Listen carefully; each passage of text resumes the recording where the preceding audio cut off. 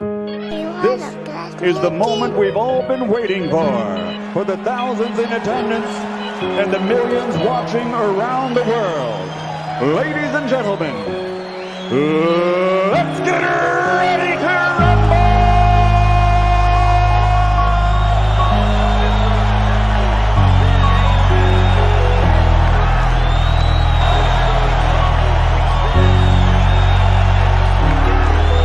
All your feelings hurt when it get real. All of them fakes, so they ain't ready, no. It be too hard, we getting lit, cause we speaking on. Fuck all the clowns, yeah, the ones who do it for the bite. All we going on, all your feelings hurt when it get real. All of them fakes, so they ain't ready, no. It be too hard, we getting lit, cause we speaking on. Fuck all the clowns, yeah, the ones who do it for the bite. All we going on. Fuck your feelings. Big chest back in the building. Like pretty boy, I stay winning. Chef Curry, range extended. Splash. Fuck your feelings. Debate all day, that's business. Either your ass, that's fitness. FYF got a hit list. Bitch, I'm the realest. Alpha male strong, that's illest. FYF gang, we will win this.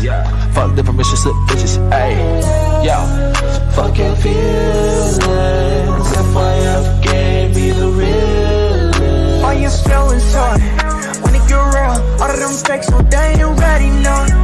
It be too hard, we getting lit, cause we speaking on. Fuck all the clowns, yeah, the ones who do it for the bites. All we going on. All your feelings hurt when it get real. All of them fakes, so they ain't ready, no. It be too hard, we getting lit, cause we speaking on.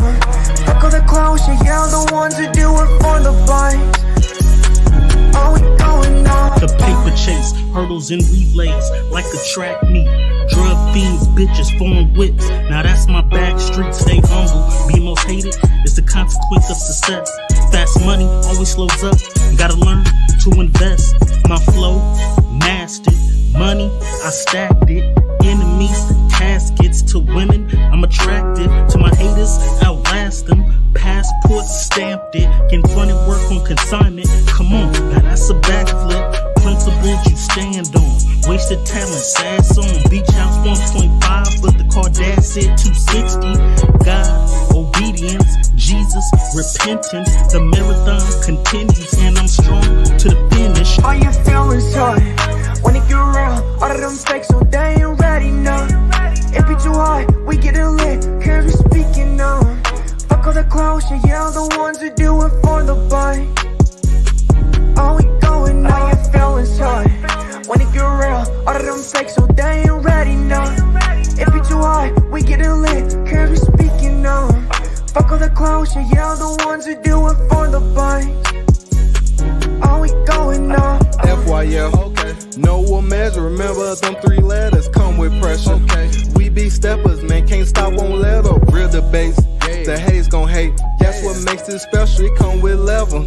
Yeah, this shit get better, no cap, new era. We got ammunition for the opposition and plenty witness, killing competition. Catch us late night on a panel cooking, but don't be fooled, this ain't your mama's kitchen. They say they don't, but they watch and listen, typing in the chat. You ain't got a lot to kick it. If you click the link, make sure you got permission, and don't forget, nigga, fuck your feelings. All your feelings hurt when it get real. All of them fakes, so they ain't ready, no. It be too hard, we getting lit, cause we speaking on. Fuck all the clowns, yeah, the ones who do it for the bite. All we going on. All your feelings hurt when it get real. All of them fakes, so they ain't ready, no. It be too hard, we getting lit, cause we speaking on. Fuck all the clowns, yeah, the ones who do it for the bite. All we going on. I know they ain't ready at all. I stay ready, time to ball. No referee, I got shots to call. Believe I'm the best, so I'm better than y'all. Fuck your feelings, you know that's law. Running it up, now we running it back. It's that full court pressure, don't cut no slack. Jamming to the max. Bank count still full of racks. For the competition, they done went missing. The champ is here, look how the ring glisten. It's honorable mention, don't ever forget it. It's FYF, don't care about the ticket. You know we with it, yeah. We gon' do whatever it takes. Fuck all the hate. FYF still going down. It's one of the grades. All your feelings hurt when it get real. All of them fakes, so they ain't ready, no. It be too hard, we getting lit, cause we speaking on. Fuck all the clowns, yeah, the ones who do it for the bite. All we going on. All your feelings hurt when it get real.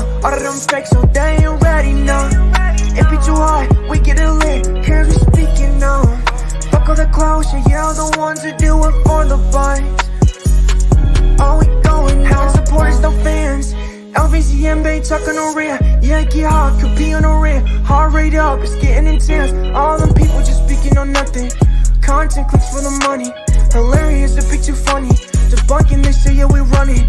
Cover it up, Lakers to Hornets. LeBron to Jordan, Blazers in Portland. We get it sorted, lights can afford it. Entertaining or boring, whatever the top, but we act accordingly. Break it down, piece by piece.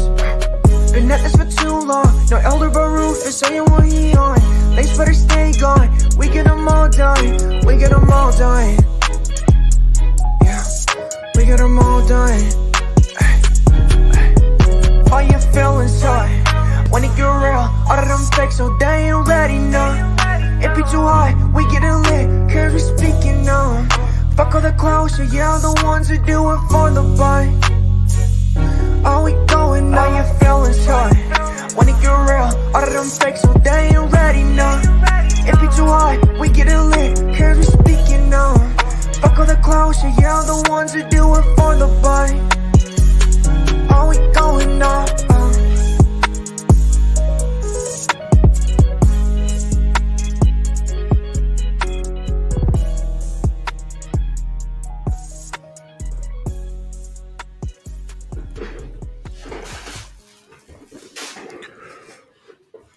FYF Sports, man. Y'all know what time it is, man. It's FYF Sports, man. We back, man. Salute to everybody pulling up, man. All right, we're gonna have a good stream for you guys, man. Just coming through as we usually do. Kyrie access and intros annoying. The intro is to allow time for people to come in. That's really all intros are for when you do live streams, y'all. Just giving y'all time to filter in. Hit the poll that's in there. Right? Go get your coffee. Some of y'all gonna need to Google. Right? I mean, this is you guys gotta, get your facts together. Right? We got Lancelot says the best defender I've seen is Tony Allen. I guess. He's I guess that might be the best defender you've seen. The one thing about this defense, the one thing about defense is that you have so many people will make these judgments on defensive players. Oh, he's not good at defense. He's bad at, but they don't understand the defensive side of the ball. All right. They don't understand the defensive side of the ball. A lot of you guys are coming here. I think I might have taught you guys what drop coverage was, because I've never heard so many people start running around talking about drop coverage all of a sudden. Especially now that I've dropped my whenever I drop my we drop our film study videos. See, now you guys are starting to understand drop coverages. But I think when you go into these conversations, man, when you're talking about players, when you look at the greatest defensive players, from Hakeem to Bill Russell to Dennis Rodman, Mutombo to David Robinson, right? When we go to the Kawhi Leonard's, the Jimmy Butlers, the best defensive player is what player can encompass all aspects of defense, right? At an elite level. What player can encompass all aspects of defense at an extremely elite level? We see a guy in the chat. He said Tony Allen. Tony Allen was a good perimeter defender. But unfortunately for Tony Allen, he was never asked to be the anchor of any defense. And he was perennially a guy that came off the bench.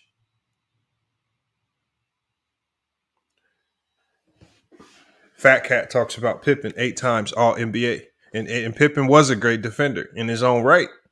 But when we get to these top defenders, we start to have to nitpick, what are your elite level skills on the defensive side of the floor?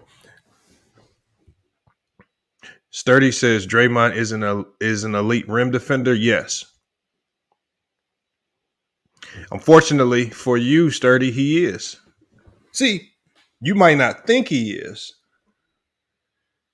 because a lot of times you guys don't watch those games when Golden State's playing Minnesota. You guys don't watch those games when Golden State's playing Sacramento. I mean, remember, there's 82 games plus the playoffs. You guys watch an extremely small sample size of games and then use the small sample size of games that you actually watch to conclude if a player's good at something or not, irregardless of what the numbers support.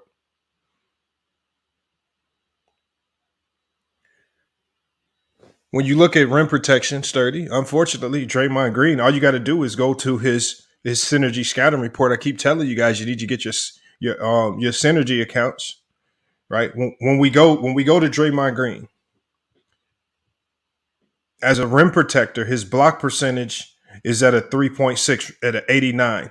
That's in the top 2 percentile in NBA history.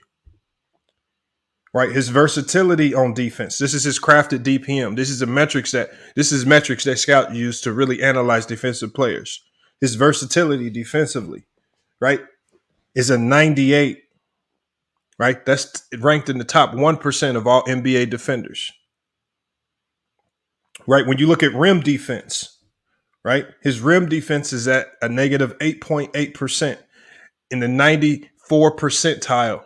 He's ranked in the top 1% of all NBA players with regards to rim defense. So when we say when people again. Sturdy says there's a difference between weak side rotation and rim defender, Sturdy. But again, you have to understand that the game has changed. Because in the 90s, when there was no defensive 3 seconds and big man didn't have to do much more than just stand at the rim, well, you can't tell me that's an elite rim protector when all you have to do is be 7 feet tall and stand at the rim. And this is why we saw almost any 7-footer average 2 to 3 blocks per game. We literally saw almost any 7-footer. If you were 7 feet tall in the 90s, you could average 2 to 3 blocks per game. And we saw very mediocre centers at the defensive end average so many blocks per game, but they're not considered elite defenders. So also understand how the game of basketball has changed. So that's why when you go through all of these metrics, and I'm not even going to expose all the metrics that I have now, but when you go through the metrics like versatility, this is why Draymond Green tops off as one of the top players all time in defensive versatility.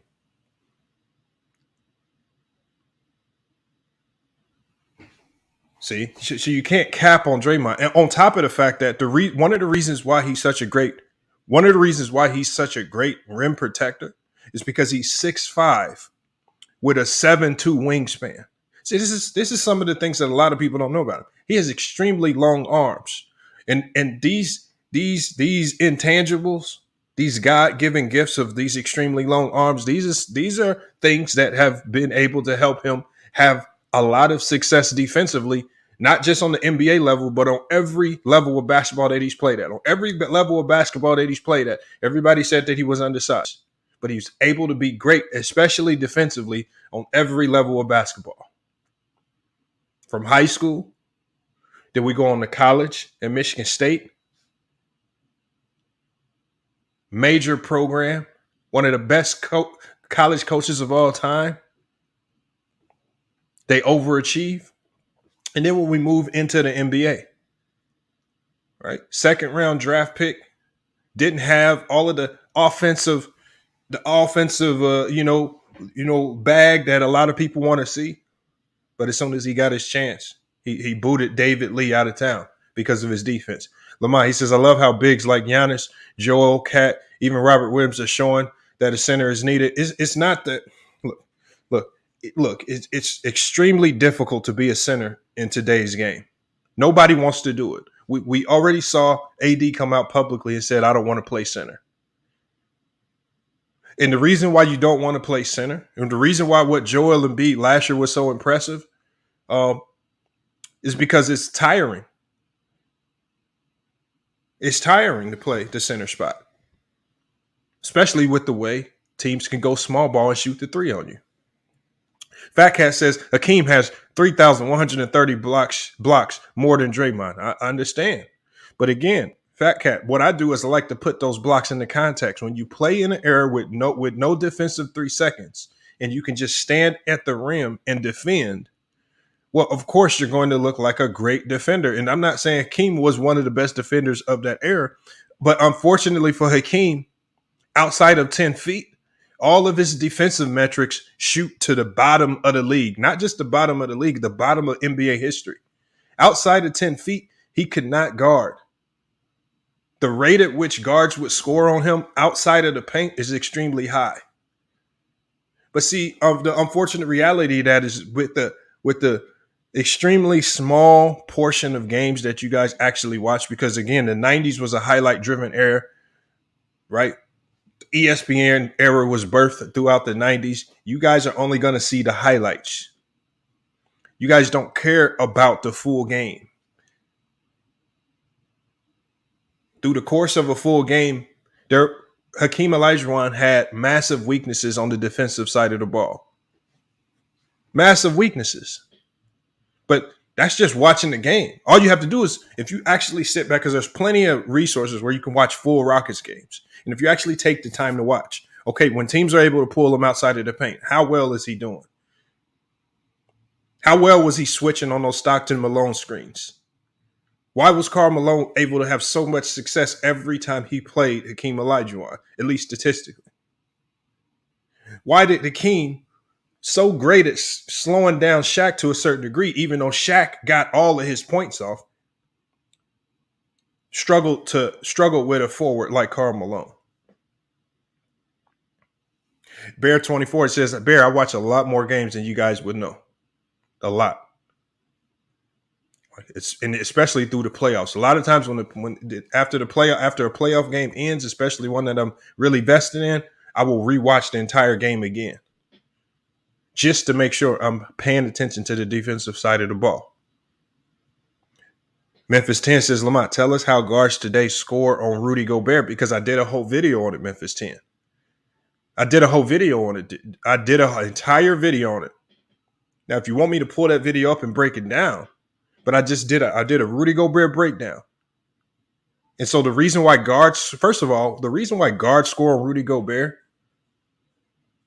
one thing in basketball is, the one thing you cannot defend in basketball is a perimeter player getting beat on one dribble. When you look at Mike Conley, when you look at Donovan Mitchell, they were getting beat on one dribble. If you look at what the Dallas Mavericks, let's use the Dallas Mavericks for example. Who did they put on Rudy Gobert? They put Maxi Kleber on him. Maxi Kleber does what? He shot 50% from the three-point line in the playoffs. They put Kleber on Rudy Gobert to do what? To take him away from the rim. So it would be much harder for him to help. Now, Rudy Gobert can still help. Like, we saw how Steph Curry put up enough of a defensive fight against guys like Tatum and Marcus Smart and some of those really good perimeter players on the Celtics. Steph Curry was able to put up enough of a fight defensively so that even if those guys beat him, the help had time to get there.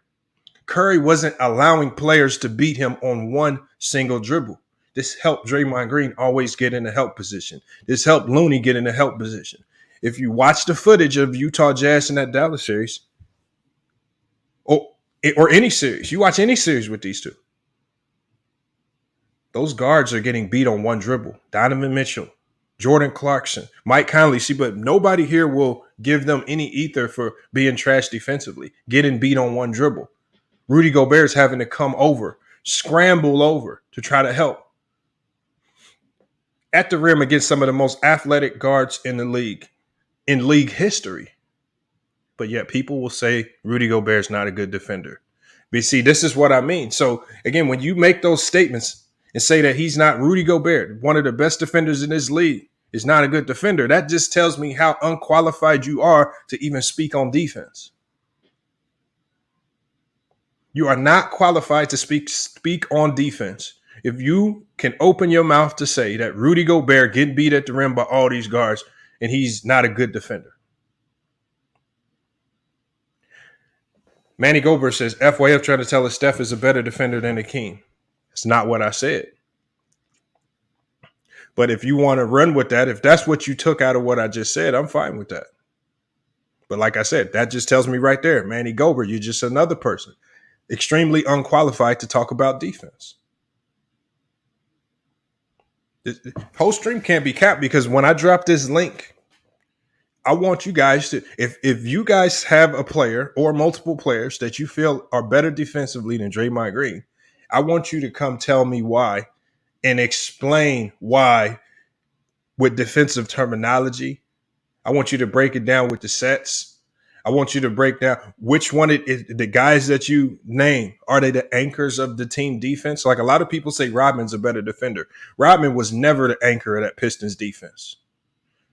Rodman was never asked to go be an anchor.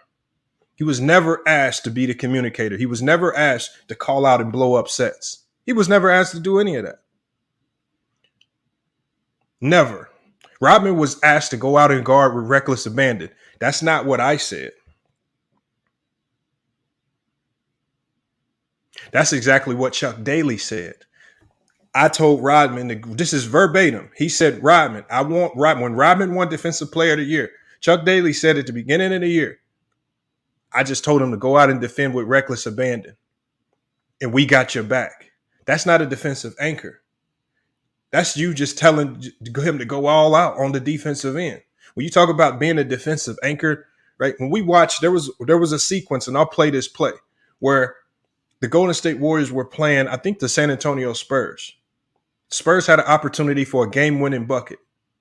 And Draymond Green calls the ATO, the out-of-bounds play, out before the ball's even inbounded, completely blows the play up. Wiggins is able to get a great contest on the ball because Draymond Green called out the perfect switch. And they get to stop and they win the game. Now, Draymond Green didn't actually go make the contest. But if you actually listen to him calling out a set that he recognized by Popovich, telling two players to make sure they switch because he understood the read. That's what I mean right there. But see, these are the things that nobody cares about or pays attention to. People will say anything just because they don't like Draymond. Jimmy once says, I got Tony Allen and Ben Wallace. And again, even with those two, Ben Wallace was never asked to be an anchor. Tony Allen was never asked to be an anchor.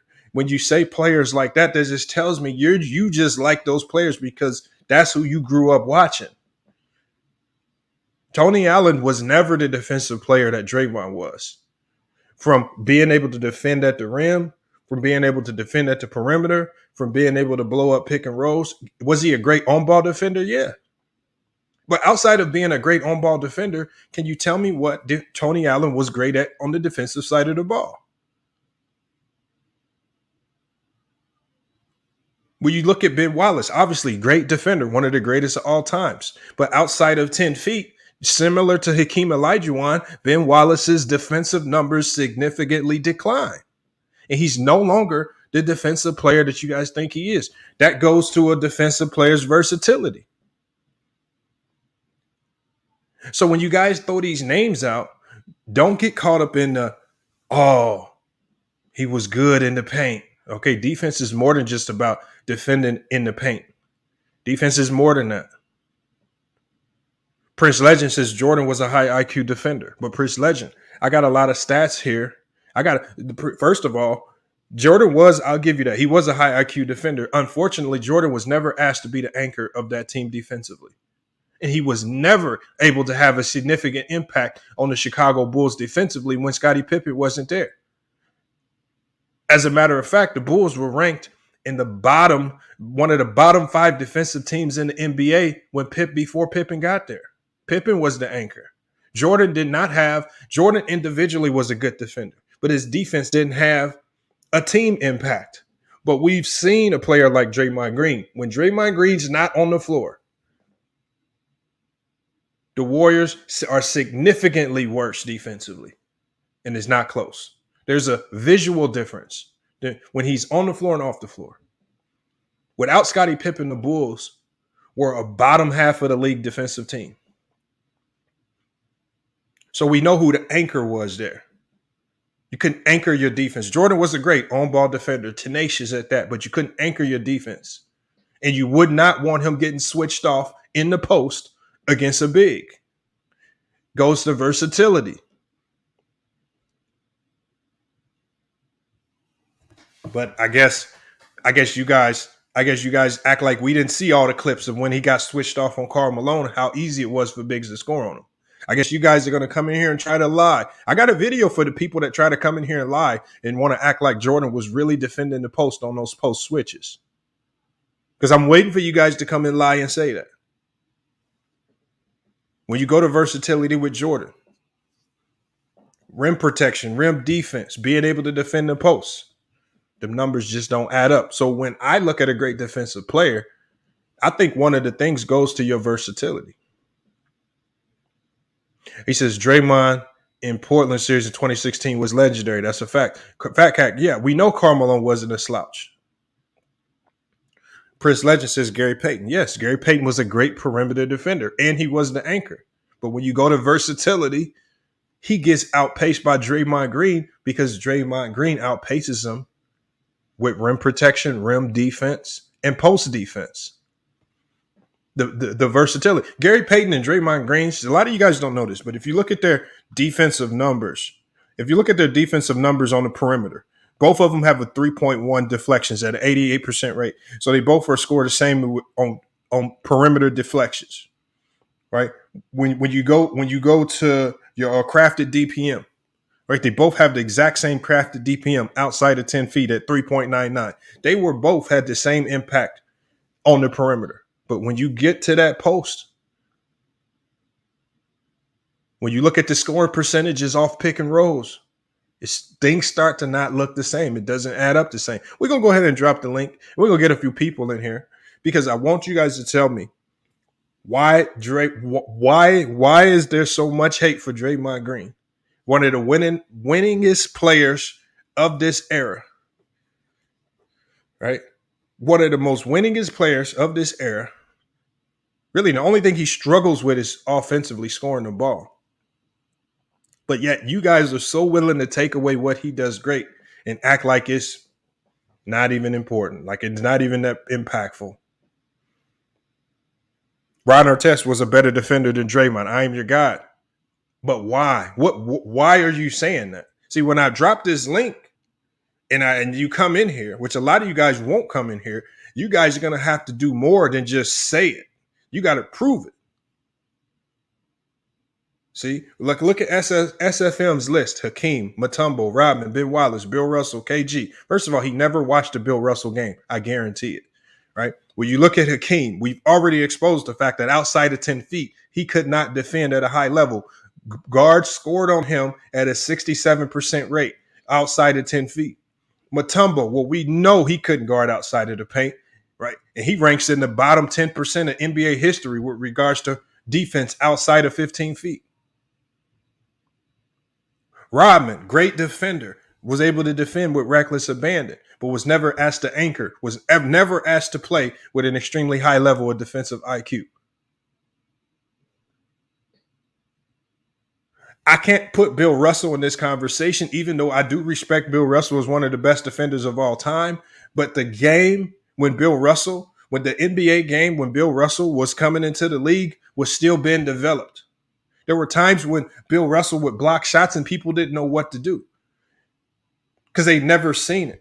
So the thing is, the game was still too early in its growth to even really put him in this conversation, even though he was a great defender. And I can't put him up there with a Draymond Green as it stands right now because the game wasn't the same.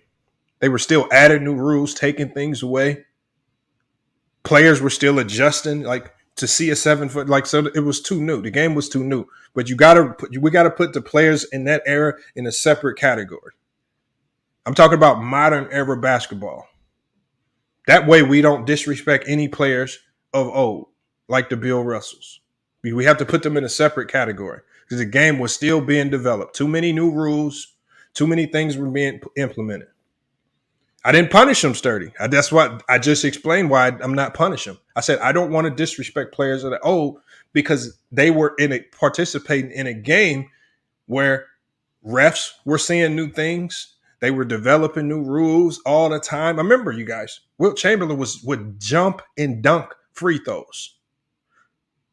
They're still developing. If you can't do that, you got to shoot it, Wilt. Now we got to pull the free throw line back. You got to widen the free throw lane. All this stuff, right? So again, the game was just so new. It's a certain category of players that we have to put in another category. We're talking about modern era of basketball.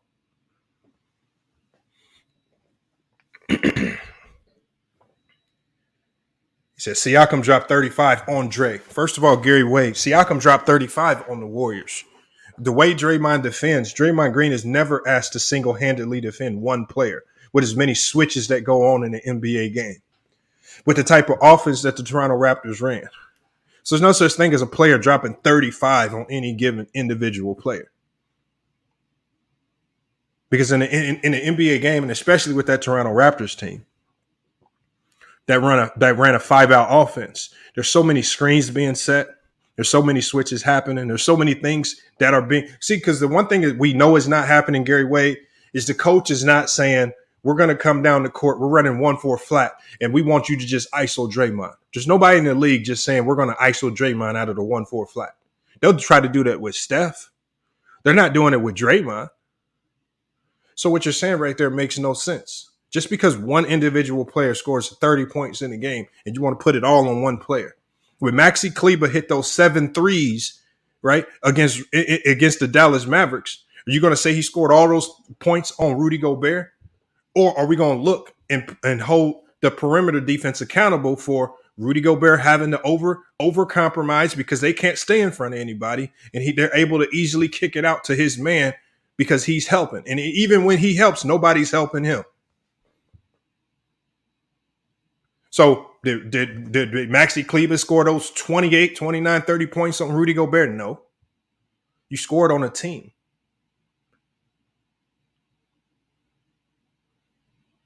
LaBradford Smith, did LaBradford Smith just score all those 30 points on Michael Jordan when they got to win? No. But you guys will, we can make jokes about him scoring. Like, we know if you understand defense, you know that's just not how the game works. It's not a one-on-one game. It's 5-on-5. And teams aren't running 1-4 flat every time they come down the court. Throw that notion out the window. One player having a good game in the NBA doesn't make you a bad defender. Because that was 35 points. We haven't really seen Siakam drop them massive games without Kawhi Leonard on the court, who the Golden State Warriors defense was truly focused on.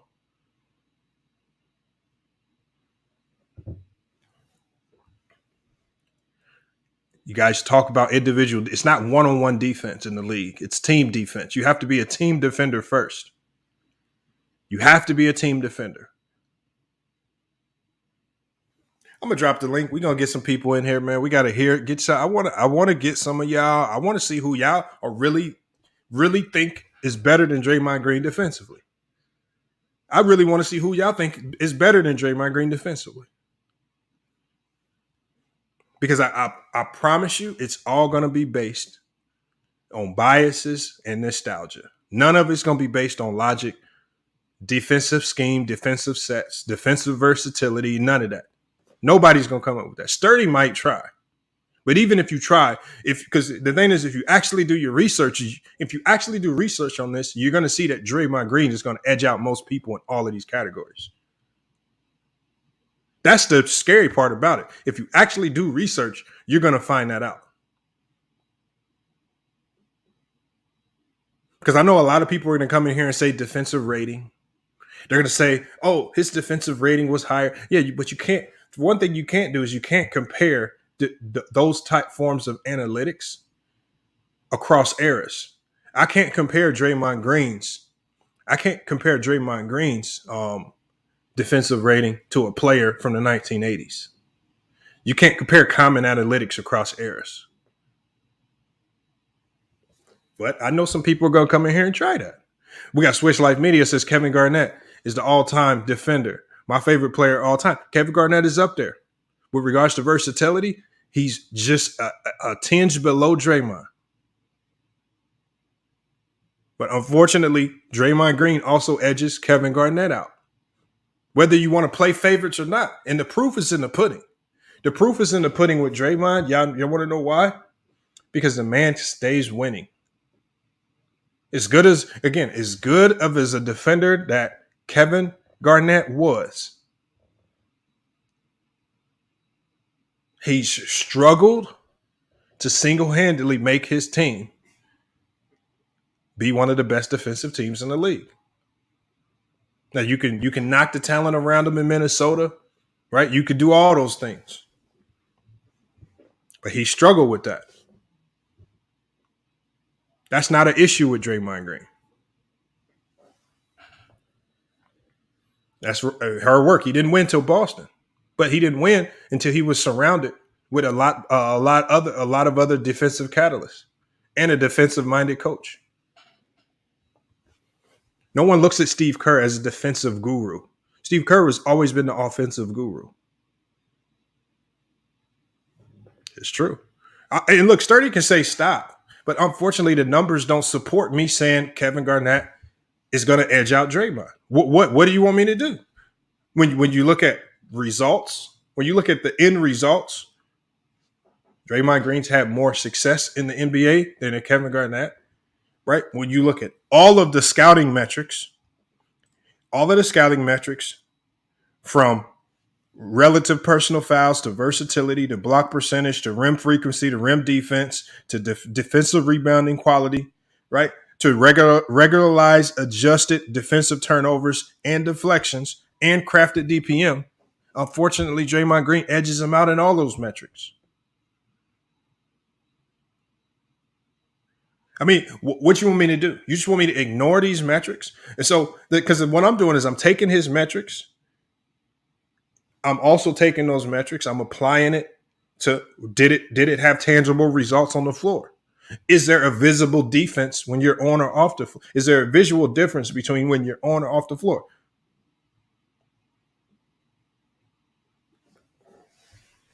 Blue Bolt says Draymond don't get a defensive player of the year, though. He doesn't. He hasn't collected a lot of them. But just like I tell people all the time, just as with many awards, these awards are changed. How they're given out change with eras. The Defensive Player of the Year award has now become a media narrative-driven award. In 2020, Anthony Davis should have been the Defensive Player of the Year. They gave it to Giannis. Why? Because I felt like they wanted him to win the Defensive Player of the Year and the MVP in the same year. I don't want to take anything away from Giannis, but he was not the best Defensive Player of the Year player in 2020. Draymond Green came in second place a ton of times. But it has become a media-driven award. The narratives around it are media-driven, it feels like. And Gary Payton, if you're honest about it, Gary Payton should have at least 4 or 5 defensive players of the year in the 90s with how he was able to impact the game from the perimeter. His defensive metrics, including versatility, had much more of a defensive impact than players like David Robinson and Mutombo. But yet you guys would quickly say that those guys are better defensive players. So if you want to just shout out Defensive Player of the Year, unfortunately, that ain't true. Trudy King said you're contradicting yourself. Trudy King, I'm going to let you in, Trudy King, but I know you ain't going. I know you ain't going to be able to stand in this debate. This debate is for people who can really lock in and pull up real facts. True, you just going to come in here and name every Celtic player you can think of just to say that they was better.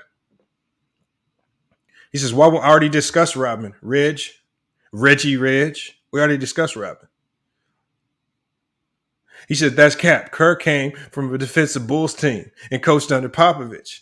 Kerr's MO is offense, right? When you talk to that coaching staff, if you listen to anything that they say, who runs the defense? Mike Brown.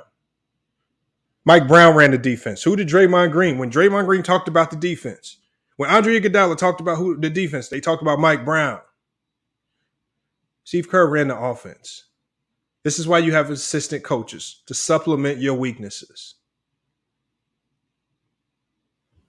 Come on, y'all. But I guess you missed all that. I guess Kerr just does it all. Kerr just got the assistants there for no reason. The assistants are there just to collect the check, right? And pass the ball to the players in practice, right? They don't do nothing. Mike Brown, who just got a head coaching job, he just there. Supreme Hunter says Dennis Rodman is the best defensive. If you feel like Dennis Rodman is the best defensive player of all time, you have to come in here and tell me why. I don't care. You can say that, but there's no metrics, there's no accolades, there's really not nothing that really supports that. Even if you include the eye test, if you really understand what you're looking at when you're looking at the defensive side of the ball. King KO says he has KG over Draymond. That's fine. But I know that's just your biases. A lot of people are just going to run to that, but you don't know why you're saying that. So let's go ahead and drop the link because I want to get some of y'all thoughts. I know some of you guys are going to come in here with some fake information. We're going to see how you're able to prove it. Because there's really nothing. There's really no metric. Draymond Green's numbers are what they are. They are what they are. His impact is what it is. Unfortunately, you can't change it. King KO, but it's not facts just because you say it, King KO. It's not facts just because you say it. The things that I'm saying are based on my conclusion of looking at his numbers compared to others' numbers. When you put his numbers in the context with his career, right? When you look at his impact when he's on the floor, when he's not on the floor, when you look at the results, it's just funny how a lot of you people now are coming in, all of a sudden putting players like KG over guys like Draymond, right? But you will also be the same people. These are the same people. Y'all know what y'all do in the LeBron conversation. Right, because y'all love to run. Y'all like to throw in LeBron's face that he lost and he was a loser. But when we start talking about KG, you don't want to talk about he was a loser for the most part of his career. You don't want to talk about how all that defense in Minnesota didn't amount to nothing.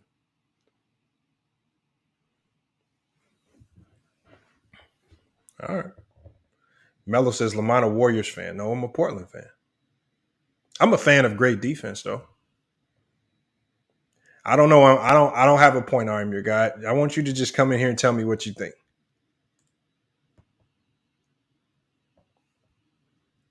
I just want you to come in here and tell me what you think. Link is in the chat, man. TNT Crew EJ, salute. Memphis 10, salute. I am your guy, salute.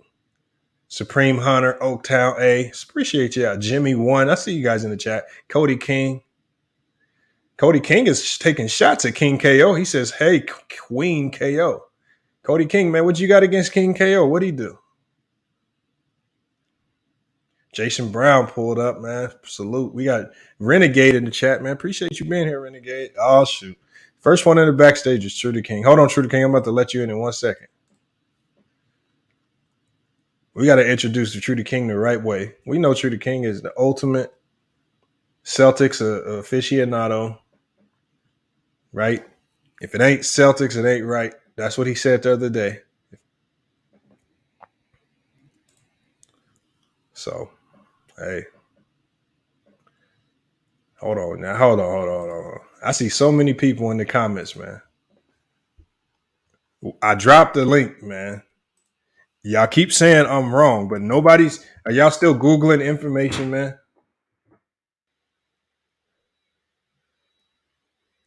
Come on, man. Hold on, we're going to go ahead and let Trudy King in, man. Yo, what up? You hear me? Yeah, what's up, man? Lamont, why you kind of listen? I know. Listen, just as a PSA, man. Draymond going to have a host, and it's going to be Lamont Lane on the volume. Hey, listen, man. This is nasty work right here, man. If you Draymond's new host, just say that, man. Just say that if he got the bag, if you know what I mean. Just say that, man. Like next thing you know, in that picture y'all got, that logo gonna be Draymond face up there next. You know what I mean? Listen, Draymond is an all-time great defender. Let's keep that out the way for anybody even starting this debate, right? Yeah, he's a title to name, but is he the greatest defender of all time? No. I think it's and if you do want to make the argument, I think it's too early to say that because the other people that do have over him is longevity. You know what I mean? Now, one thing Dennis Rodman one of the things that has over Draymond is longevity as being an all-time great defender. And Draymond is a better communicator. Now, that's one thing people don't really talk about is underrated in this game is his communications, anchor, and directing the defense, that middle linebacker. I understand that. He did that better than a lot of people, Dennis Rodman included. But one thing that Dennis Rodman has over him is the versatility and the defensive rebounding. You can't defend. Come on, Lamont. You can't forget about the defensive rebounding. One of the most important parts of the game. You can't forget about that. And the one comment you said about the Bill Russell, like, see, you already put yourself in a hole with the Bill Russell thing because you know it for a fact it's not going to be fair. So you had to get him out the way. It won't be fair. So we're not even going to talk about. We all know what Bill Russell did, right? But that whole analogy saying that Bill Russell did was so unique and different. Is it fair to say the same thing about Draymond Green? How deep, you know what I mean? What he is doing is innovative, and 50 years from now, is that fair? You tell me. Just saying. I mean, we gotta wait till Draymond Green. How many other teams Draymond been on? 7. You gotta wait, man. Draymond, listen, he's an all-time great defender. He's the best. I'll say this: he's the best defender in his generation. In his era, he got that. But he got to do a little bit more work, in my opinion. He don't even have that. I ain't gonna say that. We see now. Some of y'all going to just be foul, disrespect Draymond Green. I ain't gonna do that. That ain't disrespect for true. That is I ain't not gonna disrespect. do that though.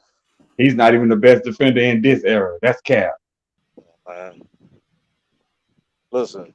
Okay, the best defender in this area would be no other than Kawhi Leonard, even though he don't play that. Okay, so hold on, Mingo Jester. Kawhi only play enough games. If you say Kawhi Leonard is the best defender of this era, now I want you to do is tell me why, but not lie though. Try not to lie. No, see the reason why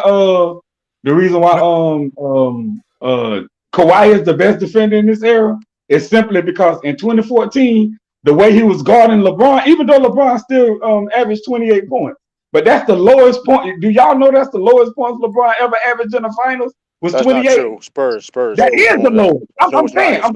It's Spurs. It's 22. Spurs. It's 22. It was 22. Spurs with 22 points. It was 2011 or 2007. No, 27. He had 22 points. I'm clarifying that. 2011, he didn't average that many either. But anyway, let me go back. Hold on. I don't want to make it about LeBron. Try to get your Mingo Jester. Let me go back to what I was saying. Hold on, Mingo Jester. Let me hold on. What I'm saying is hold on, Mingo. Hold on 1 second. I want you to start from a better foundation because the foundation of your argument for Kawhi Leonard shouldn't be based on one season or one matchup against LeBron James. It needs to be about consistency. Hold on 1 second. Let me finish. Because let me keep going. Hold on. No. I'm just trying to correct you so you don't go down the wrong road. It needs to be let me keep going. You ain't got to correct. No. Because we want people to not come up here and make themselves look like complete fools. Because the thing is, you cannot base it off one season or one matchup because that means then I can then turn around and pick out one season and one matchup, especially in that Dallas series where he completely dropped the ball defensively and looked like a cone, as many people say, off ball. So again, if you want to go there, we can do that. So that's why I say stay away from the one matchup in one season because that's not what makes you the greatest defensive player of all time. Come on, Mingo Jester, you got to correct that, man. Come with some better information, man. And he won 2 Defensive Player of the Year awards. On top of that, can I speak on that too? That Defensive Player of the Year award. He won 2. I already told you how I felt about Defensive Player of the Year. But here's the thing: you can say Draymond bad for that too, though. You can be fair. So now we just count. No, because the reason why Draymond Green wasn't the beneficiary of that, because when he actually won this award, he was number 1 in the NBA in deflections. He was number 1 in defensive rebounding quality, rim defense, rim frequency, block percentage, defensive versatility, and relative personal fouls. So when he actually won the award, he was number one in almost every major defensive analytic that you can think of. So he actually, I'm not saying he didn't deserve it. I didn't say he didn't deserve it. Unfortunately, like we go back and look at Gary Payton. Gary Payton was number one in at least 6 of these categories 7 times throughout his career. He only has 1 Defensive Player of the Year award. So that's why I say when you look at these numbers, Gary Payton should actually have the same thing. He should actually have 4 or 5 Defensive Player of the Year awards. That's why I say Defensive Player of the Year is media and narrative driven. And in the 90s, we know it was generally just given to big men. Or otherwise, Scottie Pippen would have had a whole bunch. Right, to be fair, that's not my argument, though. And I'm not really saying my he didn't argument deserve is it. Ben Wallace. That's really I think Ben Wallace is the greatest defender of all time. Unfortunately, okay, so Mingo Jester, Mingo Jester, can you explain to me why Ben Wallace struggled to defend outside of 10 feet? Man, Ben Wallace, first of all, he was a great rim protector. That was his main thing. He was a good rim. No, because with defense's versatility, we know he could defend at the rim. I know that, but that was his forte. Could he defend outside of the rim? Was rim protect. That was his forte. Nobody could get to the rim. What was his pick and roll efficiency? Shit, I don't know. But what I'm telling you is he was a good. That's how they beat the Lakers. Okay, because Ben Wallace was a good rim protector. He held Shaq. No, but what did he do outside of rim protecting defensively? That was his main thing, rim protecting. So the only thing he could do his most elite skill defensively was rim protection. Because that's the reason why LeBron now beat them in 07. Beat the Pistons. Why do you keep talking about LeBron? They didn't have Ben Wallace. Because they didn't have Ben Wallace. That Pistons team without Ben Wallace would have been just another team. Ben Wallace on that team made that team who they were. Made it to multiple Eastern Finals without him. Ben Wallace made that team what they were. They made it to hold on. What I'm saying, Minga Jester, is defensively outside of 10 feet, what type of defender was Ben Wallace when he wasn't rim protecting? Man, that was his thing. No, I'm just asking you an easy question. Just be honest. He didn't have to do all that because they had other good defenders. Yes, he did have to do it. Yes, he did. No, he did not. He did have to do it. Those guys. Minga Jester. Ben Wallace did have to defend outside of 10 feet. No, he did not. They had Tayshaun Prince in them. Tayshaun Prince was you do have to switch. Hold on, bro. He switched multiple times. I'm saying, how did he fare when he had to switch, when he had to guard on the perimeter? Man.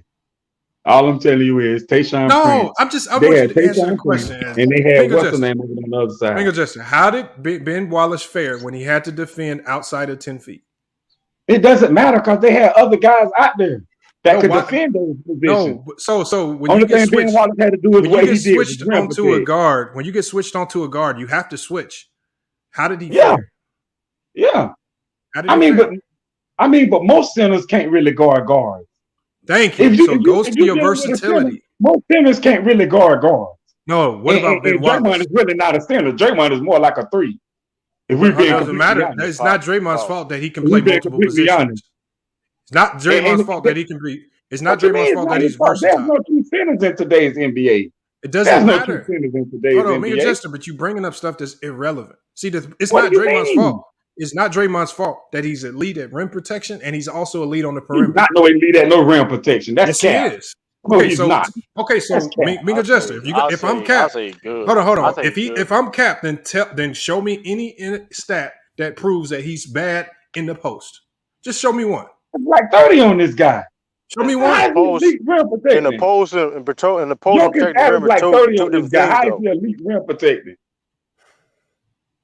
You talking about guarding the post and protecting the rim are two different things, though. We literally watched Draymond Green single-handedly slow Jokic down and give Jokic some of the most problems we've ever seen him have.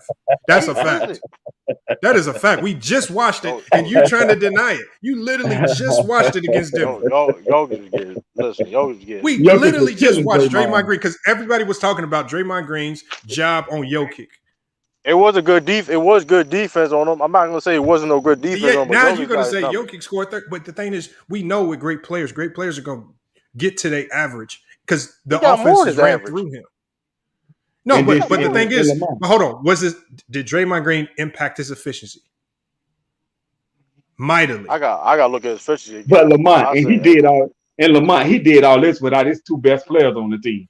He was doing this. Hold on, but without why this two best- did you without bring this up two best players Jokic? Why did you bring up spread the floor for him. Jokic if you're not willing to compare the results and look at the impact that he had? All I'm saying is Draymond is not a rim protector. Is all I was trying to tell you. But hold on. But how come what I have on my screen right here, and I'll share my screen. Why is he number one in the NBA in rim defense at a minus 8.8 with Rudy Gobert at second with a minus 8.9?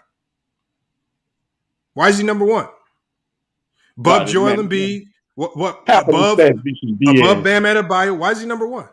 Half of them stats, just like you said, the awards be BS. Some of them stats be BS. Hold on, but stats are your production. Some of them stats be BS.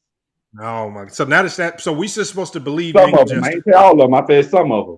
No, okay. So which ones aren't BS? The special defensive rating, that shit definitely. I didn't use defensive rating. I never used defensive rating. I haven't said anything about defensive rating. I'm just saying a lot of people do use defensive rating though. No, but I haven't used defensive rating all day today. I have said the one thing is it's the worst defensive metric is defensive rating. I never touched it. I used deflections, right? I used defensive rebound percentage. I used regularized adjusted defensive turnovers, rim defense, rim frequency, block percentage, versatility, right? Versatility is a measure of how a versatile a player is defensively on a scale from 0 to 100. I use relative personal fouls and I use crafted DPM. Mm-hmm. So I never said defensive rating. So what was Draymond defensive? All that what you just named. What was all that in the finals? Like what did he do in the finals? Like how good was it good or was it just okay?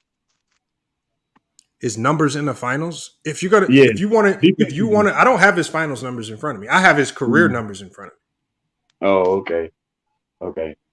But and at the end of the day, you telling me to pull up his numbers in an NBA Finals where the last time I checked in the most meaningful games 5 and 6, he showed up defensively and played great. Mm-hmm. Last time I checked, Wiggins was the best player on that team. Defense. You could try to argue that all you want, but the last time I checked, with regards to Draymond, you could try to say who was better or not. Draymond played great games 5 and 6, the games that meant the most, closeout games. Remember, y'all love to talk about clutch. Well, he was clutch defensively in games 5 and 6. He fouled out. Didn't he fouled out game 5? Yeah, he did. He fouled out. I give you game 2. I gave you game 2 over game 5. I ain't gonna say game 5. He actually fouled out majority of the games of that final series. Fouled out like 3 or 4 games, 3 maybe. Okay, so are you going to summarize his entire career defensively up into 6 finals games where they actually won and he had a major impact? No. I just want to know what we use. That's not what I was saying, Lamont. That's not what I was saying. Overall, listen. Overall, Draymond is a good defender. Great defender, actually. He's a great defender overall. But the greatest of all time defender, yes. I just want you to tell. But if you're going to tell me a player, you got to be able to tell me why this player is better, because you said Ben Wallace, but Ben Wallace couldn't guard outside of 10 feet. Let me go get to some numbers right quick. Wait a minute. It's not my fault Ben Wallace struggled to defend outside of 10 feet. But that's the only thing you can say about Ben Wallace today. He struggled to defend outside of 10 foot. That's a lot. That's a big. Other than that, what you mean? Draymond got a lot of flaws in his defense as well. So tell me what the flaws are. Okay, for one, like I said, rim protecting. I don't think he's a good rim protector. He was number 1 in the NBA in rim protection. I use my eyes and I see they be killing him down low. Okay, but he's number 1 in NBA. But he's number 1 in NBA this year. He was number 1 in the NBA this year in rim protection. That don't make sense to say that. Man, come on, bro. The player be number 1 in a lot of stats, and that shit don't really make sense. That's just like they had Jokic number 1 in some stat, and I'm like, how? What stat was it? Hold on. I forgot what stat. I think what beat Draymond Green this year was his rim frequency, right? It's the percentage of opponent shot attempts at the rim where the player is able to contest a shot and force a miss. 98.6%. Okay. Don't make him a great rim protector though. Is he terrible? No. I'm not gonna call him No, he's terrible. not terrible. I never say he was terrible. He's not a terrible rim protector, but I'm not gonna call No, him. but he's not. No, he's an elite rim. He's number one in NBA. That man is not. He was number one in 2017. It proved that He he's was not number elite one rim in 2016. They wouldn't. He They was wouldn't number came 3 back. in 2015. So why when Bogut got hurt? And why would Bogut got hurt? Right when he was playing the 5, right?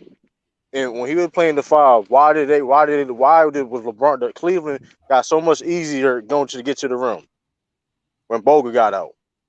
I have to watch the games because if teams are getting to the rim, hold on, I'm trying to explain. If teams are able to get to the rim with ease, right? If teams are able to get to the rim with ease, we have to look at we have to look at who's guarding LeBron. We have to look at what Draymond's role is on the floor. How is he able to help? Is he being forced to help late? Are there shooters on the floor where he's forced to have to stay towards shooters or shade towards shooters? You can't just tell me they're getting to the rim without giving me context of every player that's on the floor. Are guys getting beat on one dribble, just like the clown in the comments said, Rudy Gobert can't stop guards at the rim. But he fails to talk about Donovan Mitchell, Jordan Clarkson, and Mike Conley getting beat on one dribble, making it nearly impossible for him to have enough time to recover. And even when he does recover, they're kicking it to Maxi Kleber. He's knocking down open threes, and nobody's rotating over there to help him. That's on video. Now, I had to do a whole video on that just to break it down to the dummies. And now, people still don't want to believe it. Right. Now, okay, that's a good point you said with the Utah situation with the guards. Now we're talking about like LeBron James. LeBron James is it's gonna be hard for anybody. I don't care how great your defense is to stop him getting to the rim, correct? Because Iguodala was guarding him. It's gonna be hard for anybody, right, to stop LeBron James from getting to where he wants to be at, regardless. So all I'm saying is when Bogut was there, it was LeBron James and the Cleveland was less efficient attacking the room. Okay, tell me how. Who was on the floor? What players were getting beat? What shooters did they have on the floor? How was LeBron just beating his man one dribble? What was going on? I know LeBron James was going on. I gotta go back and look. LeBron James has went off on thousands of NBA That's what I'm trying to tell you. What I'm saying is it's a horrible argument to try to use one player in one game to try to make your case. Now getting to the room and then finishing whatever, that's no two different because throughout his career against all NBA competition, he's ranking close to number one in almost all of these defensive categories, if not number one. So you got, like you said, you cannot reduce it down to just matchups against LeBron, because LeBron is going to have favorable numbers against almost anybody that he plays. Now, this is one thing that you really can't argue. You guys keep running to LeBron. Like, why do you? I'm not. Listen, well, I'm going off. When you said the only reason why I'm saying that, Lamar, because you did say, all he has done is win and all that stuff right there. I'm just bringing an example where whatever. That's you did make that statement. All you do is win and all that, right? I said his defense. His defense leads to winning. So at the end of the defense, there's output. The defense equates on the other side of that defense. It equates to winning, right? And not just win every single time. No, nobody's going to win every single time, irregardless of how good your defensive is. But it equates to a lot of regular season success and a lot of postseason success. So why he's not rebounding, right? Now rebounding. Are you considering Draymond a great rebounder? Is he a great rebounder? Defensive rebounding. He was more specific. He's a good rebounder according to his defensive rebounding quality, right? So this is another defensive stat, right? This is one of the only categories where you will find multiple players like Hakeem, David Robinson, and Dennis Rodman above him in his defensive rebounding quality. But is he a good rebounder? He's still his defensive rebounding quality. His defensive rebounding quality, he's still top 10 in NBA history. So you can put those other guys above him, which they are, but he's still at 9. But that being said, though, right? Ain't rebounding. Defensive rebounding is most. That's a defensive metric. That's one of these. Right, that's one of these defensive metrics. But he's still in deflections, in regularized adjusted defensive turnovers, in rim defense, rim frequency, block percentage, versatility, In all these other categories, he's still 1 or 2. But isn't defensive rebounding in general, is one of the most important things in basketball? If No, you, these metrics right here, I'm weighing them equally. I can't pull one of these metrics and say this one's more important than all the rest of them. Therefore, because what you're trying to do is you're trying to take one category. I'm not taking no one. You can't take one category and say because my player's number one in this category, we have to say that this category is more important than all the rest. I didn't say. Well, look, hold on. Rebound is important. We're not gonna act like rebound. I didn't say it was, but I did. Did I hide this metric? Did I not mention it? Let's be fair to how many years Draymond played in the league. How long has Draymond Green played in the league? Because you're comparing dudes that played almost 20 years. To be fair, you is comparing dudes that been. What I'm doing is, but I'm not comparing longevity numbers. I'm not saying the all-time. Well, he's not going to be there. If he's going to finish top 10, because he's going to finish number 9. Actually, it would for these defenders, it would be much better to look at them in smaller sample sizes, such as 5 and 10 year periods, because the longer you play and the older you get, all of these defensive metrics go down, and that's where it affects you. It makes your numbers look ugly. That's what I'm saying for Draymond. All of these numbers that I have, so these numbers that I have are for Dennis Rodman from 88 to 99. Okay. Which actually, that was his whole career. Okay. He played 11 years. Okay. Draymond Green's playing close to that if he doesn't go past it. Mm.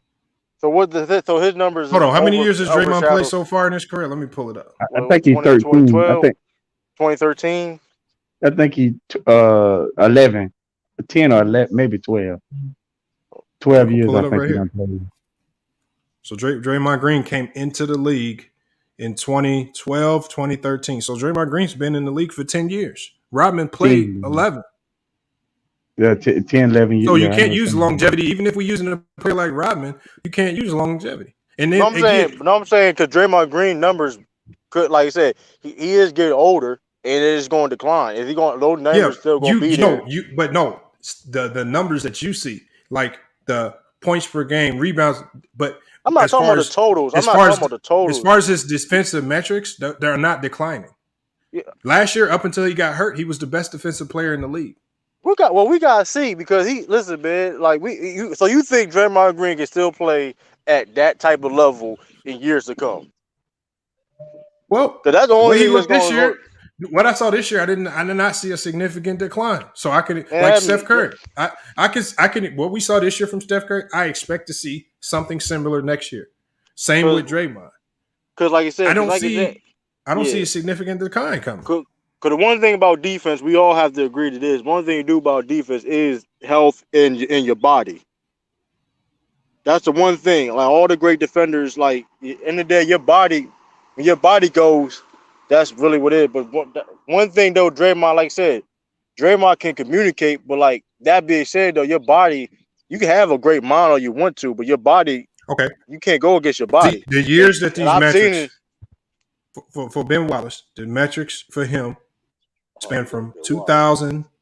They span from 2000 all the way to 2008 because that's what's his prime. So Ben Wallace, because you brought up longevity, right? If you talk about Ben Wallace doesn't have near the longevity that Draymond. I'm not talking. I never said Ben Wallace better than Draymond. That's big gesture. No, I'm saying Ben Wallace has only had a stretch from because Ben Wallace came into the league in '97. He didn't do anything in '97, '98, or '99 or 2000. It wasn't until he got to Detroit that he became the player that he is, and then he started to have fall off as soon as Detroit let him go in 2006. So he had a 5-6 year stretch of dominance. After that 6-year stretch, he was good defensively, but there was a significant decline all the way until he retired in 2012. He was not the defensive player of the year, rim dominant player that we saw early on in Detroit. But what he gave you in those 6 years, though, was amazing. I know. But the thing is, Draymond Green is still doing it. I'm just going to try out of those 6 years. Out of those 6 years, he got 4 Defensive Player of the Year awards. Out of those 6 years, I know, and I already told you how I feel about Defensive Player of the Year. That's crazy. That's a great accomplishment, but I told you how I feel about it. Because if it was given out to the right person, if it was truly given out, then Pippen should have at least 3, and Gary Payton should have at least 3 or 4. if it was given out to the true best defender every single year, especially throughout the 90s. Duncan would have won a lot more. Duncan should have at least 5 if the defensive player of the year was actually given to the best defender that year based on these metrics. It's not. It's media driven. Anthony Davis was the best defender in 2020. There's no question about that. He did not get it. Giannis got it for a narrative so he could have both MVP and defensive player of the year. It wasn't because he led the league in back-to-back defensive plus minus, or top 5 in adjusted defensive plus minus. It wasn't that, because the metrics that I use, the ones that I'm looking at in 2020, Anthony Davis was number 1 in the league in block percentage, rim frequency, rim defense, defensive rebounding quality, and regularized adjusted defensive turnovers. He was number 1 in all those categories over Giannis. Giannis wasn't top 5. Giannis wasn't top 5 in any of those categories, including versatility, where Anthony Davis was number 2 in the league in 2020 in versatility. No, I'm not disagreeing with the metric, but what I am saying is to say he got it because of narrative and not because of other defensive metrics that was. No, what I'm saying is, if it was truly given to the best defensive player, based off those, then the awards would look a lot different. Well, no, I agree with that. I agree with that premise too. But Lamont, your camera's froze. Yeah, I know. But like I alluded to last time, defense is one of those, is the only side of the ball in particular. Like, even though there are credible stats like you just mentioned, and other stats like defensive plus minus, opponent's field goal percentage, and adjusted defensive plus minus, and so on and so on, you still have to take into account, like you said before, situations, defensive schemes, error, as well as really other intangibles like communication, impact, and like you said before, being defensive anchor. Like, I actually think one guy that you haven't mentioned that no one brought up yet, besides in the chat, was AD. When he was healthy at his prime, I think he should be considered in that conversation in terms of better than Draymond. Because like everything you just predicted before, AD had elite perimeter pick and roll defense with and without Drew Holiday. He had elite rim protection, as well as had, I think it was top one of those years he was top 20 or 20, definitely top 20 in terms of opponent field goal percentage on average. So I think AD should get some consideration in terms of being one of the best defenders of this generation. But another thing you got to take into account too, Lamont, is like True alluded to, was longevity. How long are you an elite defender? I noticed for those metrics, are each sample size for each metric just based off the defensive peak, or is the same? No, this is based on their peak 10 years, if they even played 10 years. Okay. So if you use Ben Wallace's peak 10 years, which really Ben Wallace only really had a peak of 6 years, that's what it comes to. So again, because defense significantly declines as a player gets older, is when they stick around in the league, like Vince Carter and Jason Kidd and these players. It's hard to. Jason Kidd was a great defensive point guard, but you can't take his years, with the Mavs at the end and attach it on and allow those numbers to drag down what he did in his prime. So this is a 10-year peak right here. That's what I'm saying. Like Lamont, like Draymond, I believe Draymond played 9 years. 1, 2, 3. No, he's played 10. 6, 7, 8. Yeah, this is 10th year. This is 10th year. Okay, that's a good sample size. Okay, I'll give you that. That's a great sample size to go. And this is not me. And this one again, this to reiterate, this is not me, because me personally, I have Draymond like top 7 to arguably top 5 defender of all time. But I'm just saying what I am pointing out is there's certain elements that we are missing in regards to discovering, if we eliminate Bill Russell, discovering the greatest defender of all time. And I think, like what you mentioned before, like your metric is more so qualifying on the metrics that you have in combination both impact and versatility. While I'm not going to punish a player for playing a certain era, like Hakeem, I'm not going to punish him for taking full advantage of illegal defense. But you have to the error punishes him, because the error is what kills his versatility. Because the error dictates what a player needs to improve upon. Because that error didn't force him to go defend on the perimeter, he never improved on it. So when you go to defensive versatility, it kills him in that defensive metric right there, as opposed to Draymond, who's now in an era where not only does he have to be elite at defending the rim, he has to also be elite at defending on the perimeter as well to be considered a good defender. The era dictates that. So unfortunately, if you do that, it's just still going to hurt Hakeem just as much. That's why I say you take the errors into consideration. And unfortunately, the error hurts Hakeem. He played in the era with no defensive 3 seconds. He could stand at the rim where most bigs, if you were fairly decent, you could average 2 to 3 blocks a game. And a lot of these bigs were not considered elite rim protectors. That's just the error. Well, question on that: Who are these bigs that you're referring to that average 2 blocks a game were considered elite rim defenders? Even for the 90s.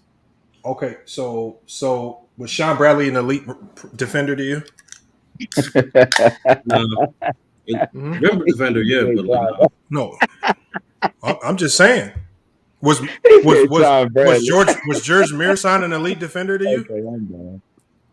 Wow. Elite, nah, good though. Niggas don't talk. Was Cherokee Parks an elite defender? Not elite, no. I'm just saying. So these are guys are able to do that. But I'm saying the era dictated favored big man to that degree. They could stand at the rim without any fear of having that their man would be at the 3-point line shooting threes at a high percentage. Yeah, that's why I don't take into account. That's why I don't take into account things players can't control. All I do is take into account what they can control, what rules that they manipulate to their favor. But in regards to back top, in regards to who needs to be in the conversation, I obviously think for the modern era, I think KG. I think Giannis don't have enough sample size yet. I think we need to backtrack with him 5 years from now. But KG, I like you mentioned before, Pippen. I think also does AD have a large enough sample size yet?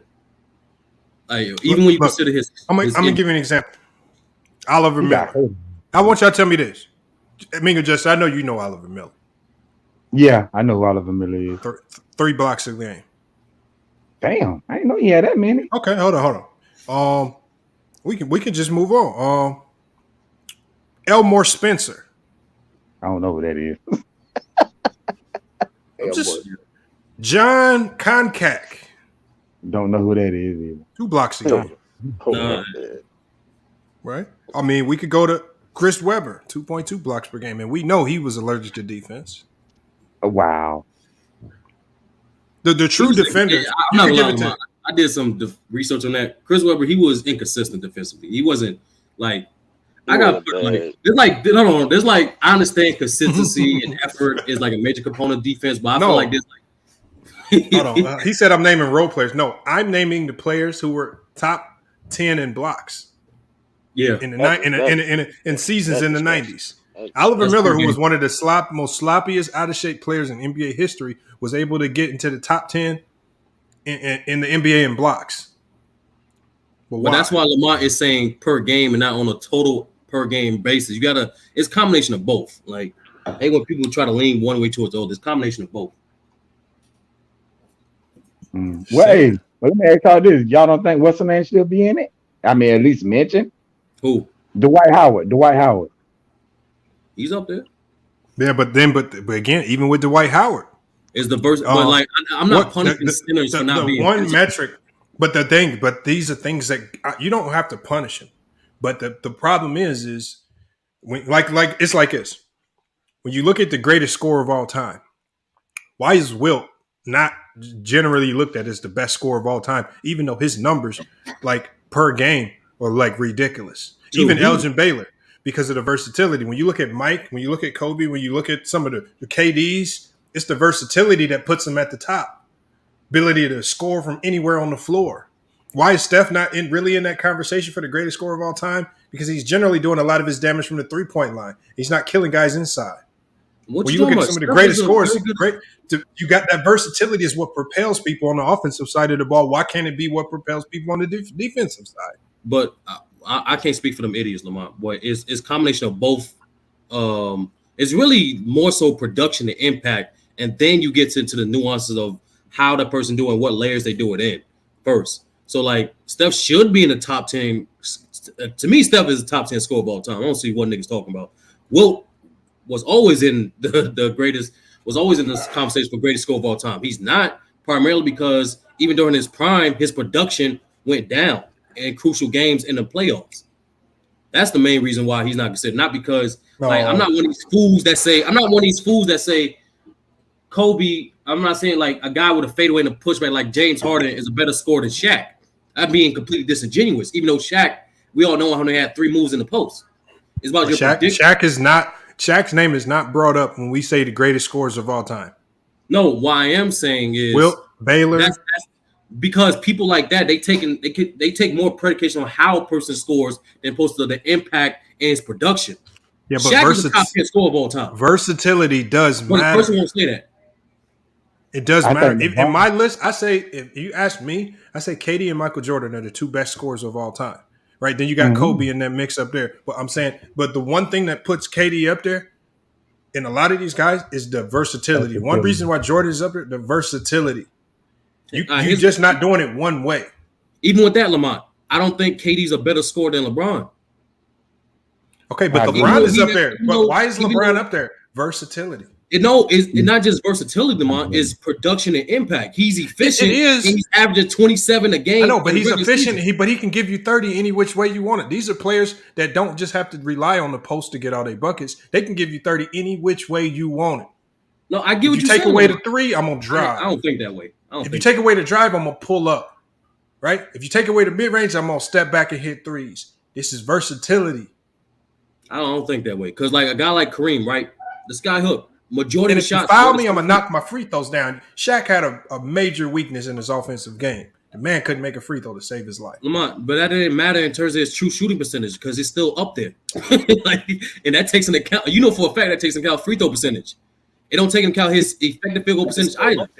Because I'm just saying, but Shaq will never be considered one of the greatest scorers of all time when you got people like KD and Jordan out there. No, because people, yo, the dude in the black got an echo. Off the glass, you got an echo. You got an echo off the glass. But wait a minute, y'all said LeBron. Y'all just said LeBron is a great scorer, elite scorer. But LeBron don't score like KD and all them. I don't have LeBron. I don't have LeBron over KD as a better scorer. I don't do that I don't do that how you score type. No, I look at simply production and impact. That whether it's a fadeaway or a dunk, it's still worth 2 points. Whether it's a tween step back from 30 or open 3 in the corner. Hoop jogging, you got to come in here. Hoop jogging, bro. The scores. What makes you a great scorer is you can get it. However, no matter what, you can. No matter what somebody does, I have another move in my bag to kill you. I agree. If you're a tall defender and you want to smother me, all right, I got this step back crossover, right? Yeah. If you're a short defender, all right, I'm gonna post you, right? I mean, you gotta have versatility. Y'all both saying rough, right? But like, no, because it's both a mixture. It's a mixture of both, though. Because like, end of the day, you can do all the versatility, but if you ain't efficient with like you said, what Sturdy is saying, it being effective, you know what I mean? Then it's like, you know what I mean? I don't know. Lamont just admitted. If you combine versatility and efficiency, it's going to go to KD. But Lamont, you just said the two greatest scorers are who? No, I said to me. I said to me, I'm going to have KD and Jordan. But that's okay.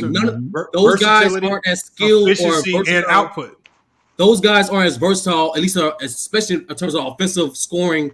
Arsenal like Kobe. But those guys. No, but you know where they eclipse Kobe. But what did I say? They both eclipsed Kobe in efficiency. The output. Yeah. But so Kobe has to go down on my list because their efficiency, they're scoring at the same rate, but at a much better efficiency. That's what I'm saying, Lamont. Like it's impact and production. Then it's the moves and shit after that. I don't see how that. I don't know when in the basketball community that flipped. Like a person's aesthetic. Goes off their impact. I don't know where anywhere I've hooped. The player that got the most in their bag is usually the best. Oh, the bag. Player. Oh, he said it. That's just the truth. Hold on, Mahari. What's good, Mahari? He said it. Let me go to off. Hold on, sir. Let me go to off the glass real quick. He pulled up, man. Off the glass. What's going on, man? Appreciate you pulling up, man. Hey, I just got one question because I agree with most of what you're saying, but I think when we do the error thing, because I preach Draymond as a great defender, right? He benefits from the transferring of errors. I get that. But when you watch Hakeem on tape, and I'm an analytics guy too, but I also like eye tests and traditional numbers. When does Hakeem's raw numbers factor in? I mean, the steals, the switching out on guys on the perimeter when he had an opportunity to, the quick hands. And I think it's kind of disingenuous the way you're saying it from the standpoint who you naming off getting blocks as if illegal defense didn't exist. I think the point you're trying to make, though, they didn't shoot a lot of threes, but you couldn't just stand by the rim. You still had to be within arm's distance or above the free throw line if they was outside the three. So if Hakeem is the best of all that in that era, and his raw numbers, when you look at the totals of the amount of blocks and steals he was putting up per season, how do you quantify that along with Draymond's versatility? Because I give the slight edge if I had to pick between those two, between Hakeem, and then I'll just use my imagination and just think Hakeem can play in this era as well. That'll be my question to you. My question, my answer was running totals.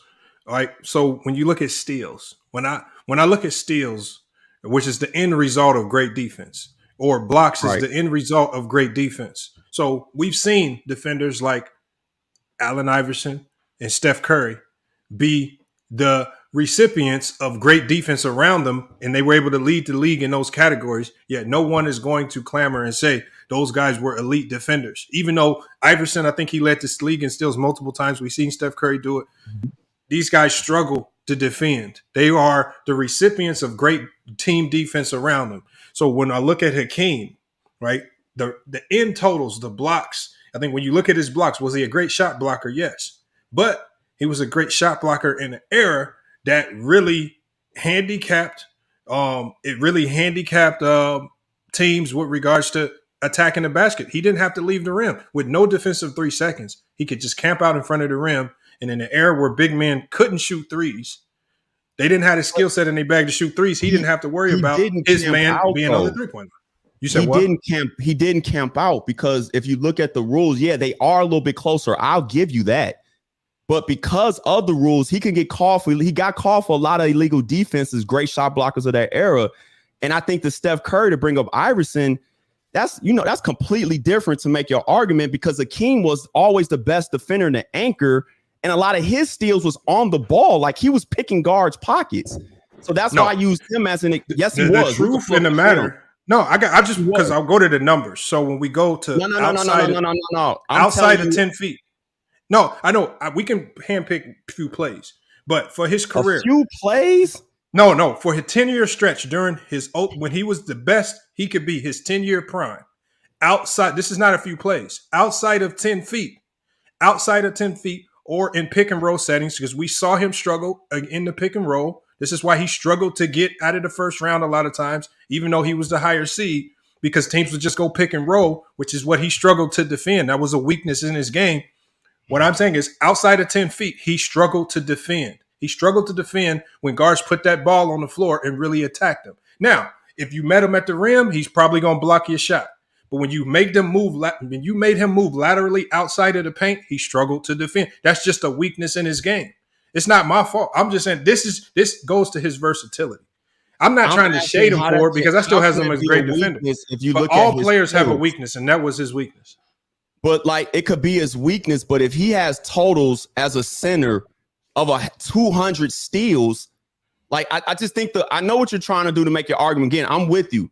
I would give the slight edge to Draymond, but I think the way you're shading the argument is kind of in a way putting down what his true ability was, and you're using stats to back that up when the majority of his steals a lot of times were when they tried to feed the post because he was quick getting around guys.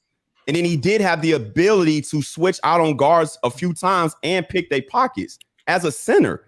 And I mean, again, he has seasons of well over 150 steals. That's not like that has to count for something. That's all I'm saying. We can't always look at raw data and numbers. I know, but outside of 10 feet, but he outside of 10 feet, outside of 10 feet, opponent field goal percentage on him was 62%. The highest season was in 94 at 68%. Well, how many of those possessions per game are they shooting outside of 10 feet like that in that era? No, what I'm saying is that means when he's forced to guard outside of the perimeter, outside of the post, he's struggling to defend, especially in an era where you really had to be able to defend one-on-one He did because not of legal struggle to defense. defend like that. He didn't struggle to defend. I think, again, me and you are on the same page. I'm with you with the Draymond. What I don't like, though, what you're trying to do, you're making Hakeem sound like he was just like Oliver Miller and the rest of them. And I think that's kind of disingenuous. You brought them up, though. They're not. I came right out the gate and said he's still a great defender.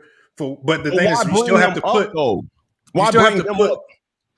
Because he's one of the defenders that's going to come up in this conversation. When you look at the chat, people Oliver saying Miller Hakeem, and Sean Ben Wallace. Bradley? I'm talking about That was a troll. Hold on, when I said those names, that was a bit of a troll. No, he was trolling. I was just trolling a bit. I joke with him like that a lot. No, I was just being funny there. That was my question, because that's when I came in. I heard you say that. I'm like, well, no, I wasn't being serious. No, that was okay. All right, okay, my bad then, because I was like, hold on, what are we doing with Hakeem? No, they listen to me enough to where they know whenever I go that route, I'm just trolling. I'm just messing around. All right, I got you. And then as far as Giannis, I don't know why.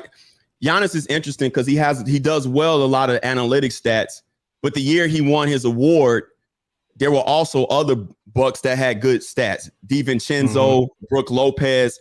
And I look at Giannis as a great, if he was playing football like a free safety or a strong safety, he's more great off the ball. I don't think he's in this conversation with some of the other guys we're naming as far as versatility. I don't think he's that great on the ball like people think he is. So can I ask you something? I just couldn't put Giannis in because he didn't have a large enough sample size. Yeah, he only played 9 years. But in regards to the brother just said, right, if he wasn't good on the ball, why is he considered the best on-ball defender when guarding KD? And opposed to the last 7 years in particular, out of guys who guarded KD at least 50 times, right? He held KD to the lowest efficient field goal percentage and field goal percentage. If he wasn't a good on-ball defender. No, I said the guys that we're comparing him to. I don't think like I came in at the middle of y'all conversation. I heard Rodman, I heard Pippen, we're talking Draymond. So I thought we was talking the upper echelon. I didn't say he couldn't do it. I just said in comparison to those other guys, I don't think he's as good as those guys. I didn't say he couldn't do it. I think his main strength, though, and along with their system, because he plays with other long defensive players. Middleton is long. I think we underscore the Lopez importance. Like I just mentioned, DiVincenzo. So they have a really good defensive system. I'm not saying, Draymond played with Wiggins this year. We saw what Wiggins can do. We saw with Rodman, Pippen, Jordan. So all that stuff does matter. But I just feel like when you're talking about the versatility part, because that's what I came in on, I just feel like Giannis is a step behind those guys just off what he's done so far. That's just my opinion. I agree with that. I think he's still a step behind a lot of those guys. He has a lot more development he needs to do defensively for me to consider him up there. Just as a raw defensive prospect and talent, I think he's at the end of his career is going to be up there. I just think especially the IQ side of the ball defensively. I want to see him make that leap, like he made the offensive IQ leap, but he hasn't. I don't think he's made the defensive IQ leap because he still makes a ton of mistakes on the defensive side, and he uses his athleticism to try to make up for it. When you were saying versatility on offense, I agree with you. I think those, like somebody else was speaking on this. I think we mix the aesthetics of how somebody looks scoring for versatility. I think that a lot. And then my question is, when you say greatest scorer, you're just talking about the variety of ways, right? They can score the ball versus the overall production. Well, I think it's a combination of efficiency, variety, and how you score. So like with KD, he can give you 30 from anywhere on the floor, however you want it, whether it's a slow-paced game, fast-paced game, from the mid-range, from the low post, from the three-point line, and he can do it all at a high efficiency, as opposed to Kobe, who he can give you the output, right? He can give you the 30, but his efficiency might not be there. He can give it to you from anywhere on the floor from the three-point line, but he might shoot 3 of 15 from the three-point line, right? So when you look at doing it from anywhere at an efficient level, I think KD, to me, I think it's going to be different for everybody. It's going to be right there. Shaq couldn't take you and face you up. You know, Shaq, you could foul him, and that's where they had Hack a Shaq. Offensively, he could hurt the team because you could just foul him and he'd miss every free throw. So when you have holes like that, I can't put you up. I can't put you up there offensively. To me, MJ is the greatest. Why is Jordan up there completely weighing? Hey, Lamont, Wayne, patiently, my brother. Hold on, what'd you say, Mahar?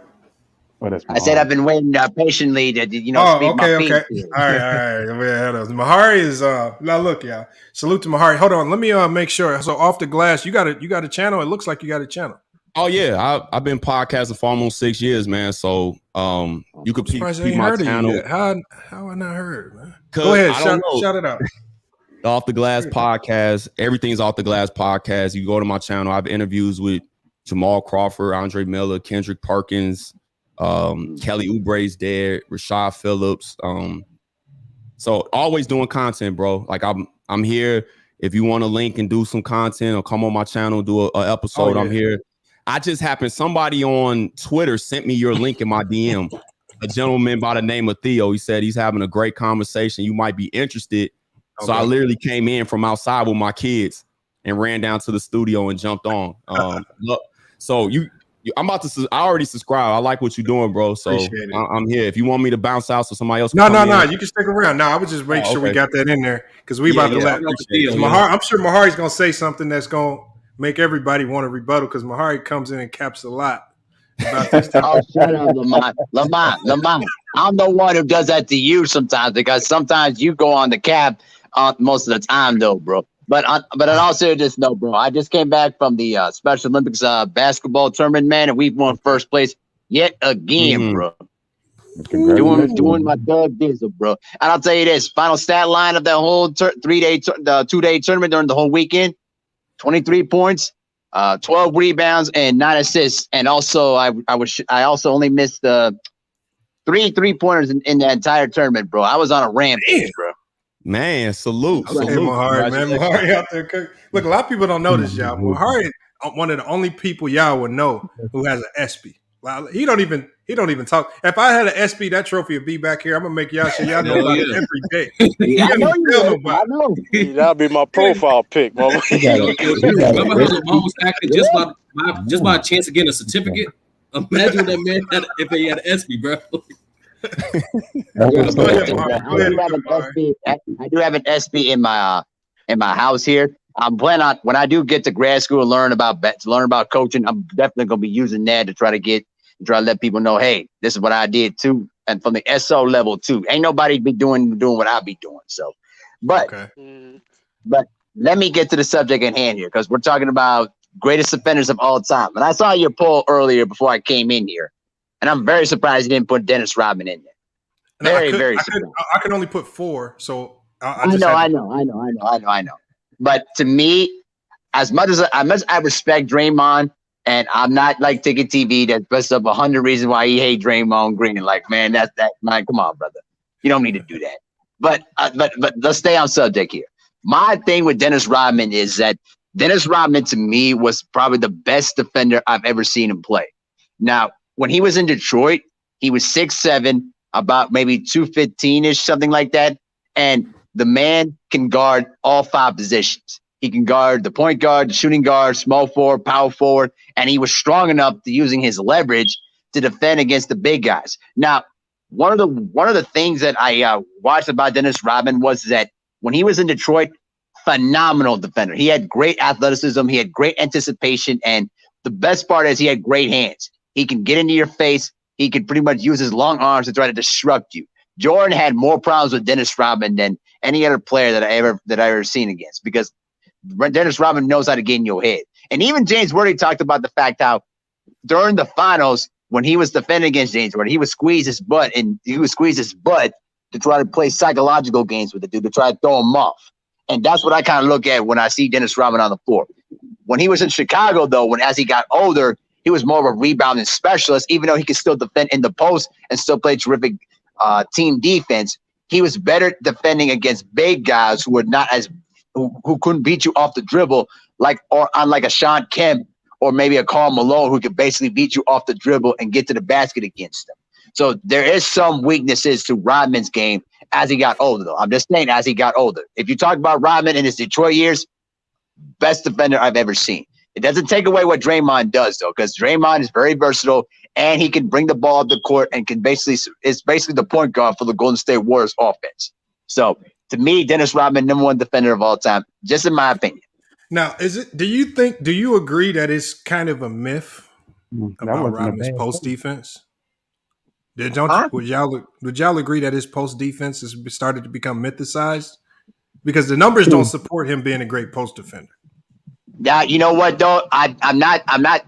Here's the thing though, too. I mentioned the Chicago stuff because to me, I would say he was more of a guy that stayed behind the basket a lot instead of going out in the perimeter a lot because he didn't like when he was in Chicago as he got older. He didn't like defending guys out in the perimeter. As I said before, he would prefer facing against a guy who would just stay in the box and try to use his leverage against him.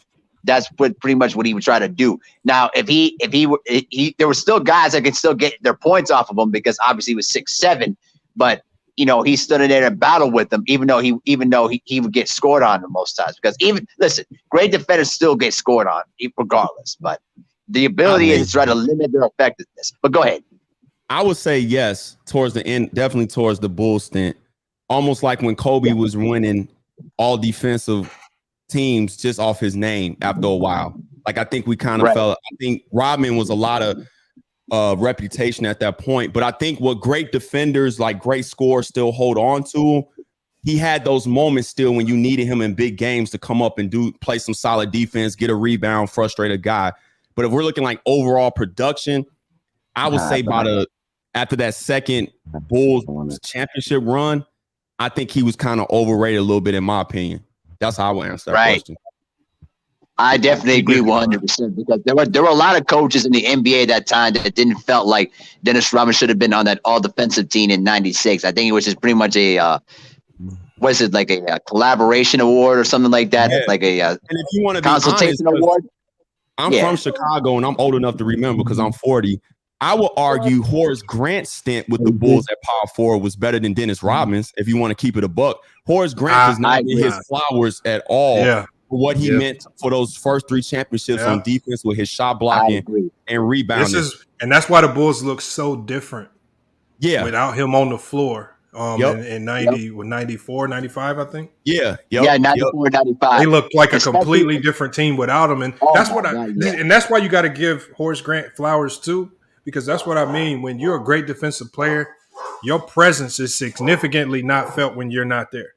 Like when that year where Scottie Pippen started off hurt, I guess because he didn't want to play with the back thing, the Bulls were the bottom 10 defensively until Pippen was able to come back. But that means his defensive presence had a direct impact on the Bulls being one of the best defensive teams. The Bulls stayed at the top of the league defensively when Pippen was there. And without him there, they struggled mightily. I mean, so why isn't Lamont one? I know there's a guy we haven't mentioned yet, which is David Robinson. What is he ranking all this? And number 2, why isn't Pippen considered better than Draymond then? Because I think Draymond does more things better than Pippen defensively. I know especially when you go to the post. Especially when I think Draymond separates himself from Pippen with the post. That's where the separation. Perimeter wise, Pippen probably has the slight edge on Draymond on the perimeter IQ team. But once you get to the post, that's where Draymond makes the biggest. Yeah, Draymond makes the biggest separation there. Otherwise, it would be Pippen. But Draymond has separated himself because he's probably one of the only players that I've seen who can be elite defensively in the post, defensively in help, defensively on ball, off ball. He's the anchor. He could be the most elite communicator, and he can be elite on ball and on the perimeter. Like he's every aspect of defense. You can say that Draymond Green is elite. You'd be hard pressed to find me anything that he does on the floor where you can say it's a weakness defensively for him. And the other question, Lamont, what does David Robinson rank in all of this? It's tough to rank them because, like I said, when you just like with offense, remember when we kind of said it's a combination of things. I think the one thing that hurts David Robinson to me is the end results, his impact. Like when you remove him from that San Antonio team, outside of the year that they tanked, where we all saw them tanking because they still had a good team, they could still be good defensively. And then he was good defensively, but his versatility is what kills him as well. But just like Hakeem. I'm not. Once again, Lamar, I'm not punished, especially centers in the '90s for versatility. The like you mentioned before, the game of that time didn't even demand them to even develop that skill set. It just put them in scenarios in which, maybe a 6'7" Lexington down clock. Okay, we had a high screening roll or mid screening roll, and he so happened to be there.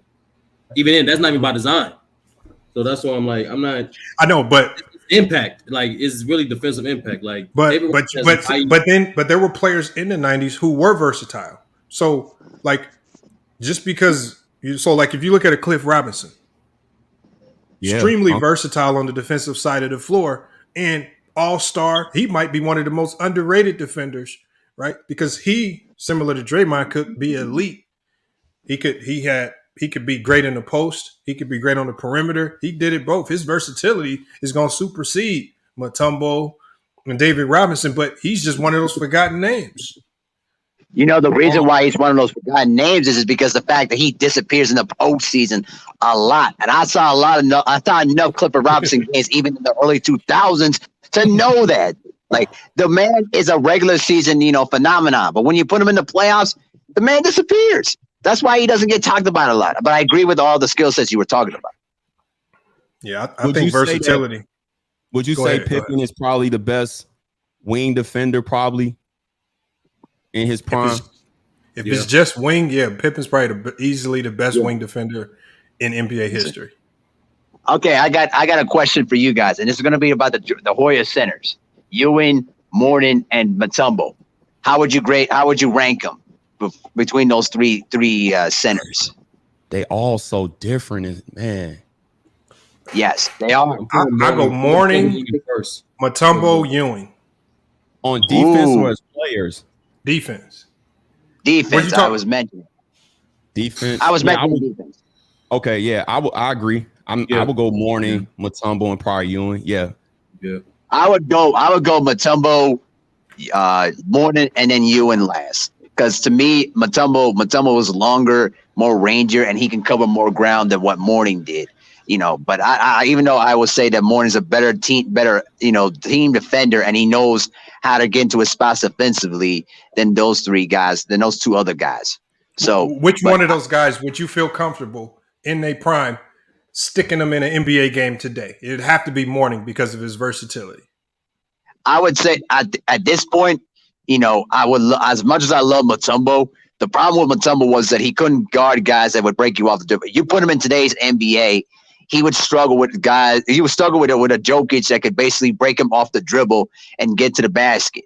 So I would basically put Mourning in there because with Mourning, he was 6'10", and he moves his feet better. Patrick Ewing, he always had bad knees, even when he came in out of college, and he would struggle against other centers who would move their feet more laterally. So I would go with Mourning. It's tough too, though, from this standpoint. What Mutombo did in big moments as a defender, what he did with that Nuggets team when they beat Seattle that year, yes, that was insane. The numbers he was like, man, the numbers. He averaged almost 4.5 blocks or something. It was crazy. Yeah, go ahead. He averaged like I believe that run that you're talking about. The first series was 4 blocks, then the next series was 5 blocks. So he was that crazy. But yeah, that Sonic team did not want to go in the basket against them though. But but that Sonic team had all sorts of like chemistry problems. If you're watching interviews with Gary Payton and you've read some of the book from George Karl, that team was, even though they won 63 games, they weren't like a cohesive type of unit, unlike the Denver Nuggets were. Even though they won the first 2 games off of their talents alone, you could tell that the Nuggets were much more of a cohesive team that was stuck together than the Sonics were. And the Sonics, let me tell you something. The Sonics were one of the most underachieving teams in the 90s. All that talent, and you losing the first round twice, you know what I'm saying, in the mid-90s in your prime. I mean, that's underachieving in of itself, though. That's just me. Hey, Lamont, can I ask you a quick question? Yo. Somebody just, the guy Theo just DM'd me on Twitter. He said you played at Chicago State? Yeah. What year, if you don't mind me asking? Did you play there? No, but my best friend did. He's all-time leading scorer. Oh, what's his name? Royce Perrin. What year was that? Had to be early 2000s. Oh, that's way before me. That's way before me. Hold on, what'd you say? Hold on, Mingo, what'd you say? Oh, my bad. My bad. I was talking to somebody else. My fault. I was there from 09 to 11. The end of 12 before I left out. So you young. He played with Lil Dave and Craig and Deja and those guys. But yeah, Roy's 5'7" that could jump out the gym. I'm trying to figure that name out because I'm usually stay pretty up on all the alumni. Did he come back around? Because they just had an alumni. He was just had an alumni game. He was there. He was there. I don't know if he played, but he was definitely there. He was there with his son, his dad. Smallwood was there. He knows Walt. I'm friends, not friends like I know Walt, but he knows Walt. I follow Walt, each other. Yeah. I'm trying to figure out.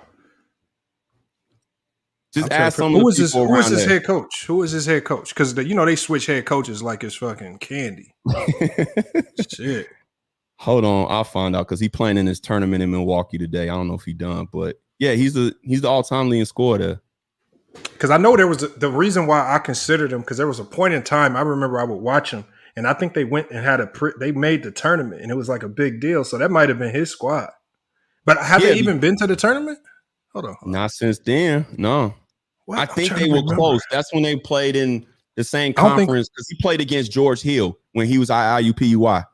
Okay, so that's early 2000s. That's like old. Yeah. Because I'm a little bit older than him. I came out of high school in 99. I'm a little bit older than him. So, but I just thought I would ask you that. I was like, this is a small ass world. So I just thought I'd ask you. That's all. Yeah, I was there. Yeah, no, I was there. I had a couple different. I don't know if you know a dude named Jack Martin. Mm-mm. And then Steve Jocelyn was there. It was a couple different coaches. Did you Steve play Jocelyn, my brother played under Steve Jocelyn for the baseball team. I'm about to ask him now. Did you play with Torrance Walton? Do you know who that is? I've heard that name before. In 11? He might, because he's younger than me too. We worked at the University of Chicago together. Mm-mm. Hold on, you worked at UIC? No, University of Chicago in Hyde Park. Oh, I thought you were talking about UIC. That's University of Illinois. I didn't want to derail the conversation, but somebody just sent me that. It's not often I have people that tell me they played at Chicago State, so I just had to ask you real quick. I got lucky. I had a lucky offer, a little walk-on offer. He did too. That's what's funny about that. I'm trying to think. We might know a lot of people. Because there was a guy I met out there. You might know this guy too. He's like a Chicago legend. How do I forget his name? He got blackballed out the league. Played for the Suns. Eddie Johnson? No. He was Paul McPherson. Yeah, that's my guy. Yup, I know Paul. He went to South Shore. I feel like he might have been around that era a little bit more or a little bit before. He's older than me. He came out of 98. He played at DePaul with Quentin Richardson. He was on the DePaul team with Q, Bobby Simmons, and Lance Williams. The last when they was really good. You know Lee? What's his last name? I know a couple Lees. Lee Fisher? Nope, I don't know him. Probably by face, but I'm sure if you saw him, because I think he's one of the few, a lot of them was from Indiana. I mean, from Illinois. Might have been one of the only players not from Illinois. Okay. He was from Dog. Clark Rosenberg. He said Lamar got no stats. I was a walk-on. Walk-ons don't get stats, man. Come on, man. Don't hate. Whoa, man. Hey. Where was you hooping at though? KD top 10. Hold on, that's the question. Where was you hooping? I ended up leaving. I ended up going back to Indiana. Had some stuff I had to take care of, but it was definitely a good time out there. Okay. It was definitely a pretty good time. Where Wally at? Chicago State. Where Wally at? Chicago State. Tracy. So you got to know Tracy. Tracy, Coach Dildy? Tracy. Yeah, Tracy. I don't know him personally, but yeah, I know Tracy Dildy. I know Emmanuel Dildy. Me and E was real close. We were around the same age. I played against him when I was in D3. He was at Eastern. I think he's down in Oklahoma now. Damn. with Greg, the dude that left Loyola. I think he's one of the assistants down there now. Yeah, small world. I remember when Depending on Tracy what part got of Indiana fired. you from. I might know some people too because I know in people Indianapolis. In Indianapolis. I know people in the Hammond Gary area. We went to JUCO together. You know what? It's like two different worlds. Like, not even. There's nothing. We don't consider like Hammond, Gary. We don't consider that Indiana. I know. That's Illinois. Yeah, that's all Illinois. East Chicago. I get it. He used to tell me the same thing. I get it. Bro, that basketball ain't the same. None of that. We consider that all Chicago Hoopers. Gary, Hammond, East Chicago. That's all Chicago. That's be Chicago. Really, Lamont. That is, man. They don't pass the ball. Look, bro. They're not Indiana. Check this out. Off the glass. Check this out. Tell me if I'm right. Now, Off the Glass is from Chicago. First, probably like the first 10, 15 practices. I'm a shooter. Wide open. I'm talking about we running the sets. I'm right. I'm standing. I'm talking about wide open. Guys is going in, doing all that. And I'm like, damn. I was like, y'all don't kick it out to shooters. Like, I'm from Indiana, so it's just like that's what I'm used to, bro. I'm talking about it was an adjustment period because you got to think everybody on the roster is from Illinois. They from this is all they know. Drive and attack the rim. It's unheard of to kick it out to a shooter. That's why they struggle. A lot of them struggle and don't have the careers they should, or even somebody like a Will Bynum. It took him to go to Georgia Tech and get allowed to shoot the ball. He didn't have that same success at Arizona. Or it took Sharon Collins at Kansas, another Chicago guy where Bill Self let him play that role. But no, you're right. That's not especially if you come from the inner city of Chicago, that's definitely not what they're doing. That's not everybody want to get to the bag. Frustrating for me because I'm thinking like, what is y'all on? I'm thinking they don't like me and all this. It's not that's how it is. That's just there's very few guys that didn't go. That's why a lot of them burn out. Like they're really good, but when you go to play college and you small, they're not gonna let you score the ball like that. You're gonna have to know how to run a team. And very few of them, it took Will to have to go overseas, play with Maccabi in Israel to learn how to run a team. And then he came back and got his shot in the league, played with the Pistons, made some bread, and the rest is history. But he was putting up 50s and 40s. Sharon Collins, the same thing. Derrick Rose is probably the only one that I can remember since like probably the great Isaiah Thomas that was allowed, that can really score the ball, but had a great floor game. He's probably the only one outside of Isaiah Thomas. Everybody else want to get buckets. It's crazy. That's just how it is. But there's no shade on them. You just got when you go to Chicago, you just got to be prepared for the adjustment. When you go to open runs, you just got to be prepared. When you get the ball, ain't no screens coming. You better know how to get it on your own, bro. Ain't no. Something, Lamont.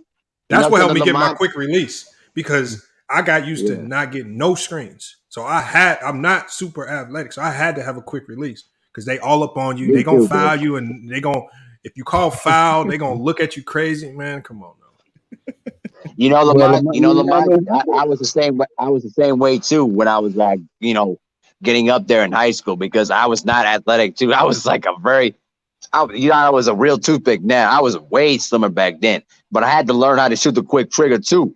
If you were playing that same, Chicago basketball style in Minnesota, bro, you would be at the end of the fucking bench because you're not playing that kind of style. There are only a few players that could get away with that. Khalid El-Amin, who won 3 straight, state titles back then. Chris Humphries, who went to Hopkins back then, could probably get away with it because he was in the post a lot of the time. Royce White, and now you got Chet Holmgren, who's now going into the NBA right now. I mean, the thing with Minnesota hoops is that you got to learn how to pass the ball and learn how to kick out passes and all that shit. Because if you are playing individual ball, try to take the ball to the basket, I promise you, then Minnesota coaches would not let you play on the floor. They will put your ass on the bench and make you quit. You were doing that's why Chicago State been struggling now.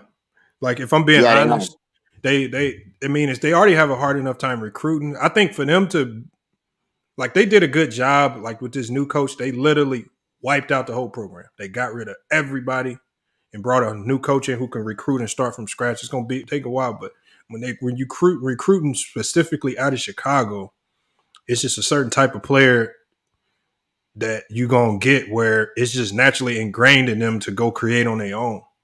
And the 5-on-5 game, they always going to struggle. This is why they'll play GCU and they'll play all these teams in the WAC and they getting thrashed. I'm talking about 1 and 2 wins a season because it just don't have a lot of success in the team game. But hopefully they can start recruiting. Very few have adjusted. I just remember like Luther Head was not that in Chicago, how he was at Illinois shooting threes. He was not that. He was a throw it off the backboard in traffic in a game and go dunk on you. He was a slasher. He was an athletic specimen. He wasn't a shooter like that. So some of them have been successful once they got in the right program. But to your point, it's even worse now because of the charter school system. Everybody wants to go to Simeon or Kenwood. You know, everybody wants to go to the same schools. It's not the same. So it's even worse now. But yeah, you know, it is what it is, though. I don't know if they still having it, but I was in a little pro-am league out in Lincoln Park at Lincoln Park High School in the summer. I don't know if they still do it, but that's where I would get all the runs at. That's where I met Paul McPherson and a lot of the Chicago guys. You probably know the guy I'm talking about because the guy Royce went to Lincoln Park. That's where he went to high school. So damn, I know he had to be that. You had like I'm telling you, he's 5'6" with like a 50-inch vertical. It looks fake when he jumps. Like you have to know what I'm talking about. You said Royce White, Royce Perrin. If you watch like the college dunk contest, he lost that year to who did they lose? Because it was the left-hand dude, Petway from Michigan, that could just dunk. I'm going back now, but he's literally maybe 5'7", but he jumps like he has like it looks stupid when he jumps. It doesn't even look real. Jerome Randall was nice. Oh yeah, I forgot about Rome. Jerome, another one. Yeah, he's still playing too. And he's doing the other brothers too was nice. So what's their names? They was in the league though. Pargos. Pargo, that motherfucker gave me I think he might have gave me 50 of Gennaro and Jeremy. And actually Jeremy got better as he got older. 50, Lamont. God damn. Bro, these are pros, man. I got no problem with saying the dude gave me 50. Look, hold on. If anybody knows Pargo, that's common. They're like, you lucky if he give you 50 and not more. He could flat out shoot the ball too. Gennaro was tough. Both of them. I mean, Jeremy is more in my age group, so I played against Jeremy a lot. And he's somebody that got better as he got older. Like he was good, but he couldn't shoot when he went to Gonzaga. And then once he became a pro, he got his jump shot down. But Jerome, he said he played for Kevin Jones Sr. That's who he played for at Shaw State. So I don't know who that is. I was How about I throw the name of Darren Woods? What do you think of him as a Chicago player? Was he out of Chicago? No, Darren Williams from Dallas. Oh, my bad. He's not Chicago. Yeah, he's from Dallas. Chicago. I'll tell you, know Chicago player without him. Like you just know them. You could just say their name. You could almost just say their names and style of play and be like, yeah, he's from Chicago. Right. Like Pat Beverly. Chicago. Oh yeah. Chicago, absolutely. Bro, he actually could score in high school. He led the city in scoring. Yeah. People don't realize that. Yeah, that's why he has that's why he has such a chip on his shoulder. He beat Derrick Rose and them that year. He averaged like 32 a game when Derrick Rose was at Simeon. That's why he has such a chip. People think he just kind of like goop. Like, nah, Patrick Beverly was tough. Like he plays differently in the league because that's his role. But Patrick Beverly was a bucket in high school. You couldn't stop him going to the basket, and he had a decent jump shot then. You know what? We scrimmaged in the summer. We scrimmaged Simeon. That motherfuckers ran the shit out of us, bro. Bruh, you know what's funny? Man. You know what's funny though? I was watching the documentary about Patrick Beverly when Arthur Agee was mentoring him and shit though, and I was I was shocked. They're like, whoa. He mentored Patrick Beverly, and Patrick Beverly was putting in work on dudes, bro. So there's a reason why he's in the NBA at this point. Yeah, that's why he has people think he's just, it's like, nah, he put in work against a lot of great guys, and he comes from one of the best high schools in our city. The women's side is even more ridiculous. That's Cappy Pondexter's high school. Like they coached and won probably 5 or 6 state championships, probably 12 or 15 city championships. So the whole school, even though it's on the heart of the West Side, one of the more dangerous neighborhoods in our city. It's a historic basketball high school for sure. And Patrick Beverly put in work. He wasn't just he's just playing a role in the NBA that's made him a multi-millionaire 7 years over, but he definitely can get a bucket for sure. Hey, Chicago's the only place where it's fun to hoop outside. Yeah. That's the only place where I can hoop outside.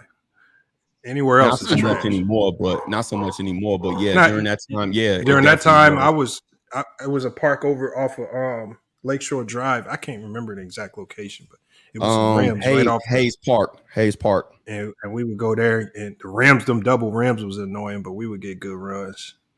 Yeah, you're talking about Hayes right off the beach there, off of 62nd Beach. Right off the water. There was a couple little spots. I was probably hooping at some spots I probably shouldn't have been hooping and just didn't know it because I was just so new to the city, and I just was like, I wasn't caring. If they had runs, I was going. That was still kind of the golden age of our hoop. Like our hoop in a lot of ways is dead now because of all the violence, but that was kind of the golden age of you could still go around and get good hoop. And as long as you was just there to hoop, nobody bothered you. Nobody was on that. Because right up the street is Jackson Park. It used to be good runs at Jackson Park. Fernwood Park was another one where you could, at least when I was coming up, Antoine Walker being there, Mike Finley would be in there, Matrix would be in there. You got Foster Park on the south side where Jordan would be at. Again, Matrix would be there. Out west, you had some parks, outdoor runs, like Shed Park was a good run. So that was still like probably right around there. I would say after that time, because you're a little bit younger than me, that's probably when it started changing. I would say after the last Nike Shy League, and that was the year they went to London, the Dream Team, and they actually set up that outdoor court over there on the beach. I would say that was probably like the last really like you could just go around and just hoop. Just hoop. Hold on, I want y'all to assess this statement by King KO. He says Draymond is not that versatile. He can't protect the paint. He's an average on-ball defender. Draymond only stands out as a team/help defender. How accurate do y'all believe that is? This is King KO, man. King KO professes You know what though? That sounds like Ticket TV rhetoric right there. That's what it sounds like to me. Because you know what though? That's exactly what he would sound like right now. There's no way you can believe that. There's no way you can watch them play. I don't even have to look at raw numbers. There's no way you can watch the Warriors play and watch this dynasty they've built over these last 8 years, and that be your takeaway from watching him play defense. Yeah. There's no way you can be serious with that. Man, you Lamont Lane, you bitch ass nigga, you don't know nothing about basketball. Draymond Green is a piece of shit. That's taken in a nutshell, bro. What he said is what you just said is true, because the one thing I say is like, because we be having all these debates all the time, and I be hearing people, they want to give all these players props for winning, not shooting threes, and you know, Draymond is by definition a 90s style player. Ugly game, talk crazy, defensive, physical, not super athletic, but you know, was always like the Oakleys and the Masons gonna work his ass off, you know, and people still find ways to hate him. Like he is the epitome of what y'all say y'all love, which is the 90s style basketball. But you know what's funny though too though? You know what's funny though too? They were giving the same hatred to Oakley and Mason even then. No, they were. But see, I just asked a question on my last podcast because I was just talking about my top 5, and I was talking about Bill Russell. And I asked the question, like, do we really value winning or only when it fits our favorite player and our favorite team? Like, I literally just had to ask that because I don't know. I don't care what era you play in, how you say it. No other sport doesn't respect the greatest winner of their sport. Like, nobody else does that but basketball. The man has 5 MVPs, 11 championships. Like, I just don't understand it. So for somebody to make this comment, because as much as Steph gets credit, I've been banging this all year. I did 2 podcasts on my Draymond. As much as Steph is the engine of that team, Draymond is the steering wheel. I keep saying that. Like, Steph makes them go, but Draymond steers that car. Like, he keeps them going. And if Draymond is not on that team so much for offense as well, because Steph plays off the ball a lot because of Draymond's offensive passing ability. But the fact that he's so versatile on defense in this era, that's what unlocked the Warriors. So for him he has to just be trolling to make this statement, because Draymond is him and Steph to me, along with Klay, obviously, but I would say him and Steph are the two like most important players for this dynasty because they both complement each other so well. Draymond is replaceable. What? Can't be serious, man. You just cannot be serious. Not on that Warriors team. You can't be serious. If Draymond is not on that team, they will have to build that team completely different to win chips and to get the best out of Steph Curry if he's not on that team. I'm trying to find this clip. David Lee getting hurt was the best thing that happened. Hold on, where's it at? It's a clip David where Lee Mon getting Shumpert hurt that was series. saying, Mon Shumpert was doing an interview, and I think I might have told y'all this before, but basically he said in the interview, he said when Draymond got suspended in 2016, he says, we all went to the locker room and said we all knew that Big Brother wasn't going to be there to save him. They looked at Draymond Green as the engine. They said when we beat him, it felt like us beating up the little brother when they knew Big Brother couldn't come save him. That's how important Draymond Green. This is what Amon Shumpert said. I'm trying to find the clip now, but that's what he equivalented it to. He said that's how important Draymond is to that team. If you want to play with the numbers and say the points and all this stuff, if you hoop, like if I hoop and I'm trying to pick a squad, like if Draymond Green's available, I'm picking him up. You're gonna want to run with him. What? And even in that game 7, he have like 30-some points, like crazy rebounds, assists. Like it was, I don't know, man. I just think we're at the point now because Draymond is building his media brand, which I believe is smart. If you're making money for all these other media outlets, why not make money for yourself? And I think people just don't like him. And we equate not liking to somebody to how they perform on the court. And I just think it's weird because you really don't know these guys in real life. You ain't hung out with them. He don't owe you money. Russell not close to Wilt level. Totally not true. You could watch the games, go do your research. Because we got to kill that narrative. Russell wasn't blowing everybody out. They won a lot of game 7s. Very competitive back then. And Wilt was more versatile than people realize. He had a fadeaway jump shot as well. You talking about Bill Russell? No, I mean Wilt Chamberlain. He was more versatile than people realize. I saw him warming up. Like, I don't know if you've ever just got on the court and just start messing around and trying to throw up a hook shot. This man I saw that video too. Throwing up hooks from the 3-point line and dropping them all things, net. like made like 5 all in a net. row. And I'm like, if you just go 6 feet from the rim and try to throw up a hook shot, you're probably gonna airball or clank it on the glass or something. Somebody put together a whole montage of him shooting turnaround fadeaway jumpers for like 8-9 minutes straight, just to show that he wasn't just this imposed. Like Shaq was more forceful than Wilt Chamberlain when you really go back and watch the tape and watch his game. But people don't really believe that. Hey, Lamont, man, it was nice meeting you, bro. I appreciate it. Bro. I definitely subscribe. I don't know if you're on Twitter. Follow me on Twitter. Everything is like I said. Put it in a private chat. I'll put it on the screen for everybody because I'm gonna definitely be pulling up whenever you go live. I'm gonna definitely have to try to see what y'all talking about. We got to link and do something though. For sure. We got to link and do something. You might have to have you pull up with one of our Spotify episodes with Mahari right here. So he can't cap as much.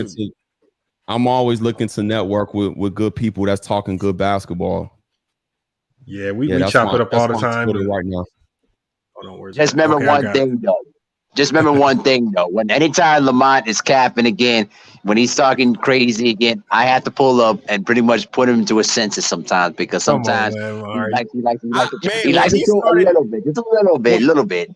When he started naming Sean Bradley and Oliver Miller in comparison to Hakeem Olajuwon, I'm like, what are we doing? Hold on, I gotta jump into this. Yep, I gotta jump into this chat, man. Hold on a second, man. But nah. Yep, I know. Man. This has been fun. Listen, it's all fun and games until Lamont starts trolling. That's when I have to pull up and put him back into his senses a little bit. Like, come on, they don't fall for it no more. I used to troll all the time. they don't fall for it no more. They just ignore it now. But I but just some new people. They like I did a video. I said Kobe Bryant is overrated. I'm talking about man. Oh man, I'm talking about. Yep, I know you did, bro. I know exactly, and I know why you did it, though. I know why you did it. I know exactly why you did it, though, bro. But it's like, dude, come on, man, let that shit go. Hey, I did a video. I said a podcast. I said Steph Curry is more like Michael Jordan and LeBron, and I didn't even know that was gonna go viral like that. LeBron stans was so upset. Man, that was one of my best tweets. I didn't even realize it. I did one better than that. I did a video. We did one. I did a video. I said Michael Jordan is equal to DeMar DeRozan in this. Yeah, you did. Yeah, you did. That was crazy. You pulled board capping on that one, bro. But you know what? I don't know.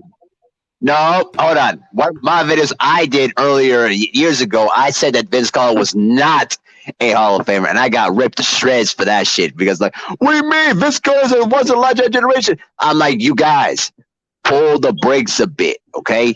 Vince Carter was a guy that helped revolutionize Canadian basketball. Facts. Hold on, one question for off the glass before you get up out of here. Yeah, go ahead. Is Chris Webber a true Hall of Famer or not? Will you shut up with that, bro? Cut it out. You all Lamont, man. You gotta chill with that. I didn't think he was first ballot, but I do think he's a Hall of Famer. I didn't think he was first ballot, though, but I did think he was a Hall of Famer. It was close. It's close. If you don't have him there, I'm not one of those people that's gonna go completely crazy, but I think he is a Hall of Famer. That's just my opinion, though. The numbers in that era against those other big guys, the all NBAs, his impact at Michigan, because it's not just the NBA Hall of Fame. I think when you put it all together, that's a Hall of Fame career. What about if you take away college? Because his college was wiped out. I still think it's a Hall of Fame. I know he's trying to be funny, but I still think it's a Hall of Fame career. Lamont, how many times I gotta tell you about how cooking bullshit ass investigations, bro? Cut the cap, bro. You can take away the physical records, but at the same time, people saw those games. They still have tapes on there, and you can look back at it. And the Hall of Fame voters look back at his time in Michigan, and they notice he was Hall of Fame talent. Is Sean Kemp a Hall of Famer? No, he's not. No, Sean Kemp is not a Hall of Famer. No, he got out of shape like that, man. But in fairness to Chris Webber, like those peak years, I think if they beat the Lakers that one year, it changed how we view him. For sure. Exactly. I'm gonna say he wasn't first ballot, so I wasn't one of those people like, oh, he should, but he's definitely Yeah. I wouldn't cap. I wouldn't trip if somebody say he's not first ballot. I wouldn't trip about that. But if you're saying he's not a Hall of Famer entirely, pull the brakes. But if you're saying he's not even better than Amari Stoudemire, stop it. Stop the blasphemy. Because Amari better than Amari Stoudemire. Amari is a Hall of Famer over him. Stop the blasphemy. That's cap. Get out of here. That's on that note, y'all. Hey, salute to off the glass podcast. Make sure y'all check him out. I'm definitely gonna be pulling up. Make sure y'all check him out. I'm glad I found him though, man. Because look, he's one of the few, unlike a lot of y'all, man, that can talk with some sense. Like he actually studies the game, man. Y'all be tripping, man. Like true. He's not a Hall of Famer. Stop the Hey, salute, bro. Appreciate you pulling up, man. Appreciate y'all, man. I appreciate it. Go check out his channel. But let me just say it like this though, too, real quick. For everybody in the chat, if Lamont starts capping and starts trolling around, I will pull up and put him back into his senses a bit, because sometimes he needs to be reeled in a little bit and say, hey, calm down, bro. You don't need to go take bullshit out this motherfucker, okay? I don't think true. Can you find one Celtic player and make a realistic argument? Any Celtic player in history is a better defender than Draymond. This is Bill Russell. That's the only person I can name. How is Bill Russell a better defender than Draymond? He only got no footage. Stop it. What do you mean? His defensive impact alone, when you talking about his metrics when he was not on the floor and not on the floor, he was never not on the floor. Be fair now. Some of the metrics wasn't counted back then. It is now, to be fair. But he's the all-time leader in defensive win shares. He's only played 13 seasons. He got like 130 something. I mean, defensive rebounding do matter too. I mean, we can't. Which it wasn't counted back then, so we don't even know that. So it's like it's. But you talking about the whole conversation, but you kind of took the whole conversation because it wouldn't be fair to put somebody from that era. So I mean, I don't know. Honestly, Bill the great defender of all time, in my opinion. So, like I'm saying, if you dropped him into this era, how do you think he would fare against? Yeah, because of his shot blocking. Mainly because it was like his defensive rebound and his shot blocking and his versatility. Like even it wasn't. Yeah, can he switch like Draymond? Yeah, because it's a different era, of course. But like it's film, and you've seen him switch on the guards. And one thing about his shot block, a lot of people don't talk about is when he blocked the shot, he will block it to his teammates, so there'd be another offensive possession. So that's the one thing about. He didn't always do that. Do y'all think that shot blocking in this era is lost a little bit of its importance because of how hard it is to even get blocks? It's definitely hard to get blocks in this era because of the spacing. So it kind of nullifies you to get blocks. So because I know a lot of people are coming in saying Hakeem and with the blocks and the running totals, but I think we're in an era where now you just have to consistently be able to just contest. I think, but you could say, but you brought up names like Oliver Miller, and can you say it kind of? I mean, like shot blocking to me, like you said, shot blocking and steals. You can be like, for example, Miles Turner. Miles Turner led the league in blocks like 2 times right in a row, but he's not the best rim. Never looked at him as the best rim protector in the league. You feel what I'm saying? He gets like 3 blocks a game, right? He led the league in like blocks like 2, like last season and well, he did it before, right? And like I never looked at him as the best shot blocker or rim protector in the league. You know what I mean? I think it's more than that when it comes to like just getting total blocks and stuff like that. It's about, you know what I mean, your rim protection, like where does the ball go out of bounds, like, you know what I mean? Stuff like that. Weber made a lot of promises to the Sizers and he choked. Yeah, I ain't gonna lie though. He did. I ain't gonna lie. He did that though. Call that another timeout. Hold on, True. What have you been hearing about this Kyrie situation, man? I just heard. I don't know if you heard. So I just heard that only 2 teams is really interesting right now is the Nets and the Lakers. So just the team. So the Nets and the Lakers are the only 2. That's why I just heard. I got going back in. I just saw that. You know how reports is, right? I got really. Because be honest with you, though, the reason why I think that's true because how many teams that really trust them? Like you have to be the Nets look at it. Well, we can't let them go for nothing. You know what I mean? No team wants to give up a lot for him because we don't know how many games he's gonna play. You know what I mean? How dedicated he's gonna be. And Lakers, the reason why Lakers are interesting because they just desperate. Just be honest. I mean.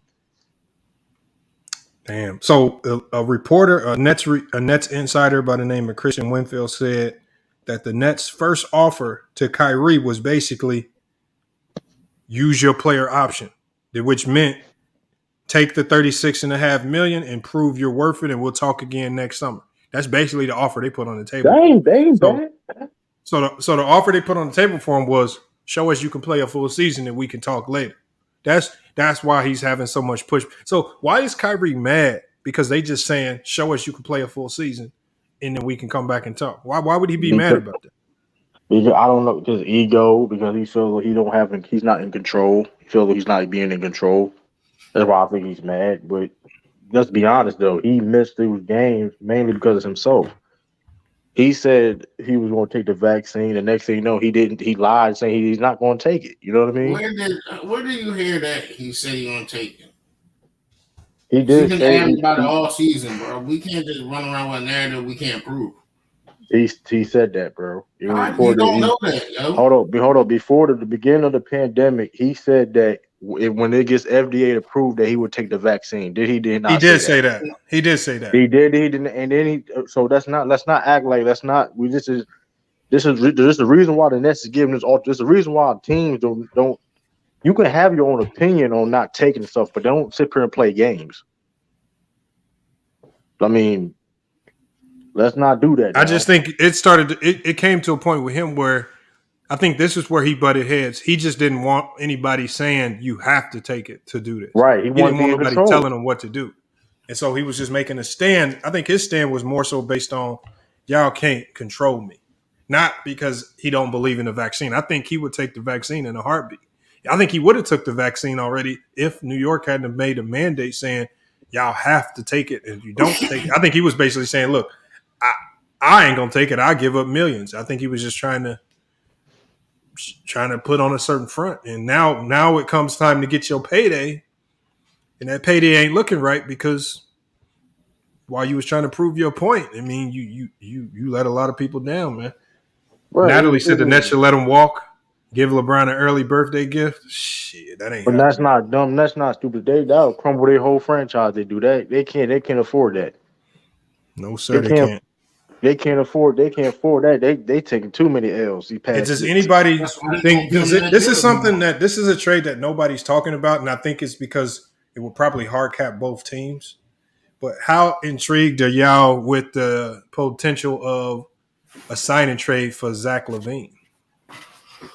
Kyrie for Zach LaVine, and both do it. They both do a sign and trade. Both get guys under new contracts.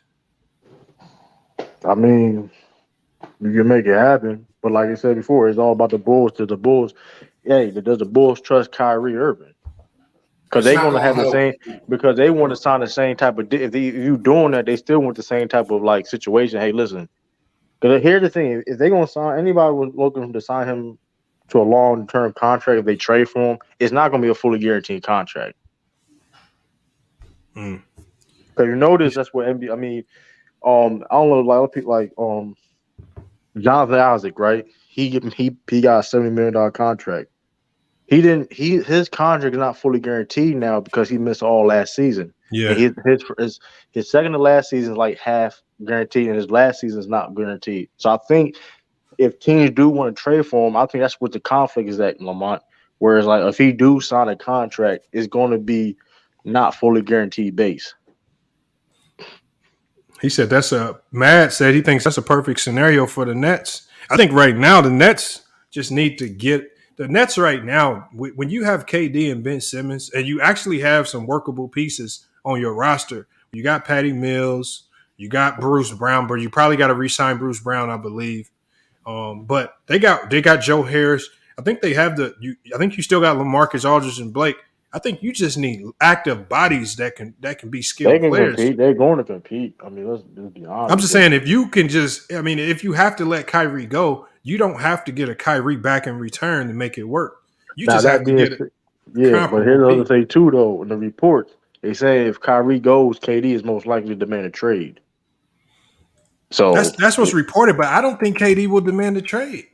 I don't know either, though. But I mean, mind you, though. I mean, I don't know. That's why I think Kyrie gonna stay most likely. I mean, he probably got no choice. I just feel like there's something going on that nobody's talking about. That if he does move, it will be to a team that nobody's talking about. Because you mentioned this show. They're saying that the best scenario is to go on that player option, resign back with the team because his image of being a team killer. This is 3 teams now. He says KD will leave. Ben Simmons is the biggest liability. I don't think KD will leave. Care about that image. If you go to KD and say, look, Kyrie wants out, but we can facilitate the sign and trade, and we can bring back a Zach LaVine. I don't think KD's going to be like. I don't think he'll leave that scenario. But it can't be no regular, like bunch of role players. It can't be that. Yeah, he's not going to go for role players. Like, you can't tell him I'm bringing a Josh Hart and a couple of, you got to bring me. You got to bring up somebody that can be an all-star. Ain't Zach LaVine eligible for $200 million, right? That's what I'm saying. They both eligible. Yeah. I mean, I don't think Zach LaVine wants to leave Chicago.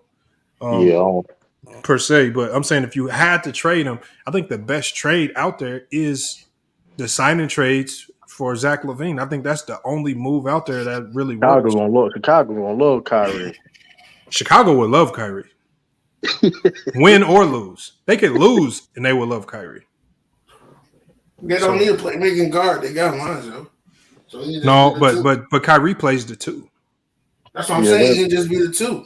Oh yeah. Especially if you keep Lonzo healthy, That would be a nasty combination with DeMar DeRozan, Lonzo, and Kyrie. But I see them breaking the team up, like throwing in either like what's his name, Caruso, or the other boy, what's his name? They're not doing the Bulls. The Bulls not going to do that because then it's like, okay, they already have defensive problems anyway. So you're going to trade. They're going to trade with one of their best perimeter defenders. I mean, what's the bull name? You know what I'm talking about? Man, I don't see nobody going. Y'all gotta stop saying LA and these stuff. Like y'all gotta stop. Like it's like Kobe White.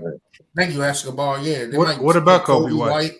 They might take Kobe White from the Nets. Don't need Kobe White though. Who? The Nets don't need Kobe White. No, they could do an equal signing trade with Zach LaVine and Kyrie. Yeah, the money would essentially be the same.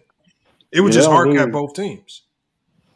I'm saying they might want a little sauce one because they think they're giving them, even though they both. But you got to think though. Clearly, the better player than Zach. No, it's not about the better player. It's just that Kyrie's compromised now. He's lost value. So the Bulls are looking like, hold on, we don't have to give you as much for Kyrie because he already won out.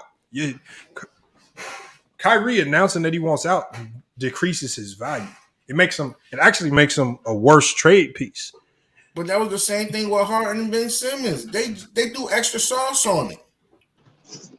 Yeah, well, but Kyrie's situation is different. No team in the league is interested in a dude that nobody wanted Ben Simmons either. But the Nets. That's two different situations. No, Kyrie, the Nets didn't really. I don't think the Nets essentially wanted him. I think they just had to get rid of James Harden. They had to because in the day he was end of his contract. And the thing about Kyrie is, Kyrie's end of his contract too, but the difference is Kyrie is injury prone and we don't know. He's unpredictable. We don't know what he's going to do. Bro. The same thing as Ben Simmons. Ben Simmons is not injury prone. Yes, he is. He came in the league injured every year. Over the last couple of years, but not like Kyrie. Over the last couple of years, he's been pretty solid. But it's not like every year, bro. But it's not like Kyrie. But you get what I'm saying. Kyrie is unpredictable, bro. You don't know what he's going to do. That's I mean, is he a reliable basketball player for your team? That's for anybody. That's the questions everybody in the NBA is asking. That's the same storyline that's going to come up for Ben Simmons. I'll tell you this right now. He'd have already been traded then if he wasn't. She said Kyrie didn't even like Boston, the city. Hence why he mentioned L.A. His wife is from L.A. He will not go to Chicago. Well, for a signing trade to work, Kyrie would have to agree to go there. So I'm only bringing up that scenario if Kyrie just wants out of Brooklyn and he says, all right, I'll add Chicago to the list, because we see a lot of players do that when they absolutely want out of somewhere. They'll make their list bigger just to make sure they get traded out.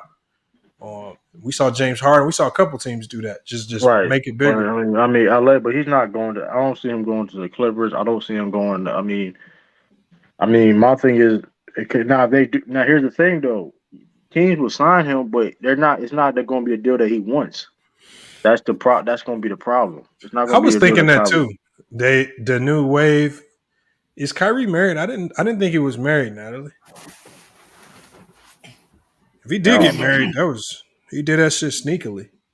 So let me see that man married, man. Hold up, man. I didn't know he was married. Me neither. To me, he got signed off on the trade. So it's going to have to be a team he like. Oh, it says he has a fiance. Yeah, fiance, yeah. He's not married yet.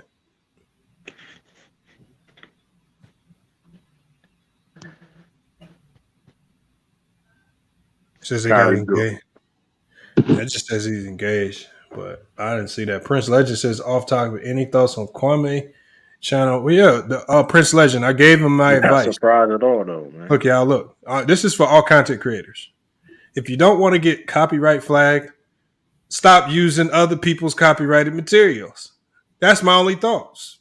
It's very easy to fix. It's the reason why True the King and me and all these, even Goat Mike. There's a reason why we don't get these copyright flags. I'm gonna go Mike. I don't know about Go Mike. Go Mike. Yeah, Go Mike. Now, Go Mike might get a couple copyright flags. Yeah, Go Mike probably do. But I'm saying the easy way to fix it, Prince Legend, if you want to go over there and give them some advice, stop playing these random songs that people send them. They be ripping the beats straight off of YouTube from other people's channels. they be making these songs.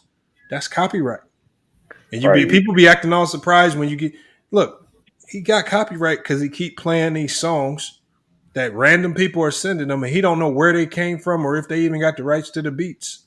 Right. And then he'll play somebody video, like he'll play some random person. Like the worst, you can't go play other people videos that you beefing with. You can't go play their video and just let it run for like 10 minutes and it not expect them to copyright you.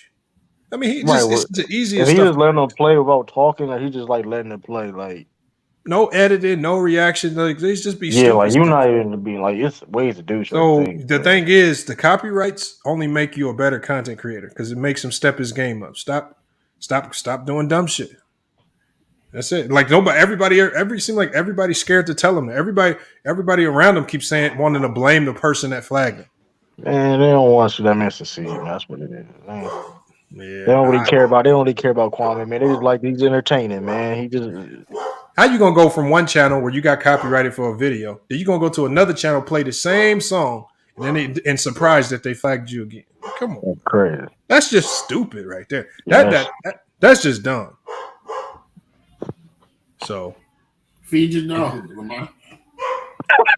You said what? Same thing you tell me. Them attack dogs. They attack dogs, man. Hey yo, how you gonna steal my shit? How you gonna steal my shit though, man? Attack dogs. Hey, Skinny said he gonna come back as the passion of Kwame Christ. Hey man, like I'm gonna let them handle their beef. I'm not in it. Man, Skinny, I just laugh. Skinny a clown too. Skinny a clown too though, man. Bro, look, Skinny. Watching them clowns? I don't know where they at in the beef. I know. I mean, I don't know where they are in this beef. Like I said, if I tune in, it's just to get a good laugh and get up out of there. Oh, hold on, Khalil. He said the dog sound like it don't have no teeth. All right, Khalil. I could call him in here, Khalil. Hey yo, man, you got nice dogs. Or man. if whenever y'all come to Phoenix, I'm gonna invite you over for dinner. I'm gonna just let you walk in first. Come on, man. This dog gonna be all That's happy all as hell. Dog be happy. Dog be Otis, happy as hell. My dog Otis might not do nothing, but Henry and Layla, I can't. Whatever they do, I'm not responsible. What they all I'm gonna sue you, bro. That's what they do. I can't do that. Now Otis is chill. Otis is crazy. I'm gonna get checked. I'm like, as soon as let me bite me, I get checked. But Layla, but I know Henry might have some questions. And I'm gonna go live with it. I'm gonna go live. Hey Lamar, who named those dogs? You hold on. I named two of them. Oh, okay. I named Henry and I named Otis. Okay. What's wrong with the names? No, white people always give dogs like human names. So I was just curious. That's not a human. Otis is just a normal name. Okay. The reason I named Otis, old slave name. No, no, look, I named Otis because that was my mom's favorite brother. Nah, I would just take a shot. I was just being funny. So, and then Henry, I don't even know why I came up with Henry. I think Henry just sounded crazy, so I just named him. What's your dog name, bro? I got the name Otis because of Otis Thorpe. Hell no! Traded him for Otis Thorpe better than Chris Webber. Chris Webber got traded for Otis Thorpe. You see, you found the connection there. Oh shit! You know what's funny? But you know what's bad about the Otis Thorpe trade with Vancouver, bro? Is that they basically traded this dude for the second overall pick in the 03 draft. The worst trade I've ever seen, but the Detroit Pistons fucked it up by drafting Darko Milicic instead of Chris Bosh, Dwayne Wade, or Carmelo Anthony. Go figure. Yes. The Pistons could have drafted anybody but Darko and probably been solid. Well, Memphis drafted a shame to beat over James Harden, Steph Curry. Who else in that draft? I mean, that shit happens, man. It's some fuck shit going. I wonder what he's doing right now. They be fooling you. He probably, I don't know. He probably selling insurance. There's no way he's not. Come on, let me. But you know something, Lamar. He said the sizzling in Phoenix. I love the heat, y'all. I just did some interval sprints in my backyard in the heat. You know, That's dry heat though. That's a dry heat. Yeah, so it don't kill you. But if you in Florida, that heat, if you in like bro, that heat in Georgia, Florida will put you down. Like when I Yeah, went to if you Disney, down south, you down. If you the got, last like, time I went to south from Disney, the East y'all, Coast this and is shit. how bad it is in the South. I went to Disney. As soon as I walked outside, I just start pouring sweat. That's how humid it is. Like you don't even have an opportunity to do nothing to make you sweat. You just start sweating, Man. bro. I know people in Florida musty than a motherfucker, bro. Man, I'm almost positive in the summertime. Yeah, you got bad shot. You better have your deodorant on, man. On that mud, but What? Like Ralph, you couldn't put Ralph in Florida. Ralph. What the fuck? What was it? A wild. Ralph would hate Hey, Florida. so y'all was you was capping on that Draymond Green earlier, Lamont. You got cooked on Draymond it? Green. No. That's why would you say that's cap? Excuse me. You said why would I say that? Because he's not. Why? Because he's not. Oh, here we go. But why? What you mean by why? And then there's way if he's not better the best, then who defenders. is the best? Well, I mean, we got to say who the best. I'd say who's better. Scottie Pippen better. What makes Scottie Pippen better? Let's see. The perimeter the perimeter defense, the swiftness, the agility. He's way faster than Draymond. He can guard all. I would say he'd probably be able to guard 1 through 4 in today's era. I don't know, maybe 5 in this era. I would say that too. If Scottie Pippen was in the era, I definitely put him over Draymond any day of the week, any given Tuesday. I gave when I broke it down earlier. When we had another guy on. I said with Scottie Pippen on the perimeter, I give him the edge over Draymond. I think the big separation comes in when you talk about rim protection and post defense. That's where the biggest separation happens with Scottie Pippen. Hey, I wish this was my channel. I'll show you that clip of that nigga fouling and yanking niggas out the sky. That's that nigga rim protection. That ain't rim protection. That's just fouling. Yeah, that's just one play though. No, I got multiple plays. It's a myriad of plays. I mean, even with a collage of plays, that's still not going to be enough plays to encompass his entire career defensively. And you got to think, just last year alone, he was number 1 in the NBA in rim protection, over Rudy Gobert, over Joel Embiid, over Bam Adebayo. I'd take him over Rudy Gobert, sorry ass, but I can't say he's the best. I'm just saying the rim efficiency, rim protection.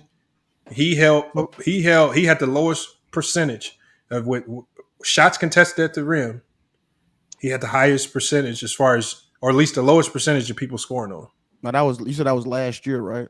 Just this past season, 2020 season. Okay, but he was also number 1 in 2016 and 2017. So it's been a consistent thing. He's consistent.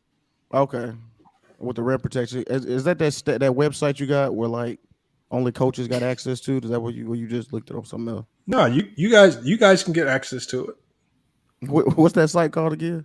Just all you got to do is pay. I think it might be like $6.99. I said, what's the name of the website? Synergy. Yeah, Synergy. That's what it's called. Yeah, you be going crazy with that Synergy site. Because you be saying, oh, he averages the most sub ins in 3 minutes. I'll be like, what? That's because y'all will wear them basketball reference stats out, and it's just like we could need some new stats to reference, man. I remember you said Synergy. You said they calculated. Niggas I'm in the 1960s. I said, wow, I gotta. I feel you. Hey, Synergy will get you right, man. Synergy will get you right, and it exposes the truth. People get mad. They talking about Hakeem ankles was looking kind of shaky outside of 10 feet. Hold up, man. I got it. So how do I? I'm on there. That's what I'm saying, Lamont. Drop the link, Lamont. Like, where is this site at? I've never heard of this. Where I go coaches and scouting.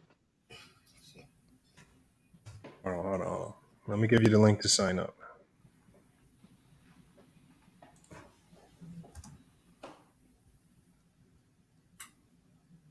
Because I'm like the rim protect. I mean, because if we would have synergysports.com. It says you can watch video, you can analyze, distribute, you can do all that stuff. They for all of the stats that they have a collection of videos to support. I mean, they basically got everything you need, man. All right. Cause I put in Synergy. It's some other stuff, so I'm just gonna wait. No, you type in it's Synergy Sports. Okay. Founded in 2004. What type of login? What's okay? Login. Yeah. Hey, Lamont, pass around your Well, you logging? No, I'm not giving y'all my login. No, hell no. What coaching? Oh, I signed up on this one. True. What you gonna do with Synergy? What you mean? What I'm gonna do with Synergy? You don't know Bill Russell was a bum. There's other shit. Hold on. There's other sports. Rob, you get cooked over here every time, bro. I don't even know why. You just use the insults to make up over that. Like you get cooked over like sports debates. I mean, it's cool though. You just don't like it's cool. You listen. It's a joke. Listen, that's all you have though. Did you end that? Did you end it with Goat Mike? Oh yeah. Okay. Because I know he beefing with the other dude, Kool-Aid and them. Yeah, I told him they got shit. They got he fried True all week. Yeah, I saw he put you on the thumbnail, True. He can't. Listen, the video that might have been the best thumbnail he's ever had. Hey man, listen, I upgraded. Listen, he had to up his game up. But with that being said, hey, listen, man. I said, listen, I don't got no problem with Go Mike, man. He just want attention. He just want me to be over there. I ain't gonna give him what he wanted. So it is what it is. Hey, Lamar, what you think about that rookie coming out of LeBron? That he gonna get cooked? Shit. He said, "Nigga, you wanted to show me." Here's the thing, though. It wasn't just LeBron James. He put a target on. He put a target on everybody. I said, "What?" He said, "It's a LeBron." No, what he's gonna open himself up to is because of LeBron James. Y'all gotta understand this. LeBron already destroys the Pacers anyway. Now you're just giving him extra motivation to just go ahead. Yeah, he already hate that city. He be lighting the Pacers up. Because Lance Stevenson blowing in that nigga air. My whole thing is, what was the point of him saying? Like, I understand having confidence. Listen, I'm ready to compete. Like, okay, I understand like the ready to compete mindset, right? I'm ready to compete on that level. But like, y'all want to see what he about. You know what I mean? He got to show me. Like, fuck you, he got to show you, nigga. That dude need to worry about being. He might not even be on the court when they play. Exactly. Well, you need to worry about competing and get on the court to play. Yeah, make sure you're not in the G League. Make sure you're not in the G League before. Who is you though? Like, he's in year 20. Oh, but I guarantee you that coaching staff make sure he playing that game. So they gonna need for like Leslie. He ain't he don't get used to that minutes. Hey, you get in? What? I get in. Okay. LeBron James with the thing he gave y'all out for excuse if he cooked LeBron. That nigga not gonna cook LeBron, bro. Let's not do that, bro. Y'all gonna be like, Ralph, let's not even entertain that, Ralph. You don't even know who the dude is, Ralph. Like, let's stop entertaining that, bro. That don't mean anything. I don't know. Like, bro, how much money we can bet $10 that's not gonna happen. How about that? Because you just be talking, bro. Like, you come on, you want to entertain? Y'all entertaining that? He just gave y'all an excuse if he fried LeBron. Hold on, Ralph. You really think this dude's gonna light LeBron up? Ralph, you really think a 19-year-old nigga is fresh out of college for the destroy? Hold on, you don't even know who the dude is though. Many of your players destroy great players. Bro, you always want to down. He's not these exempt hills, bro. Like, this shit it. crazy, man. Like, you love down these hills. Like, there's no hill, bro. It's the facts. So what's his name? Benedict. Have we seen players fried great players, rookies, and so what's his name? His name is Benedict. Hold up, Lamont. What's his name? Benedict. Yeah, a guy that nobody knows. He only said it so people could Google him because nobody knew who the hell he was before then. He played for LeBron. He played for Saint. He played for the high school Saint. Bro, he just saying something just to sound. It sound good. It sound good to say it now. That shit don't go the way he thinks it's going. Man, 6'5", 210 pounds. Like, come on, like. What do that mean, bro? That's just not gonna go how he think it's gonna go. I promise you. Wait up. You need to just wait up. But if it do, then what? It's just an excuse for y'all. Bro, are you really gonna entertain the fact that he gonna cook LeBron? Though? Like, that's insane, anything is possible in the NBA, bro. All right, bro. You just talking. No, you just downgrading niggas because they ain't got no name for this. You don't know who the nigga is though, Ralph. What are you talking about? He just put a target and put himself on the map. He ain't put nothing on the map. What are you talking about, nigga? Nigga, his game got to put him on the map. Nigga, chirping and shit ain't gonna. Like, nah, you just say like, Ralph, you really defend nigga you barely even know though. That shit crazy, bro. Y'all just going at him because he's a young kid. Because that's dumb, bro. No, Okay, yeah, It's we're talking not about 'cause, dumb. like, why would he that's say dumb, that? bro. Like, Like, come on, nah, bro. he putting It's like like a negative fight, energy a towards rookie it. fighter calling off Who's your Floyd favorite player? Mayweather. Who's your favorite player in the NBA, Fuck. bro? Who's your favorite player in the NBA, bro? And then he knocked Floyd out. Then what y'all gonna say? Oh, Let me Floyd ask you a been question. No, fighting that's you. Now you for see, you 40 want to plus flag. years. You want to flag to say He all not gonna the answer extra the shit. question. Hold on. Who's your favorite player in the NBA, Ralph? Right now, it's Steph. So Steph, so if niggas are gonna say, well, let me say like a nigga like what, like Ty Washington, or who was the first point guard picked in the draft? What, Jaden Ivey? Then he's No, the shooting number one guard. pick was I'm talking about Paolo. shooting guard. I'm not talking about Yeah, point I guard. Who's say number like one point say guard? like The number shooting guard, Jaden Ivey. yeah, say I'm talking yeah, about like point guard. Who's the number one point guard? No, just use Jaden Ivey. They play like the same. I'm just giving you one be a specific. I don't know Jaden Ivey gonna guard me. I don't know. I'm saying that's why I'm going to get somebody that's going. You know what I mean? A point I guard. mean, they about the same size. I mean, I don't see Well, why He they fried bro, we Steph. use What y'all Jaden gonna Ivey. say? So Jaden, well, that's a good example, right? Well, Jaden Ivey, because I want to do like a no name. I was going to do like a no name, like that Benedict dude, but like Jaden Ivey, right? He gonna sit there and say, man, Steph Curry got to show me. How you feel about that, Ralph?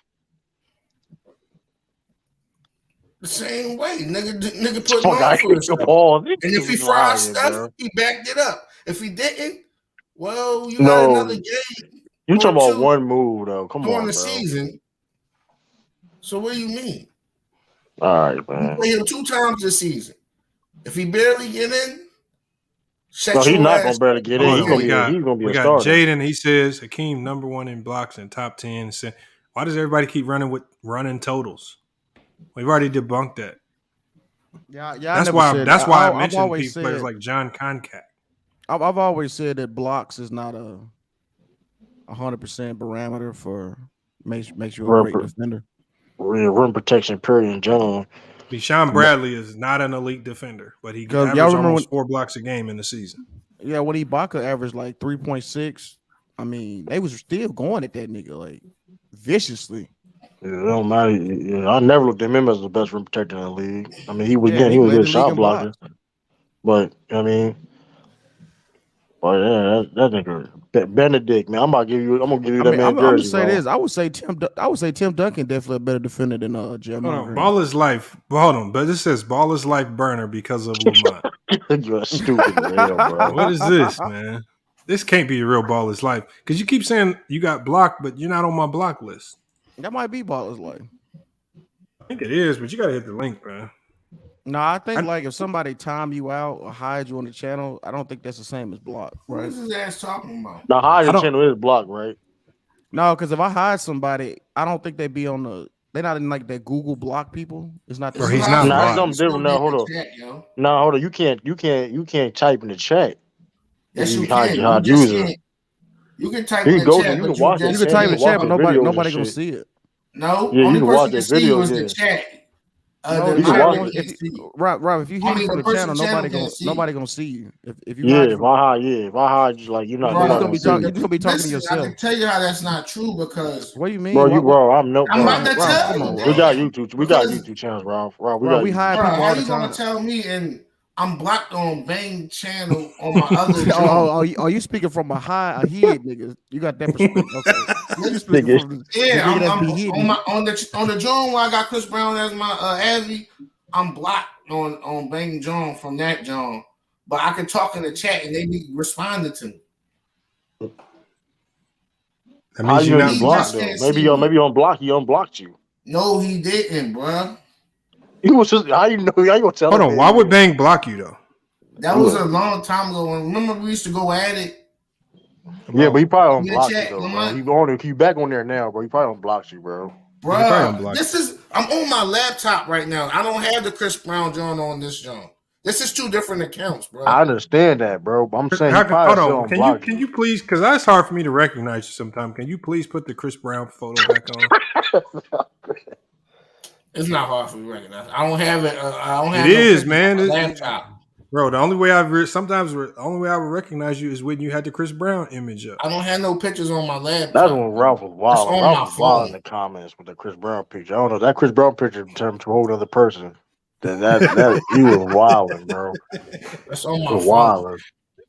We got to get that Chris Brown Ralph Lauren back. You had some crazy ass comments. I should have screenshot some of the comments you said, bro. That shit was wild, bro. Hey Lamar, hey, you was getting sizzled on Bang yesterday, by the way. That Samuel Jackson dude with the fucked up camera, he was tearing you up, Lamar. No, he wasn't. He was just. I just didn't feel like. No, hold on. There's a difference between just talking loud and cooking. He didn't say nothing that was factual. He was on there. I just didn't feel like talking loud back, so I was just laughing. That nigga dumb as hell, yo. That nigga had Lamar on that skillet, boy. No, he didn't. He turned that eye on in your head. He kept saying stuff. He just would say random Russ trade. Russ ain't getting traded, bro. Quit reading clutch points. Look, y'all heard what JJ Redick just said. What did JJ Redick just say about clutch points live on air? Well, that shit ain't factual. He said it's the fucking worst.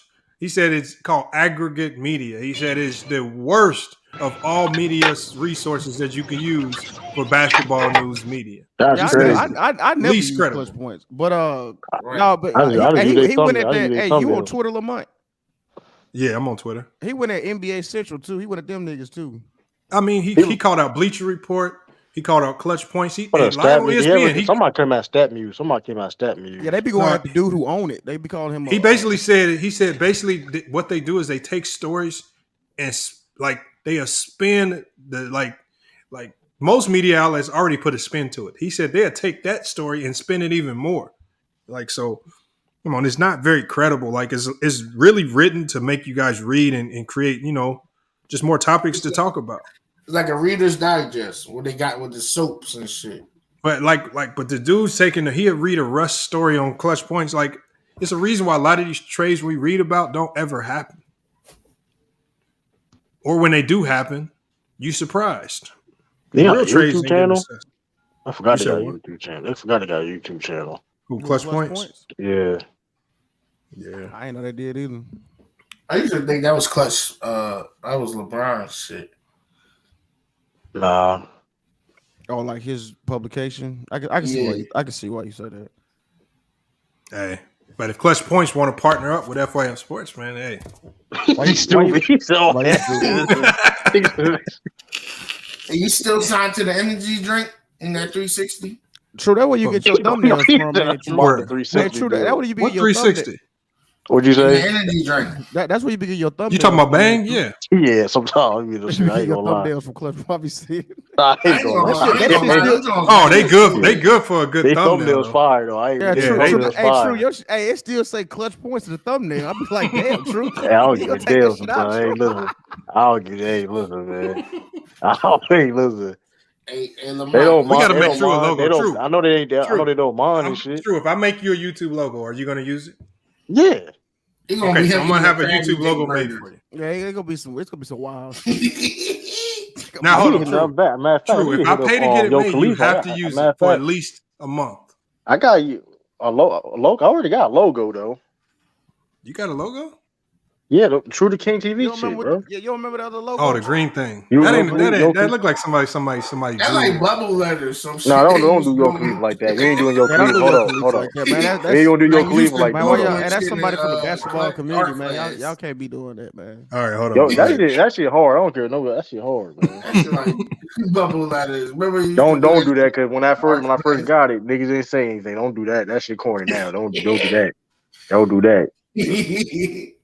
Yo, Khalifa, 80s boombox and shit. He said we got to get True an intro. I need an intro. Intro is a little different. Intro is a little different. That can get expensive. I need to hit my brother. Well, that's what I'm saying. I need to hit my brother. The intro I got was kind of pricey. I ain't gonna lie. I got to hit my brother. I got to hit my brother up. He rapping. So look at young boy. He said True intro. Yo. That's hey. I gotta do something, you know what I mean? Shoot, I don't got no music. Funky Flavor Flav. Yo. It's not even like that. Yeah, we gotta get on A Weapons. Hey, somebody gotta get that. I get an A Weapons. I'm remixing the song. I'm about to remix it. If I get an A Weapons intro, niggas gonna go crazy. I ain't going. Y'all hear Fred? Did y'all see Fred watching I caught him in 4K watching Ticket TV, man. Who? Y'all didn't see that? What? You saw when you went at Mookie? Yeah. Yeah, I saw that. That shit was funny. You taking your girl to see Chris Brown this summer? If she want to go, I take her. We sat front row when I went. You gonna be front row. I know you gonna be front row, Ralph. The only reason I only went because she wanted to go. Yeah, Ralph go dolo. And I wanted to see what's his name. It was another who the fuck was his name, man? What's like Rich the Kid. Rich the Kid was supposed to be open, but he got robbed and beat up before the show. We couldn't open. It was over there in Phoenix. Now he got robbed and beat up in Atlanta. He couldn't even make the trip. I heard about that. I remember that story. And then they replaced him with somebody. They replaced him with Jacquees, and he was trash live. He was I hate that nigga. I hate that nigga live. I ain't gonna hold He called him Jacquees. Whatever his name is, he was that nigga choreography is trash, man. He was trash. I'm gonna tell you who's trash live. Gucci was horrible live. Trash. He sound like he congested and shit. No, he's not. You know, he just be rapping. Bro, like, you know, like, I know. Yeah, he just standing there looking crazy. He just standing there. Yeah, he just lit. Like he ain't putting on a show. Like The Weeknd put on a show. J. Cole put on a show. Chris Brown put on a show. Mary J put on a show when I saw her. Like people, yeah, Gucci ain't jumping around and shit. Gucci just like he just chilling. Like you ever seen Drake in concert, Lamont? I've never seen Drake. That's one of the best concerts I went to. Him and Chris, yo. I ain't gonna lie, yo. You was screaming your lungs out. Nah. Hey, hold on, T-Street. You said Tika got cooked over on Showtime today. Hey, I was listening for a hot second, bro. SFM, I'm talking about they was going in. Wait, the most recent one? No, that was today. I seen both of them on the panel. Bro, I ain't never seen a whole panel of people all going at him. You talking about the Kevin Durant one? No, this was today. Yeah, it was the Kevin Durant. The whole panel when I take it. He's the whole panel when I take it. Bro, they was going in, bro. When for the 2 to 3 minutes I listened, bro, they was calling them out. I said, what? I said they didn't flip the script, had them going. That's what happened, though, mode. man. That's what happened. You keep hearing you. James, hold on, Showtime. I look at Showtime. I'm not trying to stir nothing up because Showtime tried to be the peacemaker to cool it down. From what I heard, but people was being unfiltered, and they just was letting them have it. Spiffy was over there. That was a good show today. That's good. That's why I take it on home on people's pants like that. Take it, he get Hey, cooked. Showtime show is he leveling up over there. I like what Showtime doing. He leveling up. They need to let that nigga speak on his shit though. Who Showtime? Like he gotta keep. Yeah, like they keep every time you try to say something, they like gonna let him speak like that. Like nigga, have some etiquette. This is his shit. Like let him talk. Shit, you gotta mute niggas, man. Sometimes you have to. I learned that shit. You guys. Yeah, hey, 2 times I saw it. I was surprised. I said, the YouTube world has changed. I said, this man can't come over. I said, man, the whole panel then started cooking. This is Lamont. When Ticket can't mute people, when you ain't got control, it's a little different story. That's why sometimes you can't argue on other people's panel, man, because when you ain't got control, boy, you can be looking crazy. You gotta I start getting cooked. I can just mute you gotta know what you getting into. You just mute a nigga, drop him down, kick him out the studio, block him from Grady's the channel. alive, bro. I always deal with this shit, man. But see, it's different when your ass click. It's different when your ass click that link though. There goes Showtime right there. Salute Showtime. Hey, we're good, man. I just chimed in, man. Salute y'all. What up? Or that was like a Royal Rumble when there's a twist to it. So that was the Kevin Durant stream. Oh yeah. That was a great stream, man. The thing is, my people in the chat, they don't just go at ticket to anybody. They sometimes say I'm on cap. I don't block nobody because I want everybody. Because I feel like everybody's opinion matters. Everybody, whether you disagree with me or agree with me, I respect your opinion. I know it's not. I just don't like when people get personal. It's like, but we had a lot of fun, man. Right. I'm like saying, I enjoy let people speak their piece, man. I'll be over there. I'll be chill. I enjoy it, man. Hey, I'm just saying though, like if you, this is my thing. I just feel like the Kevin Durant bashing. I had enough of that, bro. Too many people jump on the man's throat, and they trying to take away his what's already his. His legacy is already cemented. That's why I ain't like some folks saying, "Oh, LeBron James made the playoffs. He's no longer top 10." I mean, come on, bro. Let's stop. If you already, if you can't change what's already been done. So I just wanted to make that video because I feel like Kevin Durant is very unappreciated. Doesn't get the credit he deserves. Mm-hmm. Based on what the Warriors did this year, they're trying to use this to say, "Oh, see there, Kevin Durant. I told y'all Kevin Durant ain't that great." And in my opinion, Lamont, this is just my opinion. How I see it. I don't think those Oklahoma City teams, other than 2012, was balanced from every position. I think they relied too much on Russell Westbrook and Kevin Durant. I don't think they had consistent shooters. If you listen to what Kevin Durant said on All the Smoke, he said, other than me, they didn't have other guys that can really shoot on a consistent basis, and I agree with him. So that's true, though. Okay, then, right. So if Kevin Durant want to go to Golden State, listen here, bro. These basketball players don't owe us no explanation where they want to go to spend their career at. He wanted to go to Golden State. That's his choice. Now, I'm hearing people saying that Kevin Durant can only win on super teams. I don't believe that. Because if you give him a balanced roster, I'm talking about guys that can rebound, defend the paint. Looks like some what you're saying with Giannis Antetokounmpo. He has that. Guys that can defend the perimeter, guys that can shoot shots, rebound, space the floor. I think Kevin Durant can deliver the goods. That's just my opinion. You know? Hey, but look, Showtime, it's only in basketball. If you notice this, it's only in basketball where we criticize the best players for going to the best teams. In baseball, the best free agents will sign with the Red Sox, with the Yankees. I'm talking about whoever the best team is. In all sports, they do that. And like, if you look at college, these kids is committing to Kentucky, Duke, the best schools in the country, even though they already loaded with talent. They the best schools. These kids, a lot of these kids ain't committing to schools that lose or saying, "Oh, I want to pay my own." They going, and so why when we get to the NBA is there's this stigma that you gotta keep it all equal and competitive. I gotta stay on this team and try to build them up and trust that the organization is going to do it the right way. But when these other sports, baseball, hockey, football, they can switch and go to the best team just like that, and nobody gets on them for it or knocks their legacy. We just we just saw that with the Rams. Did we not just see that? We just saw with the Rams. I'm just saying. True. But nobody's gonna knock them.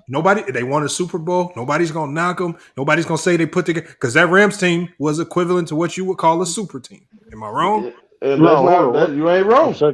Let's be honest. Shit. That's what they did. Nah, well, I don't know what happened with cool people. Again, I keep asking folks this: you can't win it. Look, bro, you can't win no championship without no balanced roster. I don't care what you say. All this Allen Iverson carried the team to the final. They didn't win. Jason Kidd went to the finals back to back. They didn't win a championship. Kevin Durant, if you give him a balanced roster outside of Golden State, I believe he can win a championship because he's a great player. I believe LeBron can win with a balanced roster, as I already showed. Steph Curry, obviously. Kawhi, Giannis. That's what I believe, bro. I don't believe right now they have a balanced roster with Kyrie Irving. Now they gonna say this, Lamar. They gonna say, yeah, he traded Jerry Allen now. Now I'm gonna have to give. I'm gonna hold Kevin Durant to that. If it was his idea to trade Jerry Allen, Karis LeVert, Spencer did well. We know what Spencer did with it, but you know what I'm talking about. Terrence Torrent Prince. They had the right role players, but still, though, homie, I'm not finna blame him for this year. That roster was terrible. But here's the thing, though. You can't say they was that terrible when they was favorites to win a championship. I mean, I'm not saying every team got weaknesses. I understand the injuries, but let's not act like let's not act like we thought they was gonna get swept. Everybody thought they was gonna get swept in the first round. Let's not act no. Hold on. I picked them to beat Boston. Actually, I picked them to lose to Milwaukee in the second round. I thought you were talking about last year. I never picked Brooklyn to win the championship. I'm not gonna lie to you, bro. I never thought. No, I'm just saying the expectations of the. Yeah. I feel you, bro. I agree. A lot of people pick them because a lot of people go off this. They go off the names on the back of the jersey. They're not looking at how everything fits together, the corollary, the system. Do they have an identity? Who are they on a consistent basis? They never showed you they was consistent. It just never showed you. Look, the dude named Daniel in the chat said you can't compare NFL to NBA, and I'm not comparing the two sports. I'm saying in the NFL, the best players, like nobody gonna get on the. Who would y'all say is the best NFL player right now? That's hard to say. A lot of people say Aaron Donald. Right. Well, you say so. I mean, obviously, I think he's already on the best team, right? But I'm saying when football players switch teams, nobody gets on these football players. If the best defensive player goes to another team that's considered to have the best defense in the league. No, I see what you're saying. Like, ain't nobody like gonna say nothing. Nobody does all that. these No free other agents sport. gonna sign with the Yankees. They don't do that in any other sport. When free agents, Roger Clemens went to the Yankees. Yankees would have been fine without him. He just went to a stacked team. Like nobody knocks the Yankees for stacking the deck. Nobody says don't play. They only say it just to put a narrative on a player to find a reason to knock their career. And that's the only reason they're doing it with KD. Because remember what I said? I said right before the Warriors won the chip. I said, now y'all watch the amount of people that gonna start coming out with videos talking about KD is this. I said they're gonna make KD ain't as good, or should we is Steph Curry better than KD? And I said people will. I said it's not about that. I said y'all just need to be giving Steph Curry a handshake for what y'all just did. That's it. I mean, cause look, what they were saying before this season though, Lamont. Be honest. What's that? They were saying Steph Curry can win without Kevin Durant. Remember? Or Clyde. Yep. And then now that he did it, like look at all the narratives that were out there before the season started about Steph Curry. And then he killed that. He killed that quick. But that still don't mean KD is not a lethal. Like I still don't want to see KD in the playoffs. Y'all can call him whatever you want. I don't want to be playing any KD-led team in the playoffs. Hey, homie, if this Kevin Durant, if this Kyrie Irving situation, it fit. Yep. Shit, Boston want to play them motherfuckers though. Boston had to play him. Boston have no choice but to get their. I mean, they could have, but they could have eased off the regular season, and not be the second seed. I think what happened with Boston, the early battle. Getting them battle tested early in the playoffs is what helped them get to. Yeah, that's the final. true. That's what I'm saying. That's why they. I mean, I think they did it. So you know what? If we really about that, we'll see how. Yeah. Let's see how good this team really is. We gonna go. We gonna go through. We gonna play Brooklyn. Then we probably gonna most likely play Milwaukee because gonna be the Bulls. And I think that was the plan, honestly. Yeah, my bad. I got a phone call. He said panel full of nine. Hold on. Lamar, I want to ask you about that. But look, this is the thing. Let me say it real quick. But that profile pic. They say Kevin Durant ain't on that level. I'm telling y'all, that man come available, and in a trade scenario, niggas gonna be piling up. KD's I'm telling still KD. Everybody gonna be trying to get Kevin Durant. Yeah, everybody. Now, Dame, what did Dame do that for? Plus that KD Poland jersey pick. But homie, that's talking. Let me ask you a question. Why ain't nobody piling up to get Kyrie Irving? He not reliable. He's not trustworthy. He's not reliable. See what I'm saying? I like Kyrie Irving, but this is the truth. Don't nobody want to hear the truth. Basketball is not the number one priority for him anymore.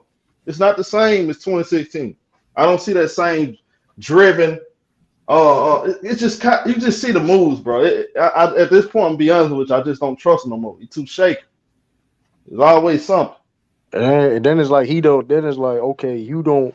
And it's kind of crazy though. He seems like he don't understand that. That's what gets me though. Like you don't understand why the Nets are thinking twice. Like, okay, should we give this man a max contract? And it's like, you know what I mean?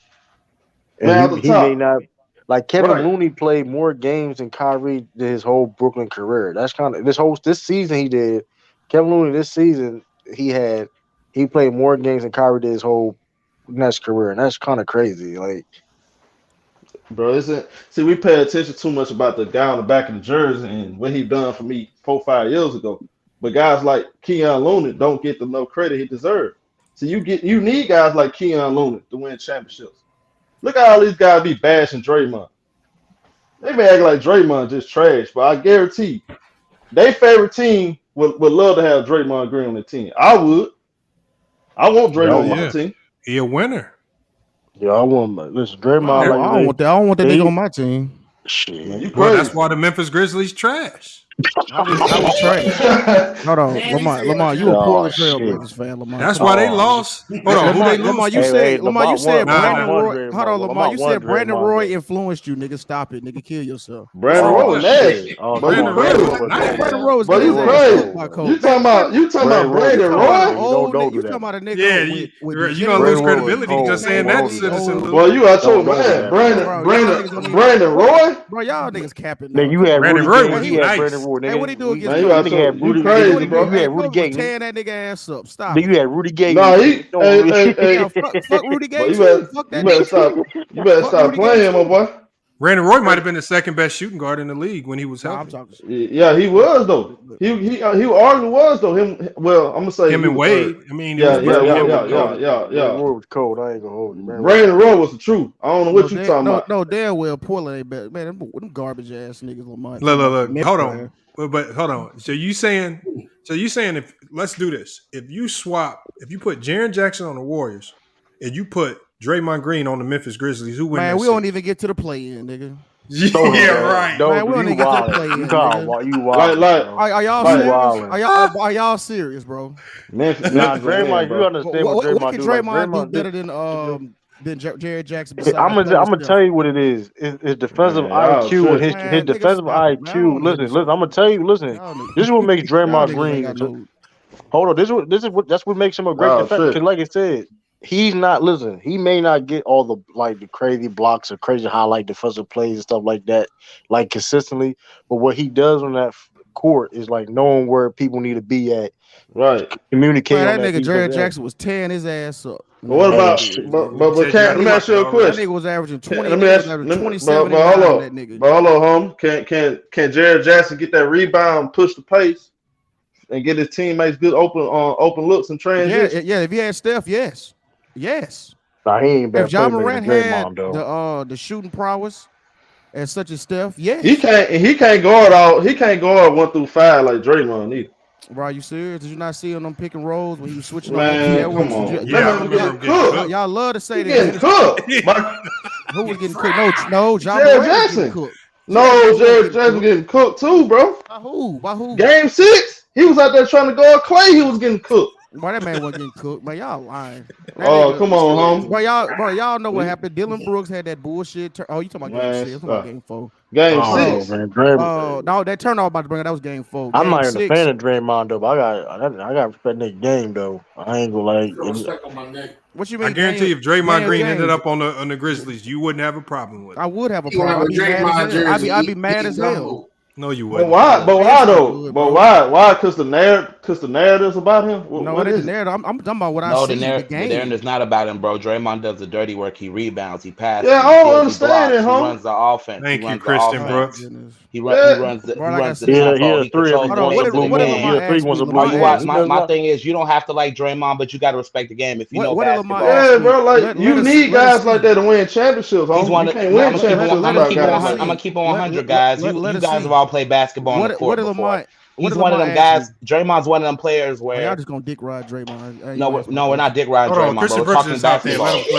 We're talking basketball. You about to break down Draymond? Okay, so what did Lamar ask me? He said if I switch up Jared Jackson and Draymond, nigga, Draymond, what are y'all talking about? The Memphis Grizzlies ain't even winning. Bro, Jared Jackson is set. Bro, Jared Jackson is 7. Bro, Jared Jackson is 7-2. It can't even get 10 rebounds. Well, he's not 7-2. That nigga not 7-2. Come on, don't boost it. Don't boost it. Oh, okay. He has a 7'6" wingspan. My bad. 7'6" wingspan. My bad. So he's not 7'2". So my bad. He has a 7'2" wingspan. Well, a lot of niggas in the NBA do. The average height is 6'9". So a lot of. But he's 7 feet and can't get 10 rebounds. He's not 7 feet though. So nigga 6'10". He got the best offensive rebound in the game on this team. Y'all gotta get look, y'all gotta get. Bro, he averaged 14 rebounds and 2 blocks. But guess what though? But look though, who can't see? I asked everybody this question too. Before Golden State, who had that small ball lineup working the same way Golden State did with Draymond, actually win the chips? Who was doing that? The one that chip. Win the chips. No, I ain't saying one chip. Chips. With a 6'5" The Bulls. Nah, Bulls went. Bulls had bigs. They were small. They had a small ball lineup. Nobody won with a 6'5" center besides Golden State. Nah, man. Come on, hold up. They did run a small budget. Wait, hold on. They still run a small ball lineup, bro. They had Zaza Pachulia and they had Bogey. Nah, man. He said Jordan had Tony Kukoc was 6'11". Yeah, you got to. So, what's your definition of small? You said they were the only team. That technically was considered a small ball lineup. Man, Draymond, and Steph, and Clay changed the today's game, bro. They changed the game. Draymond Green is 6'5". Now he is 6'5". He not 6'7", 6'8". Yeah, I got his profile right here. It says he's 230 though. Like it says he's 6'5" with a 7'1" wingspan. He 230. And that's crazy part about it too. That's crazy. That's a long wingspan too. That's a long ass wingspan, bro. That's why he's so. That's why he's so good. He's able to do what he. Yeah, that's why he's able to do what he do. But I'm saying everybody trying to get there now. But you realize that though, homie. Everybody trying to get a 6'5", 6'6" power forward though. That's why Toronto drafted old boy. Hey, who was the guy that Toronto drafted? What's his name again? Are y'all? Crazy wingspan. Center. No, the guard, but he got a wingspan of a center, long and lanky arms out of Florida State. Scotty Barnes. You talking about Scotty Barnes? Scotty Barnes. Everybody trying to get a Scotty Barnes now. Yep. Crazy guard, but to be honest with y'all, basketball. Scotty Barnes is not 6'9". To be honest with y'all, basketball, it's really positionless now, y'all. So, because you saw him next to LeBron, you're right. He's 6'9".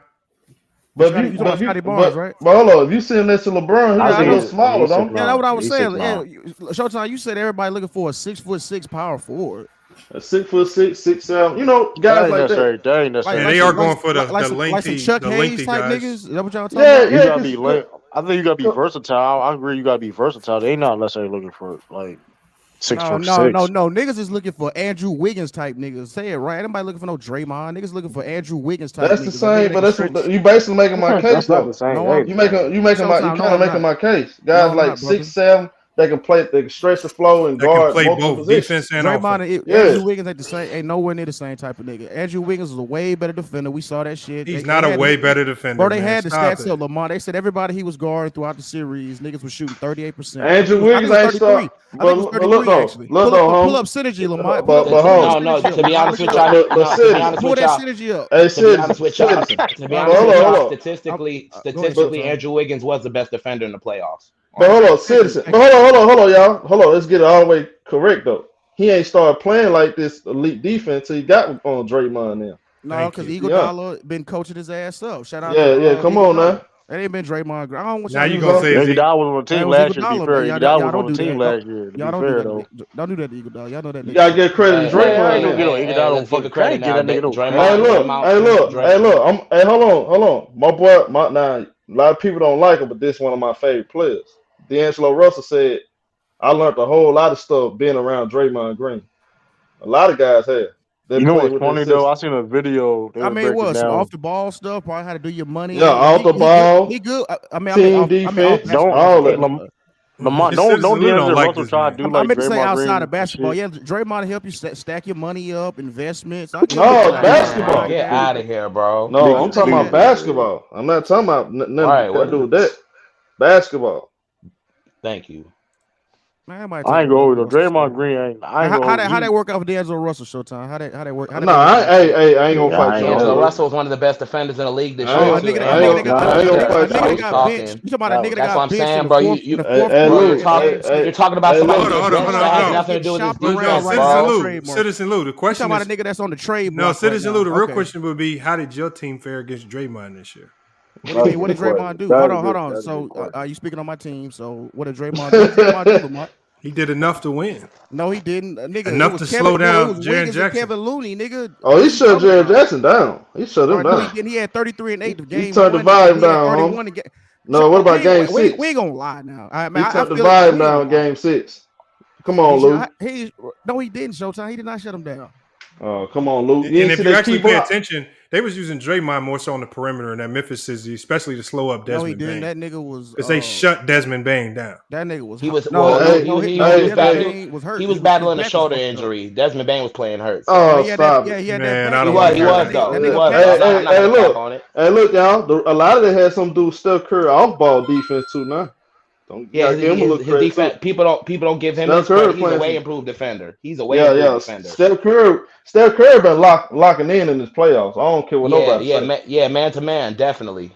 Like that play on John Morant, I was impressed by that. That was very impressive. Yeah, he did the same thing with Tatum though. Yeah, he did the same thing. And again, here's my thing. Steph did that, and Steph and them did that at clutch moments when they had to. Like a lot of people don't realize they did that in the fourth quarter. Exactly. A lot of fourth quarters, a lot of deep parts of the game. That's what people don't talk about in basketball. Like what I'm saying? You got to watch when. It's not about your stats and how many blocks and how many stuff you average. Just when you do it. That's what makes you a champion. You know what I'm saying? Like people don't realize Steph used to get crossed over. Like they used to expose Steph. Steph was horrible at man-to-man defense, but this year he put the clamps down because he heard everybody talking shit. Like he said after he won the finals, man, he hears the talk, man. They hear the disrespect. That's why they celebrated so hard when they won. I know this is a small. I know this is a small sample size, but did y'all see the stats? See, I should pull them stats up because I screenshot it. When Steph Curry guarded John Morant and all them other guards, man, all them dudes under 40%. I know that's a small sample size, but he did his part though. Oh, you said Steph do? Yeah, Steph Curry. Steph did this year. Yeah, he did in the playoffs. Under 40%, you say? Yes. The John Morant was 33%. Let me see. No, I got that right now. In that series, John Morant shot 50%. No. When he guarded 43. Him. Oh, when he guarded. Okay. When he guarded he was just cooking the whole team. Then okay, I feel it. That's what's up. Yeah, when he guarded him, he did a great job. And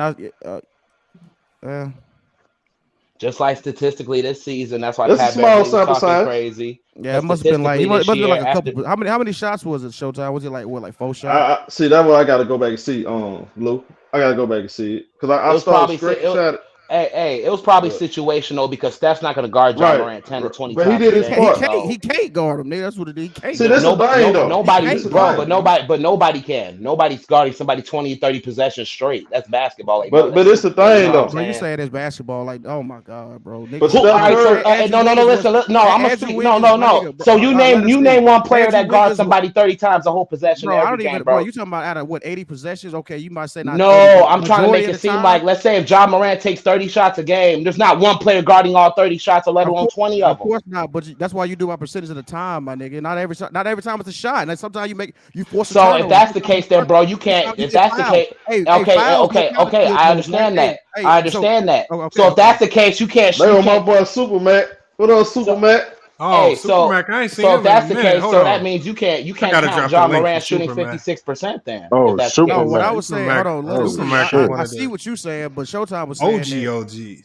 I'm trying to figure out how much of this, how many shots was it. It's about to get crazy if Superman. I see what you're saying. Hey, Luke, when I get a chance, when I do another Steph Curry stream, I'm gonna put that on there.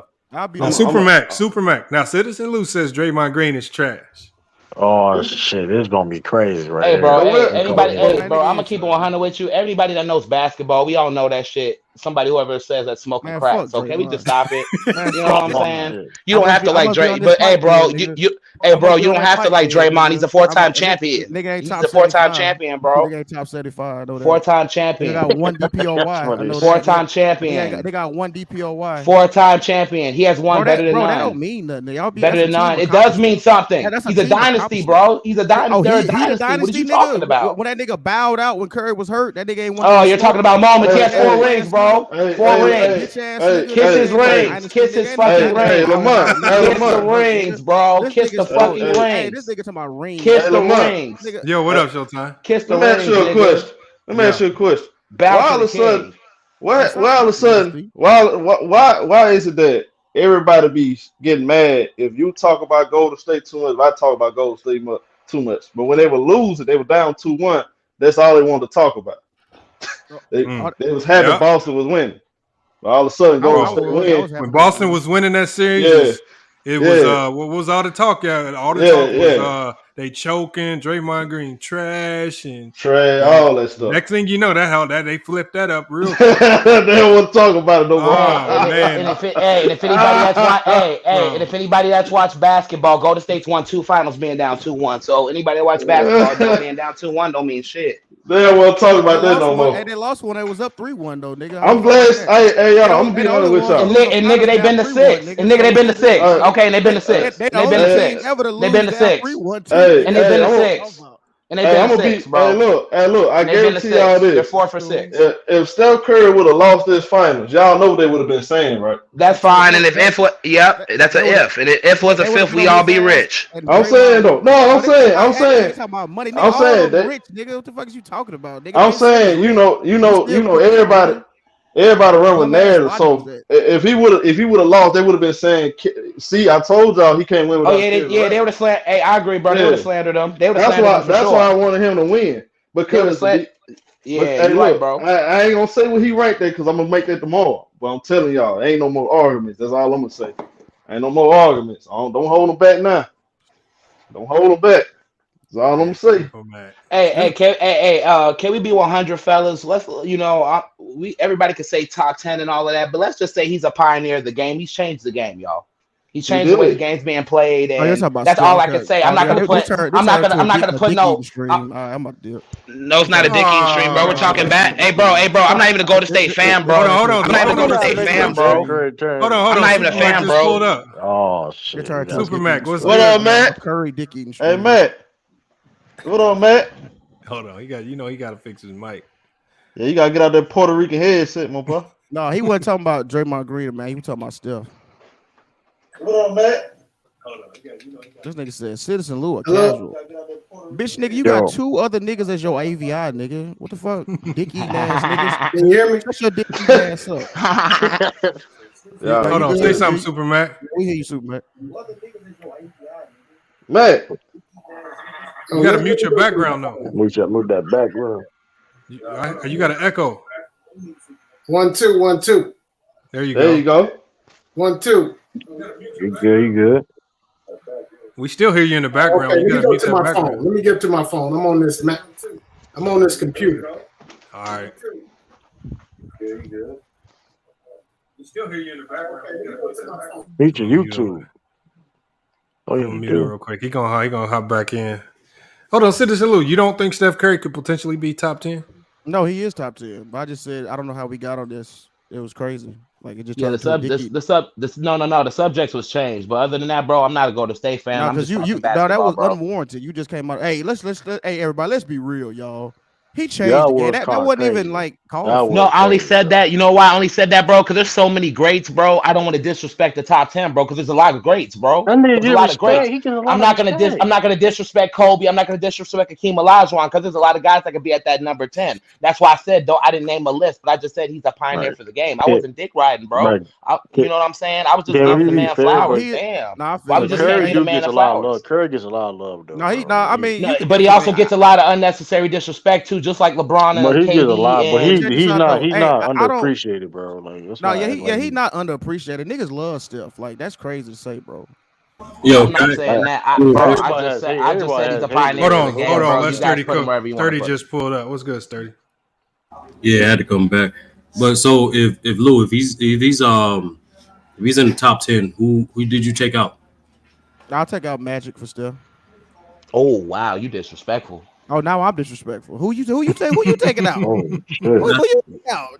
Yeah, somebody got to go. Somebody got to go. Look, he's not there yet. He's not there yet. Hold on, y'all got to understand as the NBA progresses, more and more players are going to be coming about, and your top 10 is going to have to change. Lamont, I understand that, and I've been saying this multiple times. Giannis is on that trajectory, but he needs more. Just like Steph needs more. I'm not saying he would never make it. I'm not saying he's capable of making it. The one thing I don't like about Swan when you say Steph needs more. Steph already has a lot more than some of the people. Does he have a 10-year? Does he have a 10 years dominant span like those other guys in unanimous top 10?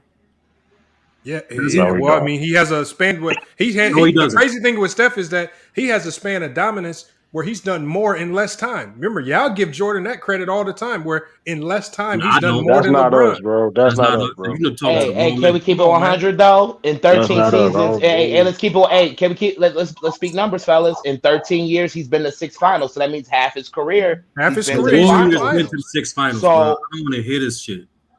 I mean, it's not about you. Hey, bro, I'm gonna keep it 100. It's not about what you want to hear. It's facts. No, it's not about what you want to hear. It's not about what you want to hear. That's how you feel.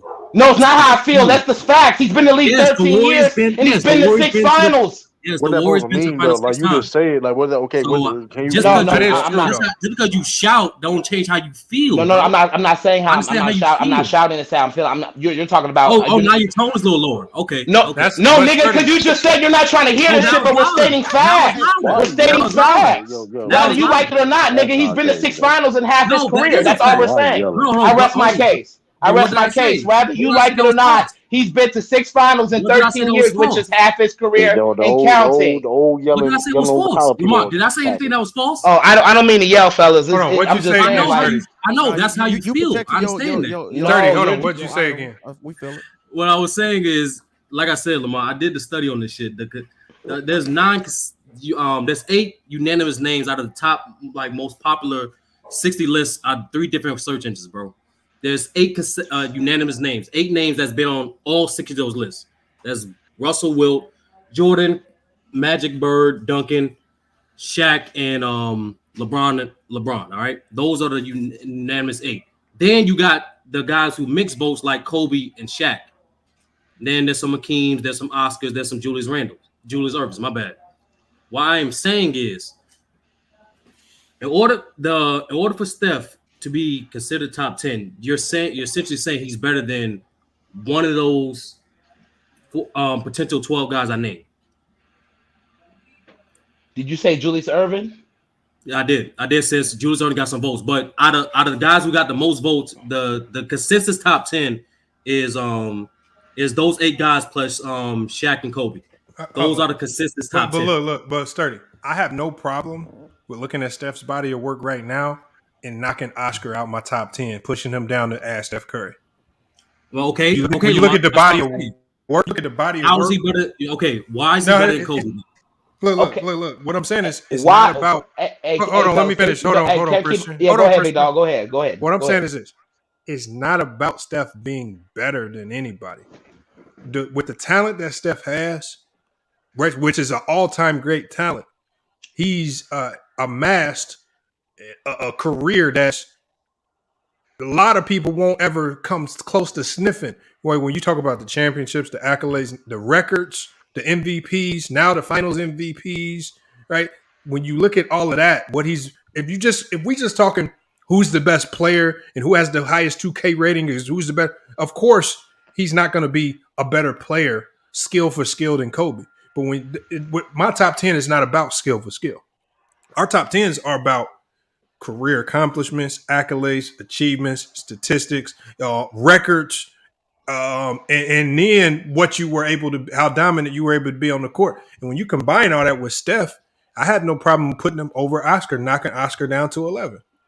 All right, so how is he greater than Kobe? I think what he's done in his career, which is still running, it was still not done. I think he has had more of an impact.